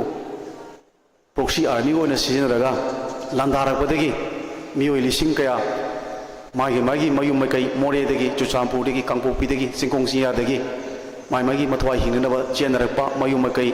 ꯃꯩꯅ ꯇꯨꯝꯅ ꯊꯥꯕ ꯑꯗꯨꯒ ꯑꯗꯨꯒꯨꯝꯕ ꯌꯦꯂꯣꯡꯉꯩꯗꯒꯤ ꯂꯩꯔꯕ ꯈꯨꯟ ꯀꯌꯥ ꯑꯃ ꯇꯪꯒꯣꯏ ꯑꯣꯜꯍꯟꯕ ꯑꯁꯤꯒꯨꯝꯕ ꯀꯌా ꯑꯃ ꯂꯥꯛꯄꯁꯤꯅ ꯃꯗꯨ ꯀꯟꯅꯅꯕ ꯍꯣꯠꯅꯕꯗ ꯍꯦꯔꯤꯀꯣꯟꯅ ꯑꯩꯈꯣꯏꯒꯤ ꯋꯥꯈꯜ ꯃꯥꯟꯅꯕ ꯑꯗꯨꯒ ꯂꯝꯗꯝꯁꯤꯒꯤ ꯏꯟꯇꯤꯒ꯭ꯔꯤꯇꯤꯗ ꯃꯅꯤꯄꯨꯔꯒꯤ ꯁꯛꯇꯝ ꯉꯥꯛꯅꯕꯒꯤꯗꯃꯛ ꯂꯩꯕ ꯂꯨꯞꯁꯤꯡꯒ ꯑꯩꯈꯣꯏ ꯄꯨꯟꯁꯤꯟꯖꯔꯒ ꯀꯣꯀꯣꯃꯤ ꯍꯥꯏꯕ ꯑꯗꯨꯗ ꯑꯩꯈꯣꯏ ꯑꯆꯧꯕ ꯊꯧꯗꯥꯡ ꯂꯧꯖꯔꯒ ꯑꯩꯈꯣꯏꯒꯤ ꯍꯦꯔꯤꯀꯣꯟ ꯑꯃꯗꯤ ꯍꯦꯔꯤꯀꯣꯟꯒꯤ ꯑꯩꯈꯣꯏ ꯄꯨꯟꯅ ꯆꯠꯃꯤꯟꯅꯔꯤꯕ ꯃꯌꯥꯝꯗꯨꯒ ꯇꯥꯟꯅ ꯇꯤꯛꯅꯔꯒ ꯑꯗꯨꯒꯨꯝꯕ ꯑꯩꯈꯣꯏ ꯃꯅꯤꯄꯨꯔ ꯀꯟꯅꯅꯕꯒꯤ ꯑꯣꯏꯕ ꯄꯣꯠꯇꯣ ꯑꯩꯈꯣꯏ ꯑꯈꯥꯛꯄ ꯂꯩꯇꯅ ꯑꯩꯈꯣꯏ ꯆꯪꯁꯤꯜꯂꯒ ꯉꯁꯤ ꯐꯥꯎꯕ ꯑꯩꯈꯣꯏ ꯂꯥꯛꯏ ꯍꯧꯖꯤꯛ ꯃꯅꯤꯄꯨꯔ ꯃꯤꯌꯥꯝꯅ ꯇꯥꯜꯂꯤꯕ ꯗꯤꯃꯥꯟ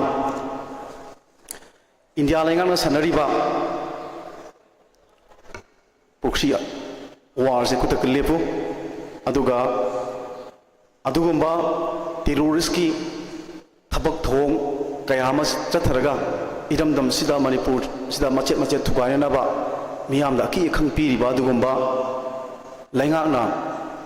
2008ꯇ ꯏꯟꯗꯤꯌꯥ ꯂꯩꯉꯥꯛ ꯑꯃꯗꯤ ꯃꯅꯤꯄꯨꯔ ꯂꯩꯉꯥꯛ ꯑꯗꯨꯒꯨꯝꯕ ꯀꯔꯝꯕ ꯐꯣꯔꯦꯟꯒꯤ ꯑꯗꯨꯒꯨꯝꯕ ꯃꯤꯑꯣꯏꯁꯤꯡꯗꯨꯅ ꯂꯤꯗ ꯇꯧꯔꯒ ꯂꯩꯕ ꯂꯥꯜꯍꯧꯕ ꯂꯨꯞ UPF ꯀꯦꯅꯣ ꯍꯥꯏꯔꯤꯕ ꯑꯗꯨꯒ ꯇꯧꯅꯔꯤꯕ ꯑꯗꯨ ꯈꯨꯗꯛꯇ ꯍꯟꯗꯣꯛꯎ ꯑꯗꯨꯒ ꯃꯤꯂꯤꯇꯔꯤ ꯀ꯭ꯔꯦꯛꯗꯥꯎꯟ ꯇꯧꯔꯒ ꯃꯅꯤꯄꯨꯔ ꯂꯩꯃꯥꯏꯗꯒꯤ ꯑꯗꯨꯒꯨꯝꯕ ꯀꯨꯀꯤ ꯇꯦꯔꯣꯔꯤꯁꯁꯤꯡꯁꯤ ꯃꯨꯠꯊꯠꯂꯨ ꯍꯥꯏꯕ NRC ꯆꯠꯅꯗꯨꯅ ꯐꯣꯔꯦꯟ ꯏꯃꯤꯒ꯭ꯔꯦꯁꯟ ꯈꯟꯗꯣꯛꯑꯒ ꯂꯩꯉꯥꯛꯀꯤ ꯇꯧꯐꯝ ꯊꯣꯛꯄ ꯑꯥꯏꯟꯒꯤ ꯑꯣꯏꯕ ꯃꯤꯠꯌꯦꯡꯗ ꯃꯈꯣꯏ ꯈꯟꯗꯣꯛꯑꯒ ꯇꯧꯐꯝ ꯊꯣꯛꯄ ꯇꯧ ꯑꯗꯨꯒ ꯃꯤꯑꯣꯏ 10,000 ꯍꯦꯟꯅ ꯍꯧꯖꯤꯛ ꯂꯩꯉꯥꯛꯅ ꯍꯟꯖꯤꯟ ꯃꯁꯥꯒꯤ ꯃꯌꯨꯝ ꯃꯀꯩꯗ ꯍꯟꯖꯤꯟꯒꯅꯤ ꯍꯥꯏꯅ ꯊꯥꯖꯕ ꯄꯤꯔꯒ ꯉꯁꯤ ꯐꯥꯎꯕ ꯃꯄꯨꯡ ꯐꯥꯅ ꯍꯟꯖꯤꯟꯕ ꯉꯝꯗ꯭ꯔꯤꯕ IDPꯁꯤꯡ ꯃꯁꯥ ꯃꯁꯥꯒꯤ ꯃꯌꯨꯝꯗ ꯍꯟꯖꯤꯜꯂꯨ ꯍꯥꯏꯕ ꯂꯥꯎꯔꯤꯕ ꯃꯤꯌꯥꯝꯒꯤ ꯈꯨꯂꯥꯎꯁꯦ ꯃꯗꯨ ꯐꯪꯅꯕ ꯍꯣꯠꯅꯕ ꯃꯇꯝꯗ ꯍꯦꯔꯤꯀꯣꯟꯅ ꯍꯧꯖꯤꯛꯁꯨ ꯄ꯭ꯔꯥꯏꯌꯣꯔꯤꯇꯤꯗ ꯑꯉꯝꯕ ꯊꯥꯛꯇ ꯍꯣꯠꯅꯔꯒ ꯃꯤꯌꯥꯝꯒ ꯄꯨꯟꯅ ꯈꯣꯡꯖꯪ ꯆꯪꯁꯤꯟꯃꯤꯟꯅꯔꯒ ꯃꯗꯨ ꯗꯤꯃꯥꯟꯁꯤꯡꯁꯤ ꯐꯪꯗ꯭ꯔꯤꯐꯥꯎ ꯑꯩꯈꯣꯏ ꯍꯣꯠꯅꯈꯤꯒꯅꯤ ꯍꯥꯏꯕꯗꯨ ꯃꯗꯨꯃꯁꯨ ꯑꯩꯈꯣꯏ ꯉꯁꯤꯒꯤ ꯐꯥꯎꯟꯗꯦꯁꯟ ꯗꯦꯒꯤ ꯈꯨꯗꯣꯡꯆꯥꯕ ꯂꯧꯖꯔꯒ ꯑꯆꯦꯠꯄ ꯐꯤꯔꯦꯞꯇꯨ ꯊꯝꯖꯔꯤ ꯑꯗꯨꯒ ꯉꯁꯥꯏ ꯑꯩꯈꯣꯏ ꯋꯥꯉꯥꯡꯂꯣꯏ ꯑꯣꯏꯅ ꯉꯁꯤꯒꯤ ꯊꯧꯔꯝ ꯑꯁꯤꯒꯤ ꯒꯦꯁ ꯑꯣꯐ ꯑꯣꯅꯔꯒꯤ ꯐꯝꯂꯥꯡꯁꯨ ꯂꯤꯡꯁꯤꯟꯕꯤꯈꯤꯕ FNHCCꯒꯤ ꯑꯩꯈꯣꯏ ꯀꯟꯚꯦꯅꯔ ꯑꯣꯏꯅ ꯂꯩꯕꯤꯔꯤꯕ NG ꯑꯈ꯭ꯌꯨꯅꯁꯨ ꯊꯝꯕꯤꯔꯝꯕ ꯌꯥꯝꯅ ꯐꯖꯕ ꯑꯩꯈꯣꯏ ꯍꯧꯖꯤꯛ ꯏꯟꯗꯤꯖꯤꯅꯁ ꯄꯤꯄꯜ ꯑꯣꯏꯔꯤꯕ ꯑꯩꯈꯣꯏ ꯃꯅꯤꯄꯨꯔ ꯂꯩꯕ ꯐꯨꯔꯨꯞꯁꯤꯡꯁꯦ ꯑꯩꯈꯣꯏ ꯄꯨꯟꯁꯤꯜꯂꯒ ꯑꯗꯨꯒꯨꯝꯕ ꯏꯟꯗꯤꯌꯥ ꯂꯩꯉꯥꯛꯀꯤ ꯂꯨꯆꯤꯡꯕꯁꯤꯡꯅ ꯁꯥꯟꯅꯔꯤꯕ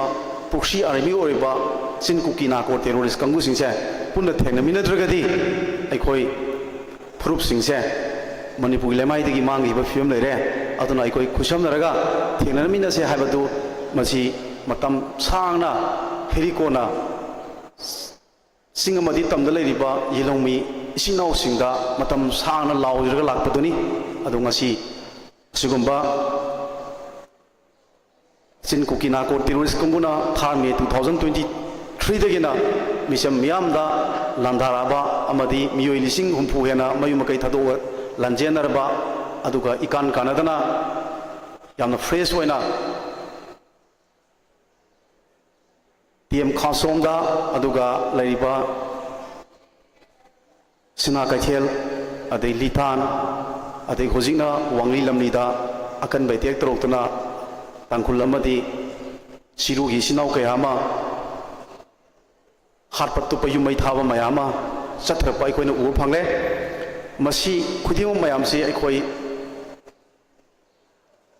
ꯃꯃꯥꯡꯗ ꯑꯩꯈꯣꯏꯒꯤ ꯇꯣꯉꯥꯟ ꯇꯣꯉꯥꯟꯕ ꯂꯩꯔꯤꯕ ꯌꯦꯜꯍꯧꯃꯤ ꯏꯆꯤꯟ-ꯏꯅꯥꯎꯁꯤꯡꯁꯤ ꯇꯣꯉꯥꯟꯕ ꯐꯨꯔꯨꯞ ꯑꯃꯗ ꯑꯗꯨꯒꯨꯝꯕ ꯆꯤꯟ ꯀꯨꯀꯤ ꯅꯥꯀꯣ ꯇꯦꯔꯣꯔꯤꯁ ꯀꯥꯡꯕꯨꯅ ꯂꯥꯟꯗꯥꯔꯛꯄ ꯃꯇꯝꯗ ꯑꯩꯒꯤ ꯐꯨꯔꯨꯞ ꯌꯥꯎꯗ꯭ꯔꯤ ꯍꯥꯏꯅ ꯇꯨꯃꯤꯟꯅ ꯌꯦꯡꯉ ꯂꯩꯕ ꯐꯨꯔꯨꯞ ꯑꯃꯅ ꯇꯧꯕꯗ ꯌꯦꯡꯂꯛ ꯍꯧꯖꯤꯛꯇꯤ ꯐꯨꯔꯨꯞ ꯃꯌꯥꯝꯗꯨ ꯃꯊꯪ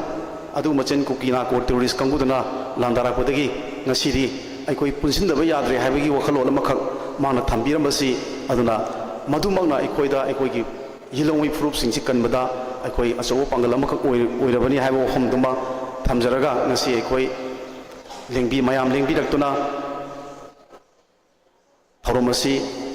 ꯃꯄꯨꯡ ꯐꯥꯍꯟꯕꯤꯕ ꯑꯃꯗꯤ ꯇꯨꯡꯗ ꯍꯦꯔꯤꯀꯣꯟꯅ ꯄꯥꯏꯈꯠꯀꯦꯅ ꯈꯟꯖꯔꯤꯕ ꯊꯕꯛ ꯊꯧꯔꯝ ꯀꯌꯥꯕꯨ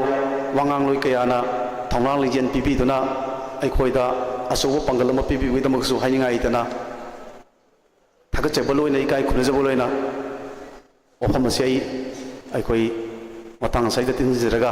ꯑꯩ ꯃꯌꯥꯝꯗꯒꯤ ꯋꯥꯐꯝ ꯑꯁꯤ ꯇꯤꯟꯁꯤꯟꯅꯕꯒꯤ ꯑꯌꯥꯕ ꯂꯧꯖꯔꯤ thank U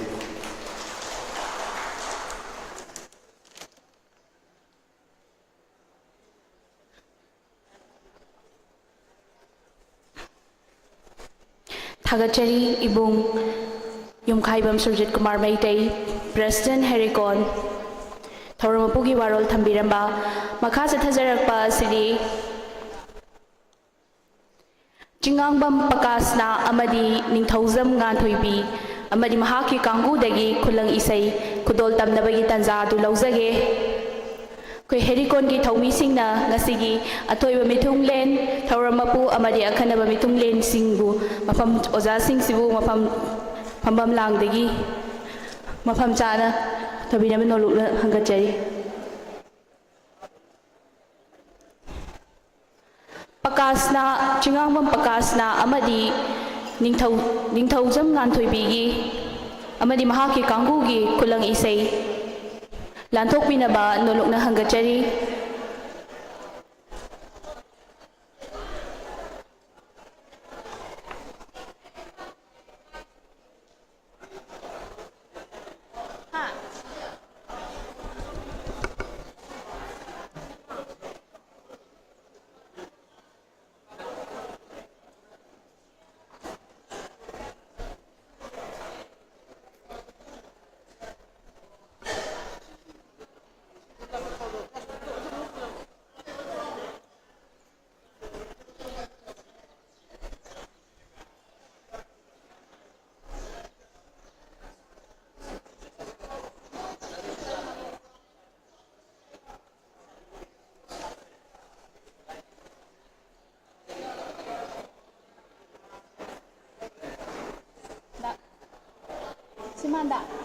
Simanda, lay bu lay nga ba? Lay nga ba mo isay kang bu?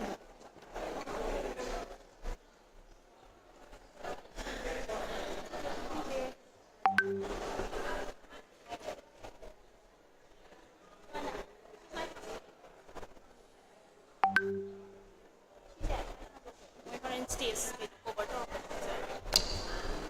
Jai Parai.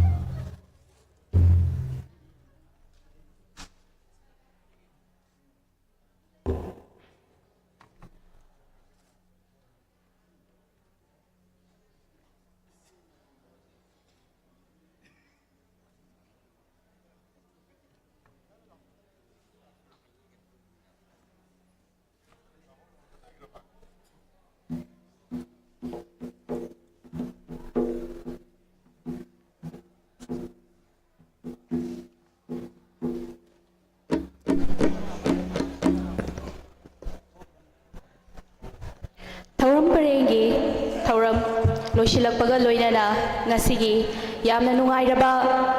kulang isay Chingamam Pakasna amadi Ningthaujam Nganthoibigi Kangbu Kudol Tambinaba Nolokna Hangachari Kudol Tambidringai gi Mangoinana Ngasigi Kungamari Suba Ethno Heritage Council Herikon gi Mapokumon Ngamari Lainana Ngasigi Saisakpi amadi Orchestra gi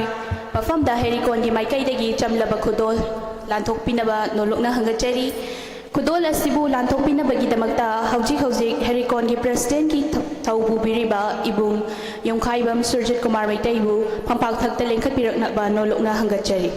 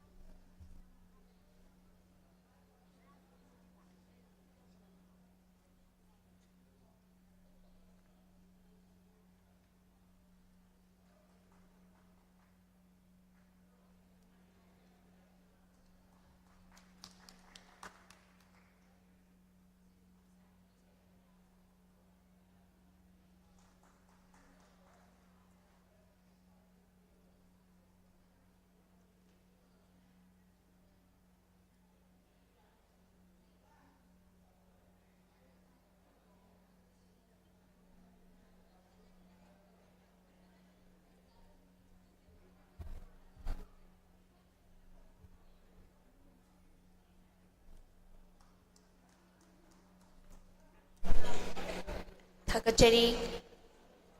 Ibung Yongkhaibam Surjit Kumar Kuman Laubirasi Nungairaba Kulang Isay Chingamam Pakasna amadi Ningthaujam Nganthoibigi Kangbudagi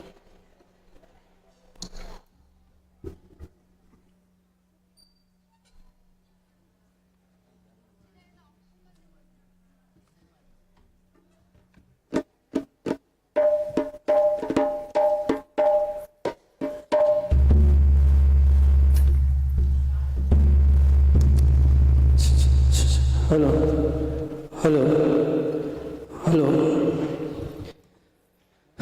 Namaktada Nasigi Tinbiriba Pai Kutimokoi Konan Kurumjari Nasigi Sugumlaba Herikongi Kun Gamari Raksuba Foundation Day Sigamari Lelena Ekoi Busu Sainumagi Tharam Tiny Gary Bakulagi Sayamakak Mate Karasapio Hybrid Palabagam Pavani Tolaba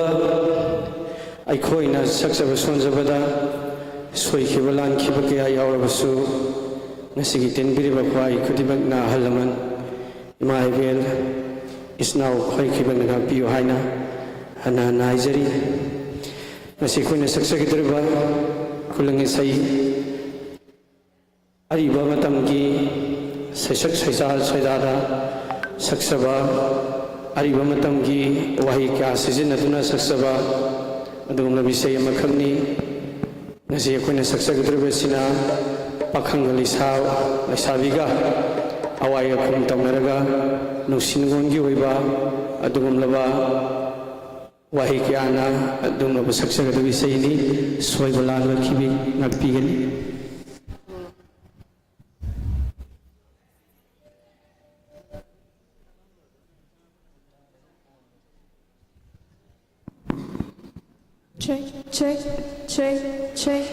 Check. Hello, check. Bukan kita ngapain? Check. Check.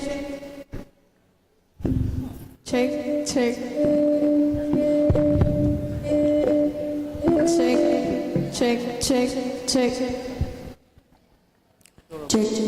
check. Hello, check. Hello.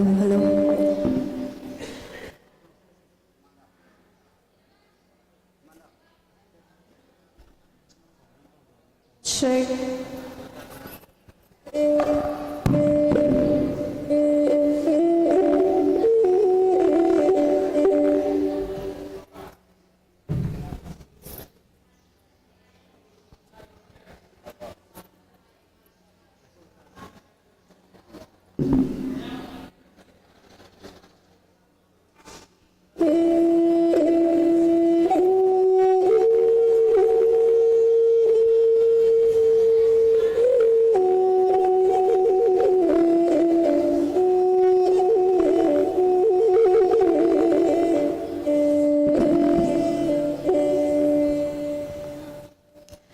Hãy subscribe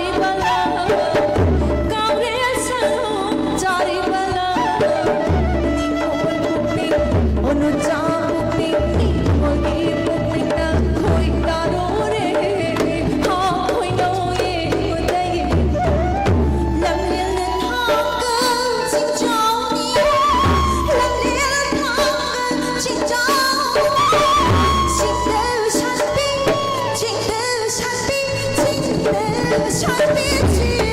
Gõ để không bỏ lỡ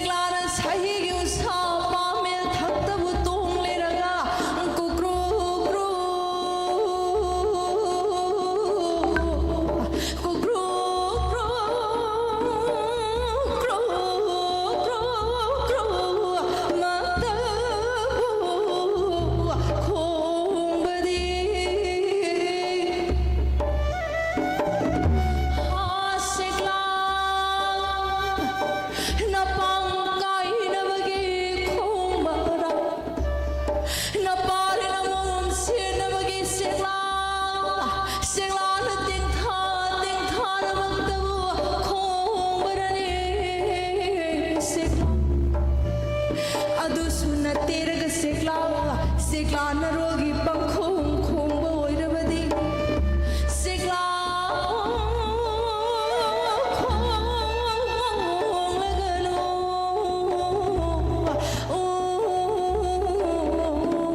Sikla Sikla oira boi khalore pakhang nina Sikla de oirang reini nuzai bi mana khoini oire ko pakhang ngai di Sikla na phongna puda thamoi ga se kai da na Sikla oire boi ning kapu re do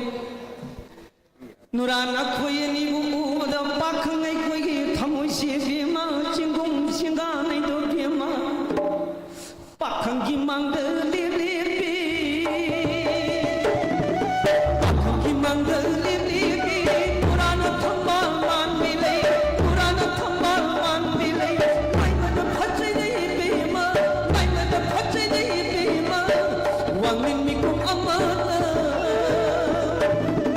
Wangmin mikum amatang Yawana singui na kisi Yawana singui na kisi Karibu khatmagi bema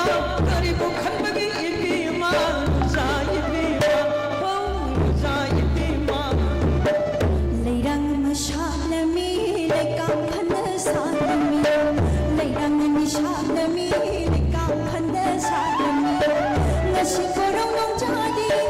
Ngasi korong nong jadi Ngasi na korong nong jadi Imu ani paira dene Imu ani paira dene Ang kong lang la dene Ngarang ngarang ngarang ngarang ngarang ngarang ngarang ngarang ngarang ngarang ngarang ngarang Khoi mu ani paira Khoi mu oi ba ma hato Khoi mu oi ba ma hato Kanano de Kanano de Oh kanano de tambi Xoay xoay hiền lao hiền da mi hul ting ting suy da xoay xoay hiền lao hiền da mi hul ting ting hết suy da hai tiếng bơ hoa đi phơi sa em đi ngaro na panguni hai tiếng bơ hoa đi phơi sa em đi ngaro na panguni em đi ngaro na panguni only ngaro na panguni Tasing na magi swai lao rabro nangbo thamoi sida ting lam fan hai tare Adu itar dingai bungo henjile nangsu sa tho une nuksite sa tho une nuksite Lakino mai pamjade Lakino mai pamjade Jari be lairang ni laisa tamma mangai ni Jari be lairang ni laisa tamma mangai ni Hai hai lakino pamjade ni khoi chan tho ni ni chan tho ni khoi chan tho ni Kadiwan oi bima nura yawa khonjeru tab de pakhmai khoi ni na khoi ne gi khonjel gi tung in raglega thengner ba matam sira musa thuk kai na hai de bima hanman bani bima Thengna budan ngairi swai lawe haijila di chatho hai bataba nasak fajabudra sakai wani de bima nasak thiram madi bima ngasai salam madi do ngasai na na da pharu ji bima tingon thalani bima thambal man bima ha pamil wang khoi bagi matun le ang na khumak te pu khuli bi pa khangai ne bima khoi mo sa dil tu bhangi khoi mo sa dil tu bhangi lei ram lei ka tum na lei ram lei na mi ram la koi tu pa khangai na ning li ba sai pa khangai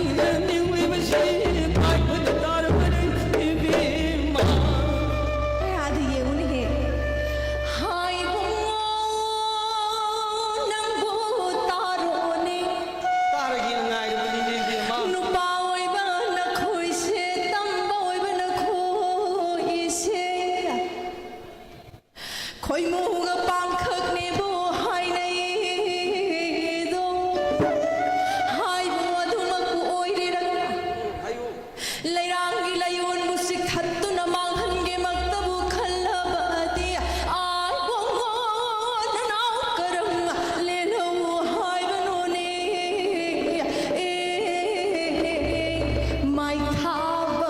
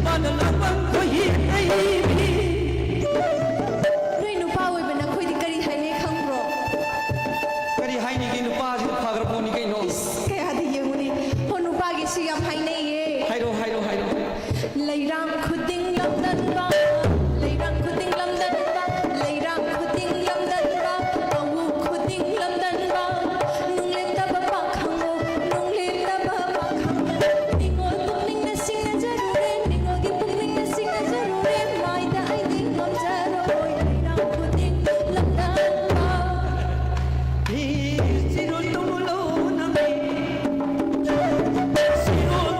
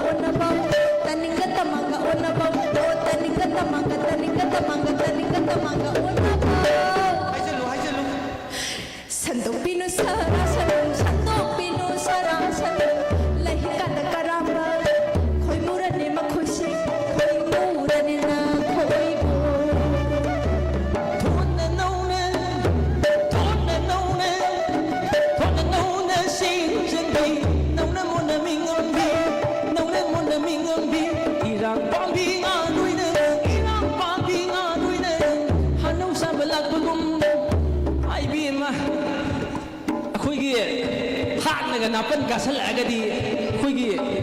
ꯂꯥꯏꯊꯣꯛꯇ ꯃꯥꯡꯕꯅꯦꯁꯦ ꯅꯣꯏ ꯀꯥꯎꯔꯕ꯭ꯔꯅꯦ ꯁꯅꯥꯇꯣꯝꯕꯤ ꯌꯦꯡꯉꯨꯅꯦꯍꯦ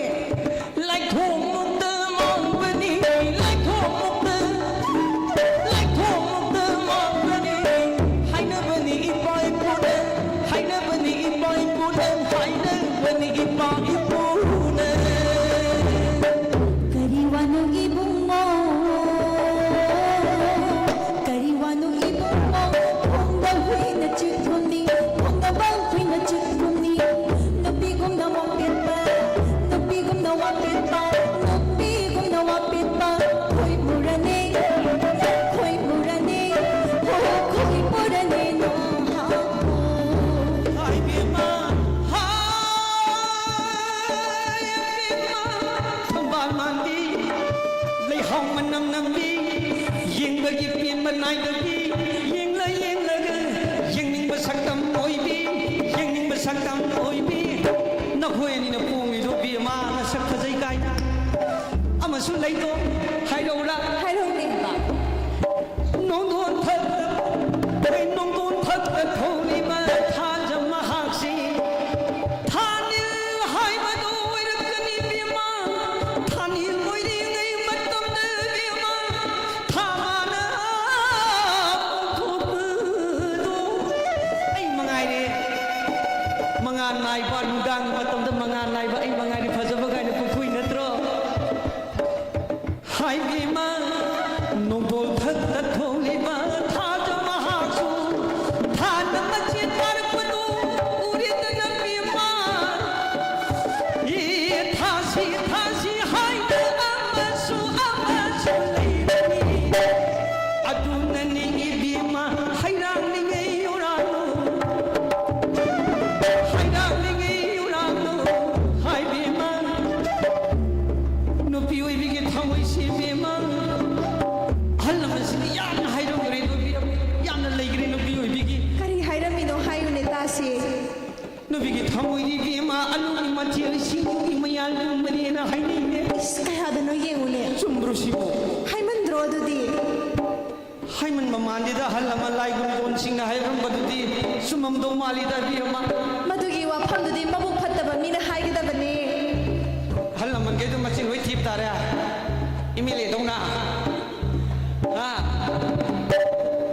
halaman ge de sing sing nang ni bi ma halaman ge na tharam ba wa pham kaya ma si sin thu ini bi ma haido bi Noigi siyam layi haibira uro haido ne Kari nupi oibi akhoi bu Manga yaudaba thazagumani haidai nangbo mangan yawi hai ba ma ju thasi lai hai ma Imai piyama tha ma sit boi bu do Thasi do nu phadok ni phadok mangai ye ha Nu khoi di kari nu khangbro haido ne ta ge ni Thazigi mangal da ngauzaba sekla dugi maming do kari haiba kai no Haima adubo khangdrabro Thazadadi saithari Aduga adubo khangamdaba hairo no hai noi hari du koi khali ji sum bre gen hairo Kaya tada Thaza ngauzaba sekla do kari no kai no akhoi di thijalu dre ne Oh lore dana sope dana nuka ngasidi sope laisabi thiba lakpani ne bi ma using maming hang balakpan ti ne Yumda halaga adudo ma thibiruro adugi sekla duga pakhani Thazagi mangal do oinin luba adubu phangbi phangaroi daba sekla do na khoi ni khangabro lairang da dikhangi do thabalai haina lairang ama leibo usiek ta dikhaw ri do lai ton da lai ni ne Laiton da dum thambiro oyo Hai bungo nupa oi bana khushu Hai nagi mai bel sing hai na bawa masu marai do Karino khangbro ha Karino khangbro kari no hairo Ka ingaw ngaw ra kan dum tawre Nupa oi bana khoi se khoyum lai ga bang khak oi ra ba ho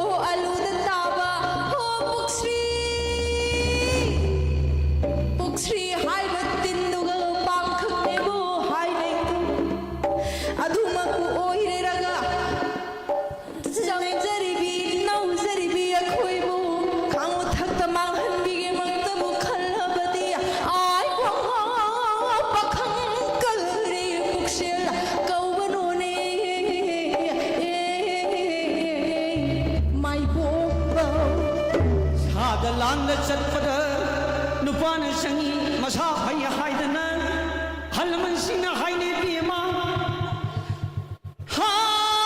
ꯃꯥꯏꯀꯩ ꯈꯨꯗꯤꯡ ꯂꯥꯡꯕꯣꯏ ꯆꯠꯂꯛꯄ ꯃꯇꯝꯗ ꯏꯕꯦꯝꯃ ꯊꯧꯅꯥ ꯐꯅ ꯆꯣꯡꯊꯣꯛꯂꯤꯗꯣ ꯏꯕꯦꯝꯃ ꯅꯨꯄꯥꯅꯤ ꯅꯨꯄꯥ ꯑꯗꯨꯒ ꯅꯪꯅ ꯑꯩꯈꯣꯏꯕꯨ ꯑꯂꯨꯗ ꯇꯥꯕ ꯇꯤꯟ ꯄꯨꯛꯁꯤ ꯀꯧꯕ ꯇꯤꯟꯗꯨꯒ ꯄꯥꯡꯈꯪꯉꯛꯇꯕ ꯇꯧꯕꯗꯤ ꯏꯕꯦꯝꯃ ꯍꯥꯟꯃꯜꯂꯤꯀꯣ ꯃꯩꯄꯥꯛꯄꯤ ꯄꯤꯒ ꯂꯣꯏꯊꯣꯛꯄꯤ ꯏꯕꯦꯝꯃ ꯅꯪꯒꯤ ꯋꯥꯍꯩꯗꯣ ꯇꯥꯔꯒ ꯄꯥꯈꯪꯒꯤ ꯊꯃꯣꯏꯁꯦ ꯏꯕꯦꯝꯃ ꯅꯨꯔꯥ ꯅꯪꯕꯨ ꯅꯨꯡꯁꯤꯗꯅ ꯐꯥꯒꯤ ꯇꯧꯕꯅꯤ ꯍꯥꯏ ꯏꯕꯦꯝꯃ ꯅꯨꯔꯥ ꯅꯪꯕꯨ ꯑꯍꯥꯟꯕ ꯌꯦꯛ ꯊꯦꯡꯅꯕ ꯃꯤꯀꯞꯇ ꯄꯥꯈꯪꯅ ꯈꯣꯏꯗꯥꯖꯔꯨꯔꯦꯗꯣ ꯏꯕꯦꯝꯃ ꯃꯁꯥ ꯇꯥꯗꯅ ꯅꯨꯡꯁꯤꯔꯨꯕ ꯄꯥꯈꯪꯒꯤ ꯏꯔꯥꯅꯤ ꯁꯥꯎꯕꯤꯗꯦ ꯅꯪꯅ ꯑꯩꯕꯨ ꯇꯤꯟ ꯃꯥꯜꯂꯦ ꯍꯥꯏꯕ ꯅꯪꯅꯗꯤ ꯌꯥꯝ ꯐꯖꯕꯅꯤꯅ फिल्म की हीरोइन के मालिक का हराव ने हाइबीरो नुंसी करी ओइरा सी गे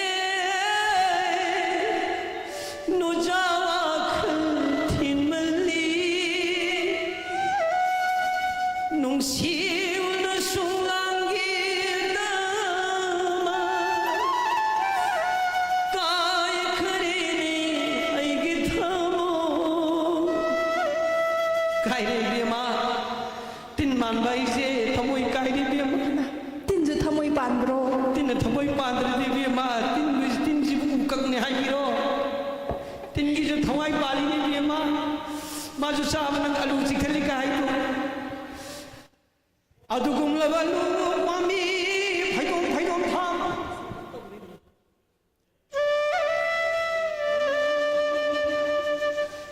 अलू फाइदोम अमा थारे पुक्सी को बतिन दुन हित संग्रबदी फाइदोम दन हौरिबा लु पामी मियाम लोई सिखथले हाय अदुगुम लो बतिन मखल अबुक सावबा मुसिन लो बतिन दुगा पाखंग इयो पांखंग मक्तबु तौबदी बेमा हामली नुंसी न पाउ ताद्रिङै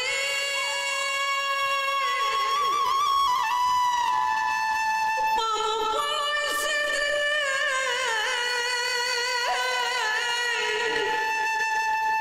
काय खरेने आईगे थमो काय बनी बेमाई से काय बनी थेम जमी वाखन दे ले रु अमदा थेम जिंग खोदना छे कमाई हारगा थेम सिगे नुंसी नुंसी बा वहाई वता हारगा थेम दिरो थेम बम खंगद्रबो खनरी ने कमाई ना हारगा थेमगा फंगदनो ना मी द काय बोइदी फजना थेम दी दौबा तिन द काय बनी ना थेम हम खंगरे फजै दोगे बेमा वहाई वता दो अइना जाजा हाइजलदि नोय हुजि कपखनि से नुंसीबदा यामना ngawब्रो सोबो यामना कायरा माले द थमोई से अइना थेमनिंग मीना थेमक्ते थेमनिंग द मीना थेमी हो कायरा बना खोइबु हंगगा थेम जरके ने तौबनी हो खोइ सोमदि काय बिद्रिबो आइदि तुमिना लजरे काइमनना नुंसी वाखलदा ngau khara mani नुंसी वाखलदा ngau khara mani ngasi ta thingaba ai khoi wakhal ngasi ta thingaba ai khoi wakhal thamoi da ta sura khamali becha khangda wara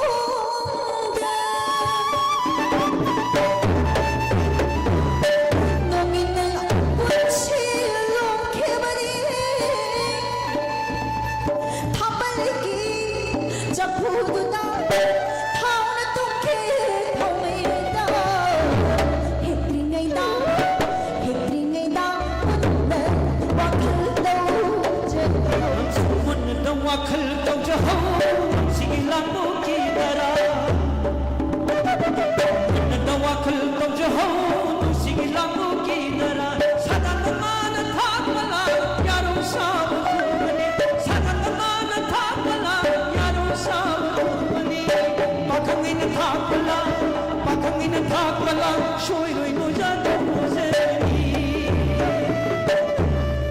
ꯍꯣ ꯑꯗꯨꯗꯤꯅꯦ ꯅꯈꯣꯏꯁꯨ ꯃꯨꯟꯅ ꯋꯥꯈꯜ ꯇꯧꯖꯍꯧꯋꯣ ꯃꯨꯟꯅ ꯋꯥꯈꯜ ꯇꯧꯖꯍꯧ ꯃꯨꯟꯅ ꯋꯥꯈꯜ ꯇꯧꯖꯍꯧ ꯅꯨꯡꯁꯤ ꯂꯥꯡꯕꯨꯒꯤꯗ ꯂꯪꯂꯥ ꯂꯪꯖꯤꯜꯅ ꯊꯥꯛꯄꯂꯥ ꯂꯪꯂꯥꯗꯤ ꯂꯪꯖꯤꯜꯅ ꯊꯥꯛꯄꯂꯥ ꯂꯦꯝꯂꯩ ꯉꯥꯎ ꯈꯨꯕꯅꯤ ꯂꯦꯝꯂꯩꯅ ꯉꯥꯎ ꯈꯨꯕꯅꯤ ꯅꯤꯉꯣꯜ ꯂꯩꯅ ꯊꯥꯛꯄ ꯂꯥꯡꯗꯤ ꯅꯣꯡꯆꯥꯛ ꯃꯩꯅ ꯊꯥꯛꯄ ꯂꯥꯡꯗꯤ ꯁꯣꯏꯔꯣꯏ ꯄꯥꯈꯪ ꯁꯣꯏꯔꯣꯏ ꯄꯥꯈꯪ ꯁꯣꯏꯔꯣꯏ ꯄꯥꯈꯪ ꯊꯨꯖꯅꯤ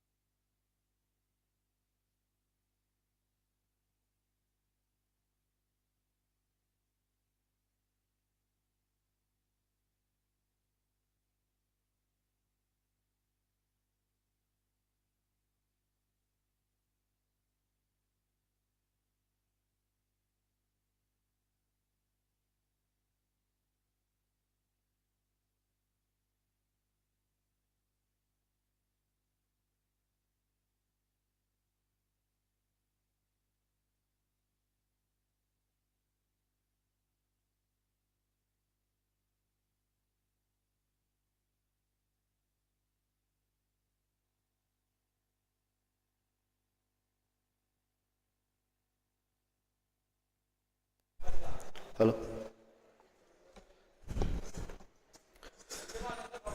Ngasigi Yaifaraba International Heritage Council Herikongi Kunmari Shuba Mapo Kumon Numit Asida Chief Guest ki from Lang the Lengshin Bikiva Pabung Sri R.K. Nimai, retired IAS. Guest of Honorary from Lang the Lengshin Bikiva N.G. Akui, Convener, Foothills Naga Coordinating Committee, FNCC. Professor Dr. Mainam Binota, former Chairperson, Manipur State Commission for Women, Government of Manipur. Hari Bai Kai Kumazraba, Kai Kumazrabi, Al Singasina, Nasigi, Hirikongi Mapong Numit Asigi from Langda.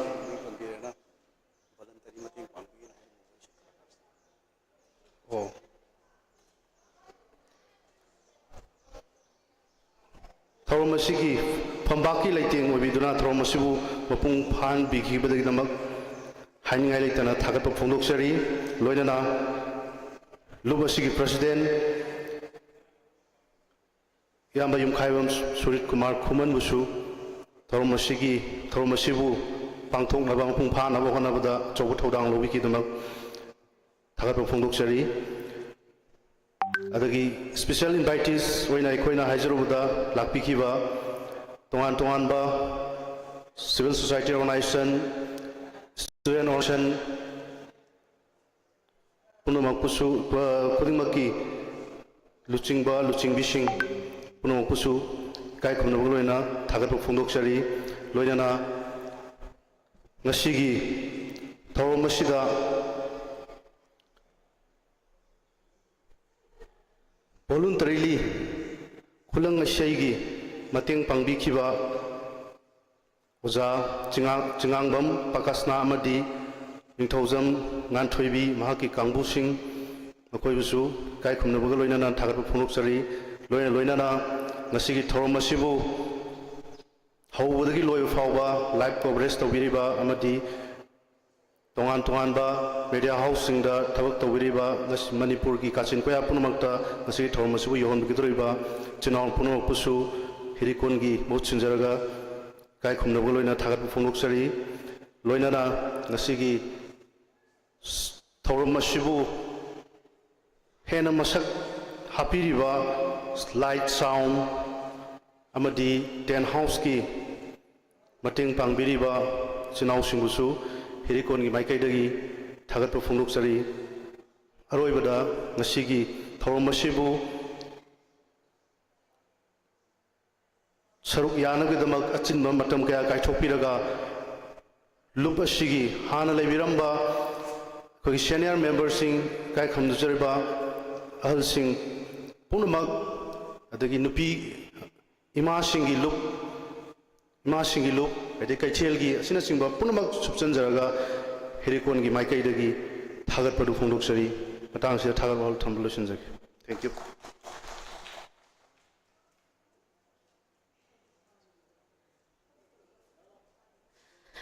Kungamari Suba, Ethno Heritage Council, Herikongi, Mapokumon Gamari Lenana.